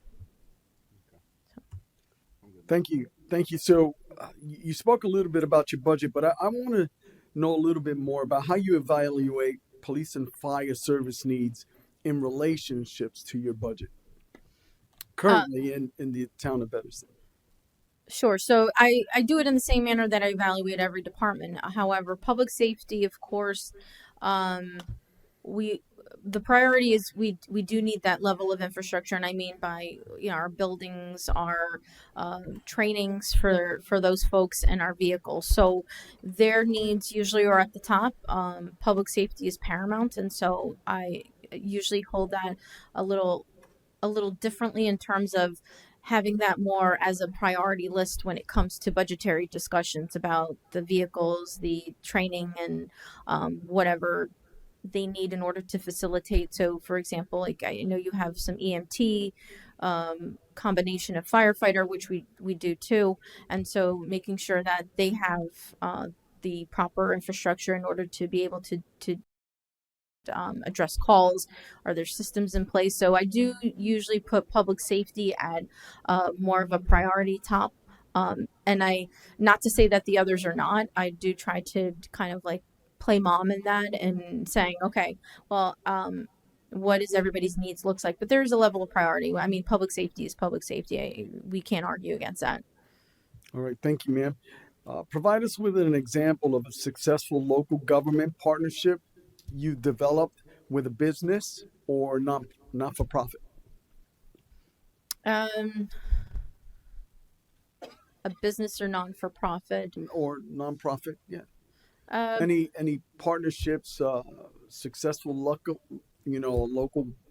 partnership that you had, a project that you had combined, kind of private public business? There's plenty of those. One of the policies actually that we just embarked on was a public space, adopt a spot, we call it. And that's now going to be and I've had that in other communities, and that's a public-private partnership. And the reason we did that was to beautify some of these areas that are hard for our staff to get to, manpower wise. And so, what we're going to do there in that program is to get some private partnerships. So local, whether it's local construction company or landscape or whatever local business. And so I've done a lot of that, partnering, if you will. The same thing with nonprofits. Again, going back to Maplewood being a culturally different community, we had a nonprofit called Coalition on Race to just kind of bring some of the inequities of the town to see how we can form good programming for those through our cultural arts division. So there's just been different places, different nonprofits and private partnerships. So thank you for that, ma'am. I'm trying to get to a place where, as you mentioned, Edison is more of a bedroom community that you're experiencing. I'm trying to get to a place where was there a project or is there a vision of you increasing that commercial tax base within Edison, or increasing, I know you mentioned about a downtown, but what efforts or what experience have you seen that have been proven successful to increase that commercial or whatever light industrial base? So right now we're actually dealing with trying to address our light industrial zone because again we've got some mixed homes and we've got some longstanding businesses there. So the way we've looked at it is we've put our heads together between our planning, our zoning, our engineering, and we try to look to see how we can work with those local businesses yet maintain that good rapport with the community. So that's been my experience is doing the due diligence part of with the professionals and then having community meetings with the residents to make sure that this is something that they would even consider or welcome into their neighborhood. Thank you. Deputy Mayor? Thank you. If you were to be extended an offer for employment, what would your vision look like as far as how long would you like to stay in Palm Bay? What would that decision look like in comparison to Palm Coast, and when could you start? So my interview with Palm Coast is until later in about 3 weeks or so, something like that. So obviously this is here and I'm here. So if you're asking me if there was an opportunity to be here, If you were to offered a job today, would you make a decision quickly, or would you have to wait for your other interview with Palm Coast? so I think I would be able to make a decision quickly. I would feel comfortable enough to be making a decision, and so that would be my answer. And then when could you start? So with respectfully to my employer, I usually give them 60 days, especially being in this position. I always want to keep a good, I have a great mayor and a good working relationship that understands sort of the process I'm going through. So I want to be respectful. I don't ever want to burn a bridge with any one of my previous employers. And that's really it. Give them that opportunity. Thank you. Thank you, Mayor. Okay, any other council members have any questions? So at this point, is there anything else you'd like to share? Sure. I want to share a little bit about the education that I commit to when I'm teaching procurement at our state college, and that is the education aspect of it for local government officials, your staff. I think that's really important to build up. And I want to make sure that whoever you choose understands that. Certainly, if I'm chosen, that's something that I want to implement. I'm also for our New Jersey Managers Association, our vice president, and that's a position that I've basically worked through the last handful of years. Our industry needs good leaders. And so I want to make sure that coming to Florida, that I am able to implement that not only here in Palm Bay but in the state of Florida, so that our industry is looked at as a profession, and that I'm here to make sure that our staff feels good about coming to work every day. And that's just a little bit I wanted to share about some of the side things that I do to make sure that we have folks coming, even our high school students, understand that there is a career path in local government and that there's a good retention that comes with that. So. Well, thank you, ma'am. We appreciate you applying and coming and spending a Saturday with us. So thank you. Thank you. So at this time, we're going to break. And Mr. Morgan, I see you had like 30 minutes. So should we reconvene at 3:15 or 15:16 or? That's fine. And so what we'll do is we'll ask all the applicants who you have interviewed today. Their waiting area is over across in Building A. We'll dismiss them and bring them back into this room. I know there were several members of the public that wanted to start to meet them and maybe ask them some questions and mingle a little bit. And so that half-hour time, it'll give me time to go and talk to the department heads who have been candidates when they haven't been here, have been meeting with the department heads, get some sense of what their feelings were about the different candidates. And I can bring you that information. So during that time when the council's not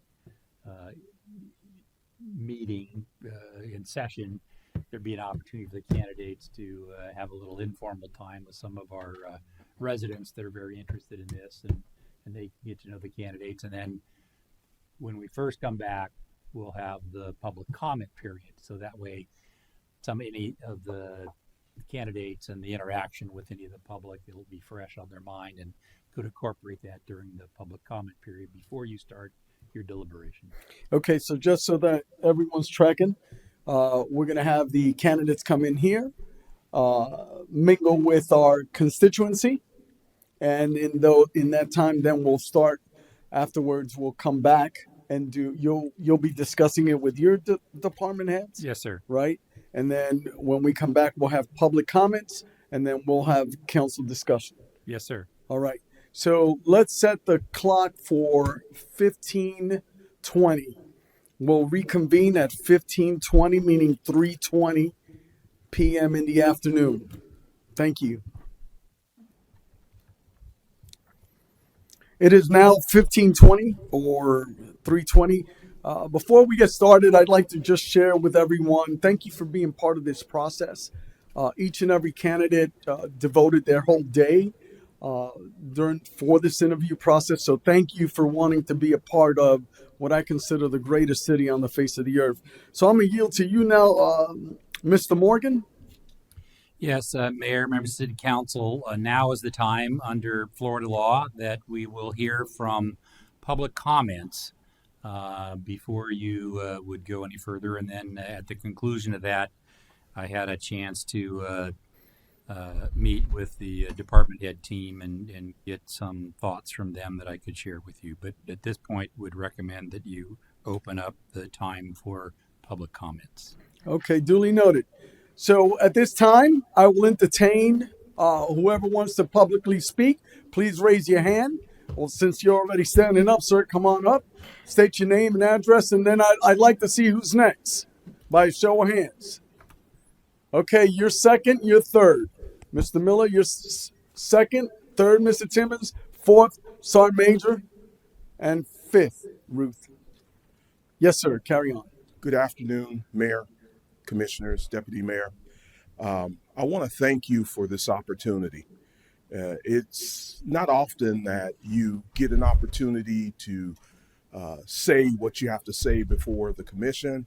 And I want to thank you for bringing all of these great candidates in. Not one of them was a bad candidate.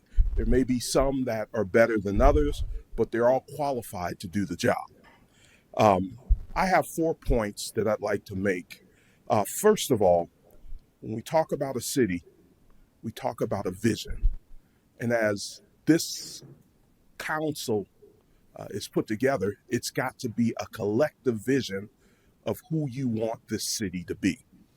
So first of all, when you look at that, I always look at the Bible. I'm a preacher. Proverbs 29:8 says, where there is no vision, the people perish. And so we collectively have to have a vision, and we need a city manager that's capable of creating a vision that's collective of your vision and the constituents' vision, the people that pay the taxes. And so we need someone who has the skills to bring everybody collectively at the table to deliver and establish a strategic plan that will be utilized to direct the resources of the city. So when you look at the candidates that are in this room, you have to look at it through the lens of somebody that can produce that. Because that's the failure, I think, of this city over the last 14 to 15 years. We haven't had a strategic plan, and we haven't had a city manager to develop a strategic plan, and one that does not just sit on the coffee table, but one that's actively used to guide the city. Number two, and I got 54 seconds, we need someone who understands project management and economic development that can help to grow the city's commercial footprint and tax base. As you heard from all of the candidates, this is a bedroom community that's basically residential in nature. If you're going to take the pressure off of the residents, you're going to have to create an environment, and you're going to need somebody that has the capacity to bring developers in and to make investment in our city. Okay? Number 3, and I got 18 seconds. Let me just hasten to my last point. I'm opposed to bringing back a candidate who led this organization when his direct report was accused of racketeering and bribery and later convicted of these crimes. We need to start new. Thank you. And we need to have somebody who has the skills and can bring that to bear. Thank you very much. Thank you. Second person was Mr. Miller. Come on up. Please state your name.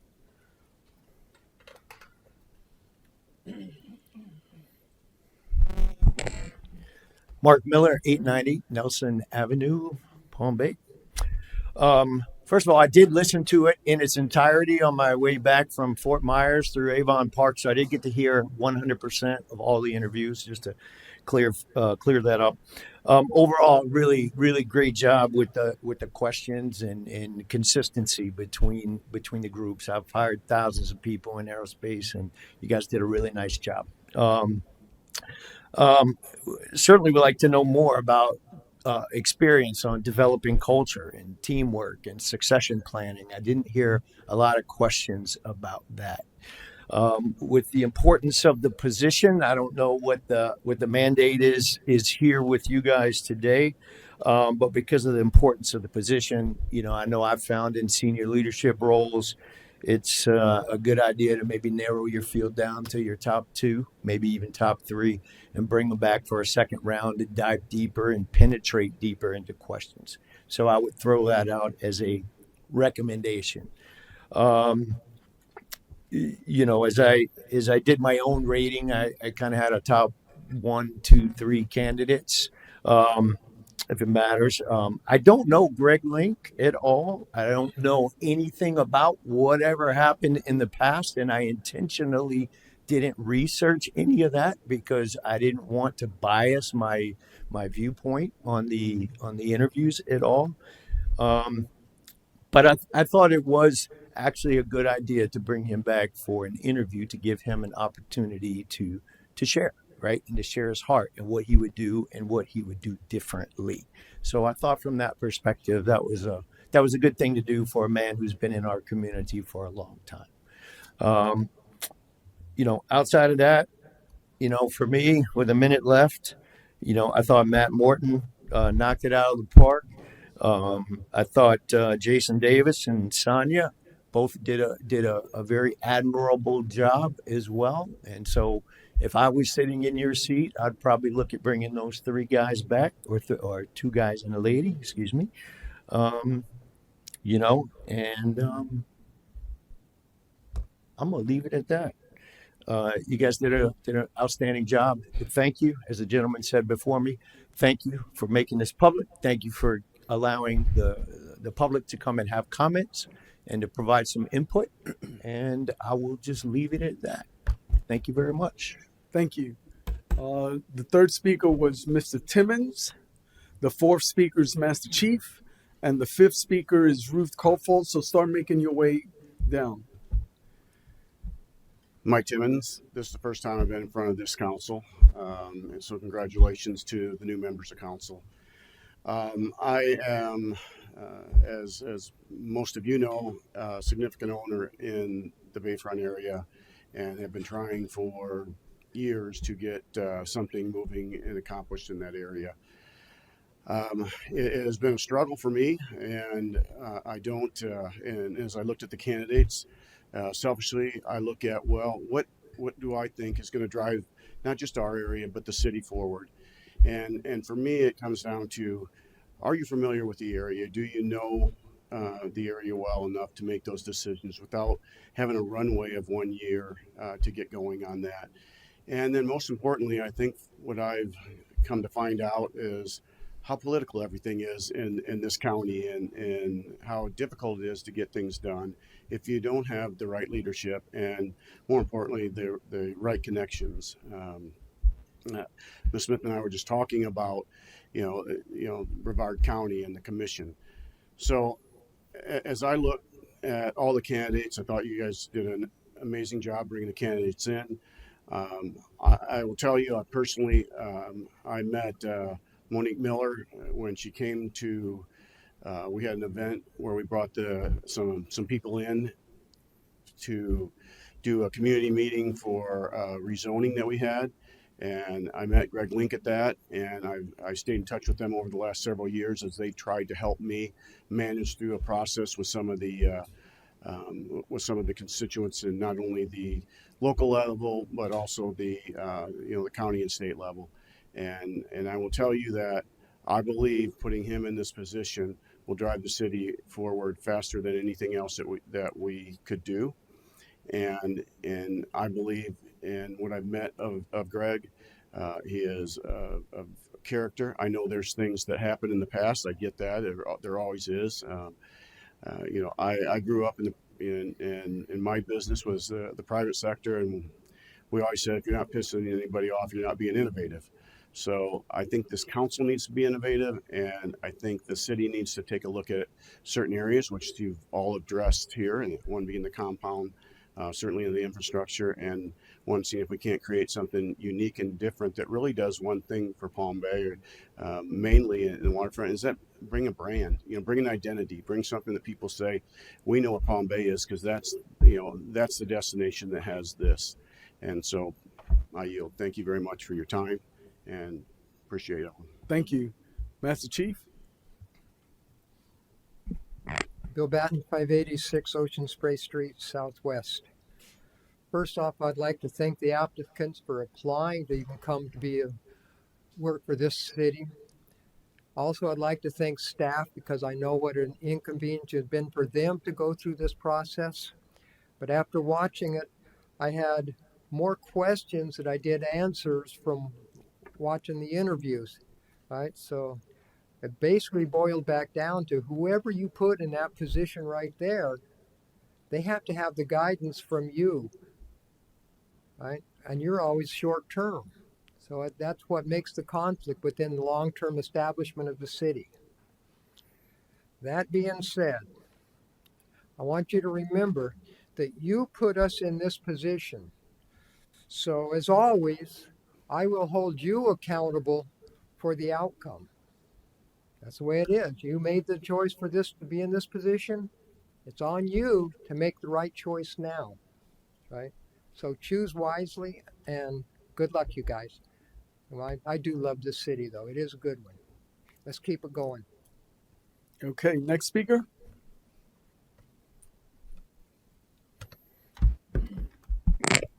Ruth Caulfield, 935 Douglas Street, Southeast.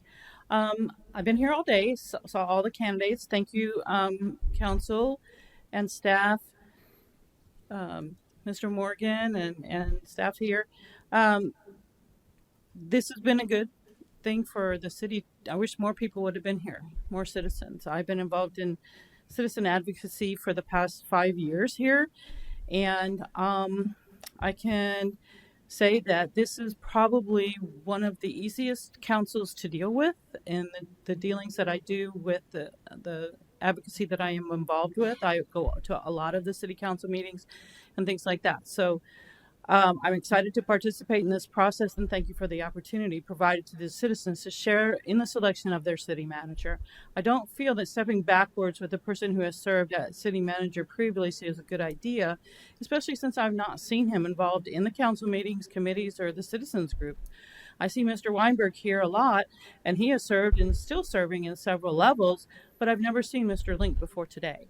So of the 6 candidates that were left that presented here today, my top 3 would be Matthew Thomas Morton, Jason Brian Davis, and William Lawrence. Thank you.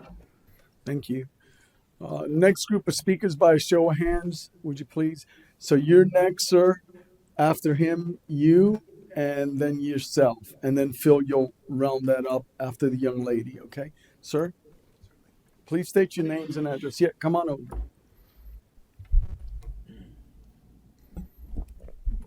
Good afternoon, Jared Elkins, LFA Holdings.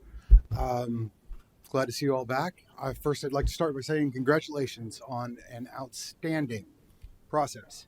Very well done. You all should take a minute and really congratulate yourselves on the utmost of decorum, professionalism, and efficiency today. You got through a lot of work, and honestly, I could not have been more proud to be a part of this process today. That being said, I'd like to formally disclose Greg Link has been an advisor to Alethea Holdings for almost 2 years. In a professional advisory capacity, he's been under NDA. He has not been able to appear. He has not been able to speak to what we're working on. The compound project, my intimate knowledge of the project, is a direct result of all of the guidance, the advisory board work he's done, the leadership he's shown within my organization that has led us, with his help, to raise $426 million worth of economic development commitment over an 8-year period, starting effective, what did you say you could start this afternoon? I think you said this morning? We're ready to go. We have a commitment letter from Flourish Farms to relocate their headquarters out of Nevada to Palm Bay, Florida to springboard phase 0 with a 600,000 square foot greenhouse housing 21.5 million plants. As part of the public-private partnership we began to contemplate under Suzanne Sherman. That whole thing fell apart. I don't even want to get into that and relitigate all of that process. We're now back. We're here.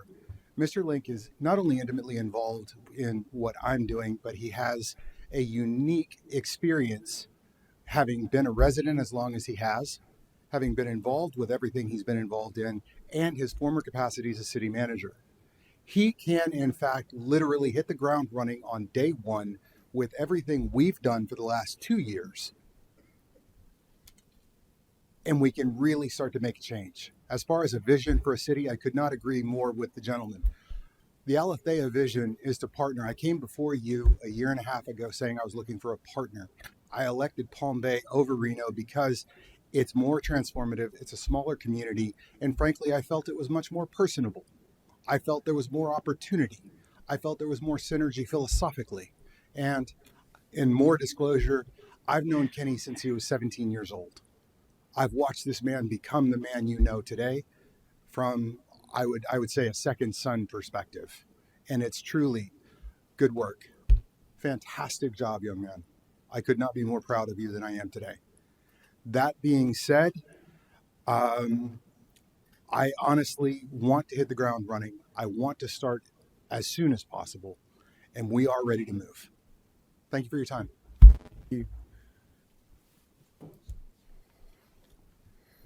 Well, how do you follow that? Michael Briette, 742 Cornelia Avenue. Bless you. I can only give you my opinion from this perspective. If you're a fighter, you want to know your opponent that you're fighting. Who better to know the opponent? He's been there. He's fought this opponent. He's beat this opponent. He's got good results. And to repeat something else that was said, we don't need to give a runway. We need someone that's going to be on the job from day one and working. There's no learning curves in this job. They don't know the opponent here. This man does. And I tried getting you to stay, Scott, but you said no. And I understand that because my wife would probably beat me up too. That's all. Thank you. Next speaker.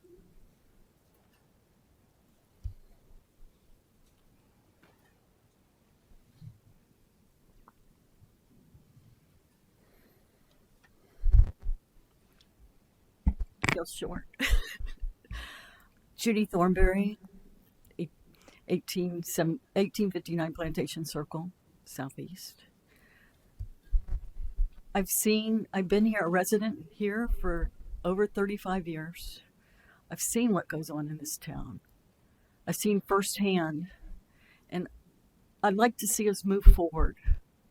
It's the first time I've addressed in this council. I went to every meeting from 2015 to 2020. I sat in these chairs. I didn't come back after 2020 because the corruption stopped. Not stopped, but was leveled out, I should say. It came to the attention. I've seen FDLE in the departments here. I've seen the growth management FDLE before 2020, and I'm tired. I'm very tired. I want to see us move forward. And in my opinion, what I saw, sat here all day, in my opinion, is Tim Morton. I want to say Tim Morton. Tim Morton and Davis were the two top in my from sitting here listening to them. And I hope you really will go with one of those candidates.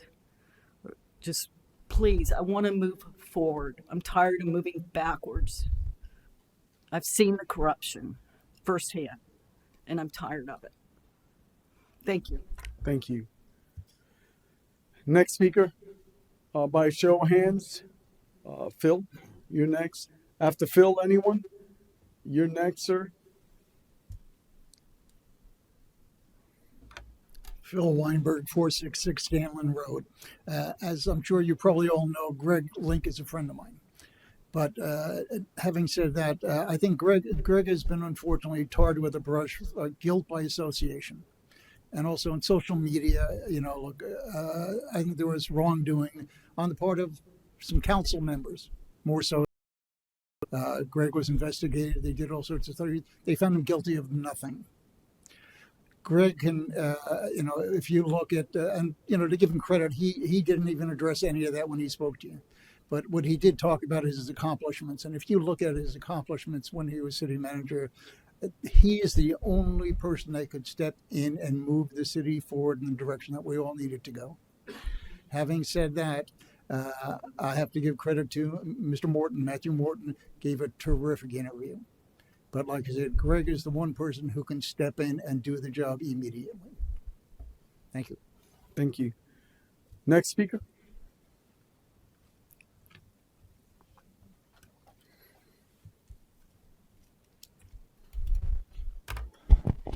Lance Fisher.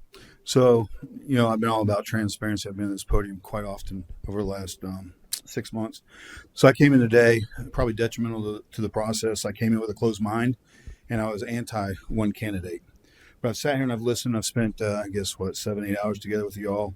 And I realized it would be very hypocritical of me to come in here closed-minded against one candidate when I'm asking you all to be transparent and open about, open-minded about the other candidates. So for me to sit here and shut one candidate down, it would be hypocritical of me. So you guys got my email yesterday discussing my concerns with the process, but I moved on from that. So I sat here today, and I'll be honest, I broke these down into 3 categories as well. And what you guys, I guess what you have to decide is you have two avenues here. You have you have the community that wants to move forward, and I think you've heard the 2 consistent names, Mr. Morton and Mr. Davis. Mr. Morton, he got an applause when he was done. If there was a mic, he should have dropped it and walked out. The man answered your accountability, and you know that I'm all about accountability. And it's all I've been asking for since April 15th is about accountability. He brought in an outside agency to investigate his HR. That's huge, and I think that's important. He researched Palm Bay. The man answered every question. You guys didn't have to go into what do you know about Palm Bay. He researched it. He wanted this job. Mr. Davis did an outstanding job as well. But it just seemed like he was more focused on the Fort Lauderdale. He didn't have the same research that Mr. Morton had. And so I think that he talked about empowering people, Mr. Morton. He talked about empowering people. We know that's a struggle with the city. We're not empowering our folks. We're too heavily reliant. And so he talked about trust and transparency, which I believe is important. And that's why I came up here to respect the process today and not go backwards. So I'll spend my last minute talking, and I think I'm going to speak for a majority of the community. We don't want to go backwards. We don't want to be held hostage by investors. We don't want a candidate that's paid for and bought. I don't need to hear about $462 million if you select my guy. I believe if you start the city manager process with that on your table, you're already bought and paid for. That's just my personal opinion, and I don't think that this city wants that. I've had conversations today. I've been able to clear my conscience. I've had multiple conversations, but I believe, because I've watched every council meeting for the last 4 ones, I watched them all since Monday, trying to figure out this speech that I still haven't written. I walked up here today with nothing. This city does not want to go backwards. They don't want to be owned. If you make a decision to go with Mr. Link, you are owned. You're owned by $462 million. It's been said over and over again. I don't think that's how we want to move forward. Mr. Morton has the ability to come today. I listened to the man speak. He's smart. He used words that are much bigger than any of us know. He could come in tomorrow and take this job and move forward. But I do appreciate your process. Thank you. I appreciate the process. Thank you, sir. Yep. Thank you. Okay, next group of speakers by show of hands. Anyone else wish to speak? Judy, you're next. After Judy, anyone else in the public going to speak? Sir, we're in public comments right now. Carry on. Okay, I'm Judy, 751 Pebble Beach Avenue, Palm Bay. And I did spend a lot of time prior to today on looking at the resumes. And at the last meeting, I had stated that the first 3 that were on the board over there were exactly my 3. I've listened to everything today, and I believe I've come up with the same 3 choices. However, not in that order. I believe, one of them wasn't here. I'm sorry. So there was 2 choices. I believe that our city can go forward with Mr. Morton. He has the enthusiasm. He has done his homework, and he's very amiable. I think he can show that Palm Bay is a great place to work. I love his enthusiasm. Mr. Davis, I believe, can do the same. I firmly on his side as well. Unfortunately, the third one that I had picked did not come today. So I don't want to go backwards. I think what happened to our city from 2015 to 2020 was abhorrible. And there has been no apology. There's been no acknowledgement of wrongdoing. Anyone that was in that environment that did not see what was going on around them had to be blind or an idiot. So I'm dead set against going backwards. I'm hoping that you make a wise choice. Think of the future of Palm Bay. Think of the residents of Palm Bay and the trust that must be put in you, in your decision, and the city manager. That's all I got to say. Thank you. Thank you, ma'am. Anyone else wish to speak for or against anything? Before, sir, you already spoke. Is there anyone else that wishes to address the council? I'm making this final call. That concludes the public comments, and now this is going to go back to council, but before it does, I want to have our city manager, Mr. Morgan. The very first thing I want to share with you is thank you for bringing us to this point. Thank you for the opportunity of having such a great outcome in interviews with minimal cost. We were provided with outstanding quality candidates. The interview process was perfect. I want to thank my fellow council members for actually working with me in this time challenge day to give up your Saturdays and do the right thing for the city. And quite frankly, I'm excited. We get to choose our future leader here. This is an opportunity of a lifetime. And I believe in moving forward and moving the city forward. This is such a huge blessing for each and every one of us to be part of this process. And I thank each and every candidate. I'm excited that you chose Palm Bay to be a part of. And for that, I'm forever grateful. To our citizens, my hat's off to you. Outstanding job being part of the process all day. I'm encouraged by you allowing me to serve as mayor. But when I see government in action like today, I'm encouraged, I'm motivated. I feel like going out and PTing for a mile. I digress. It is so important for me as a Palm Bayer of over 37 years to see your engagement, to see your love for our community. And I thank you for the opportunity that you've bestowed on each and every one of us. Mr. Morgan, I truly appreciate your efforts here today. Your efforts when the city needed you, the city of Palm Bay needed you, you came forward and brought us to this brink of us about to make a decision that would affect the rest of our lives for years to come, in my opinion. Carry on, Mr. Morgan. Yes, Mayor.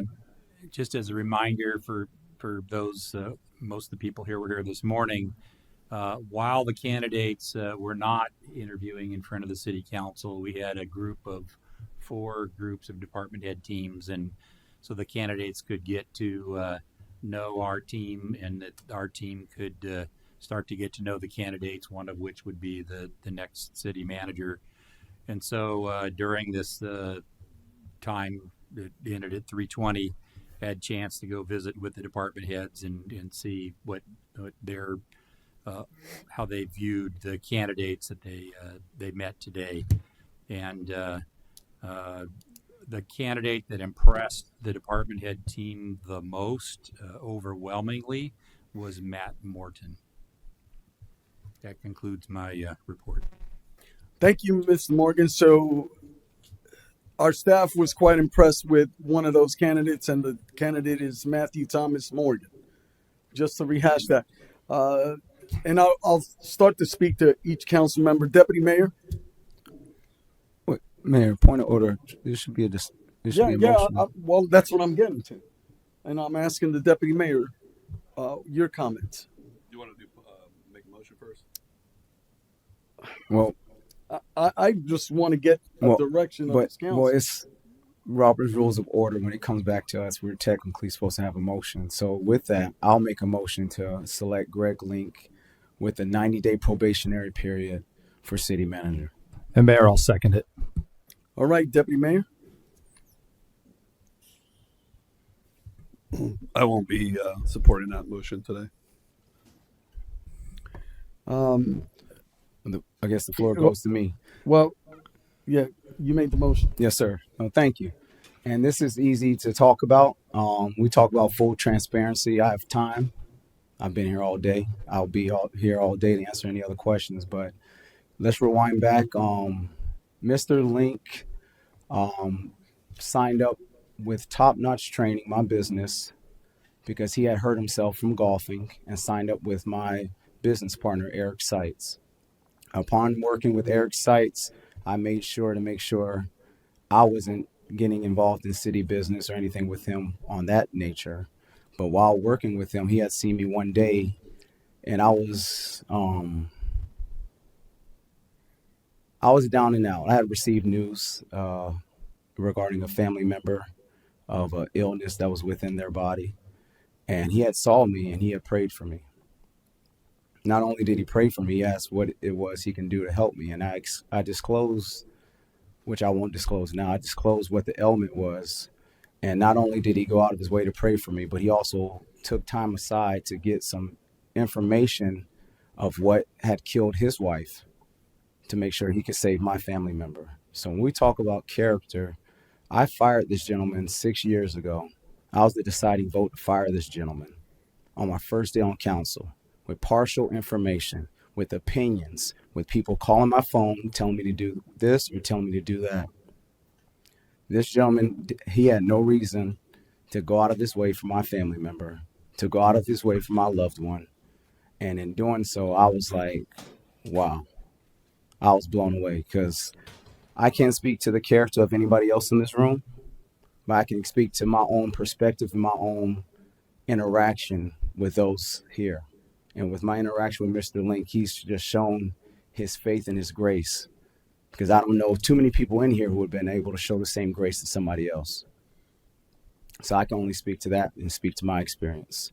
Aside from that, speaking to Mr. Timmons and speaking to others in regards to their time delays on projects and getting things moving, that's a whole nother avenue. But I wanted to make sure I spoke on the character aspect of my experience with Mr. Link. I didn't have a chance to really have an experience with him prior, because on my first day of being sworn into office was the same day that we fired him, a 3-2 vote. So with that, on top of what I know he can do for the city on hitting the ground forward, that's why I had no problem making the motion. The two other applicants that I selected, Sahoni, he withdrew, so he wasn't here, and the other one didn't make the cut, which is why I knocked my list down to 3 instead of 5, because I didn't feel like we should be bringing so many people here. Highly impressed with Mr. Morton, but that's also why I put a 90-day probationary period in place, because if we're not satisfied with what we see in 90 days, you got to go. That's all, Mayor. Thank you, Councilman Langevin. You've seconded the motion. Yeah, thank you, Mayor. I mean, I don't think my second was any surprise. I've been behind Greg Link since day one. One of my favorite congressmen in the past said, I fear nothing on the earth, above the earth, or under the earth except to do wrong. And this man has been wrong from day one. He's a phenomenal man. I know Greg Link. I know his heart. He's got one of the biggest hearts that I know. But more importantly, he's the only candidate in this room that knows the city, that can start on day one, that has the relationships at every level of government and in the business community that's needed. We're already 6 months behind since the last election, and even our best candidates after Greg Link have said it'll take at least 6 months for them to get spun up to do what they're going to do. And I keep hearing, we're going to go forward. We're not going back. That was literally Kamala Harris's campaign slogan.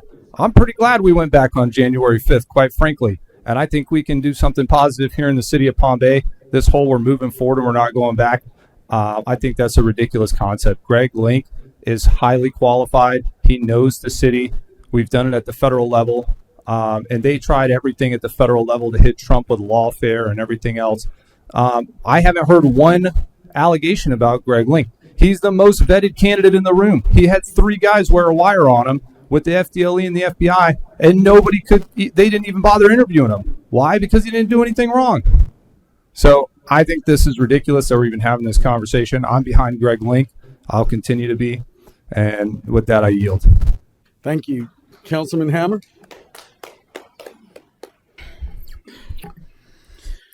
I have to go into this with not just using my heart, because when I got into here, one of my first decisions up here was to fire somebody I considered one of my friends. I could sit here and say Greg Link was one of my best bosses I've ever had. I probably wouldn't have even been in politics if he wouldn't have let me get involved with economic development. Something that gave me this passion to be here right now. And it's something that weighs on my heart a lot. Do I think that Greg Link can do a good job? I do. But what troubles me is what follows it. The amount of people that every single thing that we do is going to be under a microscope. And I would love to sit here and if everybody could realize what kind of a good man that I've known Greg Link to be to me, that would be a completely different story. I'm not here for me. I'm not here for how I feel, because I feel Greg Link can do a great job. I think he can come in. I think he can hit the ground running. But I am here for the people that voted for me. And I'm here for the people. I've gotten 50 to 60 emails, text messages, everything about this is what I voted for you for.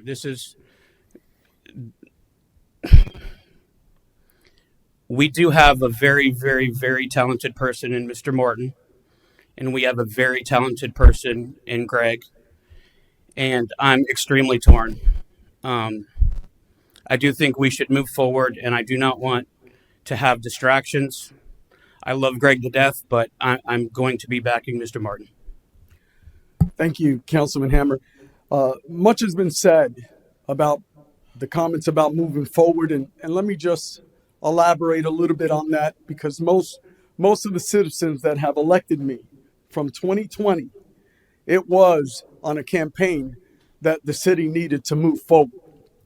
That being said, in 2024, it was the same message. We need to move this city forward on commercial, on different industries and different opportunities. So that campaign slogan was always about moving forward and forgetting what happened in our dark past. I will not be supporting this motion, and I am in agreement that I believe the candidate that proved to be head and shoulders above everyone else is Mr. Matthew Thomas Morton. So with that being said, I'm going to call the question. All in favor signify by saying aye. Aye. All opposed signify by saying nay. Nay. I'd like a roll call, please. Excuse me. Deputy Mayor Jaffe? Nay. Councilman Johnson? Aye. Councilman Hammer? Nay. Councilman Langevin? Aye. Mayor Medina? Nay. I'll entertain another motion at this time. I'll make a motion that we offer the city manager position to Matthew Thomas Morton. I'll second that. Mr. I just want to say Deputy Mayor? thank you to staff as well for being here today, and just an incredible job that you guys all do, and thank you for being a part of the process.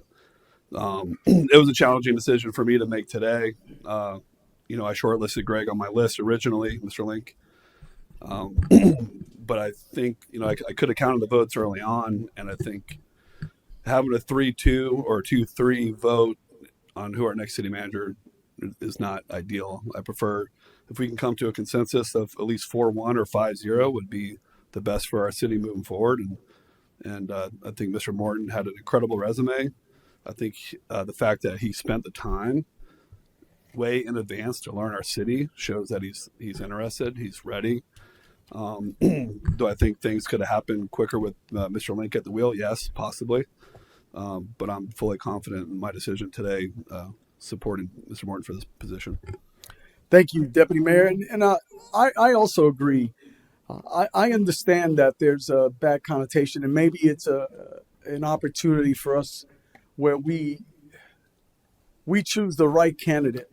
I truly believe this interview process, we had some outstanding candidates, as I said before.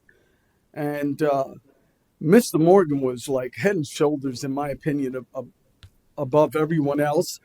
His talents with development, commercial, light industrial, being in city government, I think will bring a value to our city, a much needed value and much more needed vision. The vision I can see him bringing and working with each and every council member. Councilman Langevin, when you asked, and I loved how you were consistent with every single candidate, who was your founding father and why? I think out of all the candidates, he nailed it the most. And so I was encouraged by each and every one of his answers. With that being said, that's why I seconded the motion. This is no reflection on Mr. Greg Link. My motion, not to support him as our city manager, is no reflection on Mr. Greg Link, because he has been a Palm Bayer. He has proven to be a good man, a good citizen, and moreover, a great man of faith in his place of worship, which I do consider and add value to that. So I commend Mr. Link for being part of this process. I commend them for having the courage to come in here. At the same time, I believe that the candidate that we have selected, Mr. Morgan, is truly the best candidate that we can have and pose our city for greatness. With that being said, I'm going to call the question. All in favor of the motion signify by saying aye. Aye. Aye. All opposed signify by saying nay. Nay. So roll call, please. Councilman Johnson. Nay. Councilman Hammer. Aye. Councilman Langevin. Aye. Mayor Medina. Aye. Deputy Mayor Jaffe. Aye. Motion passes 4-1. City manager, I guess the instruction now is for you and the city attorney to negotiate a contract for our future city manager to come forward. Yes, we can bring that to you at a future regular council meeting. Again, before we adjourn, I want to thank each and every candidate for choosing Palm Bay. I want to thank each and every citizen that voiced your opinion, your valued opinion. I want to thank you for being part of this process. The city of Palm Bay is moving forward with a new city manager, and I'm excited about things to come. May God bless you. May God keep you, and may God continue to bless our great city, Palm Bay. Hoorah. This meeting's adjourned.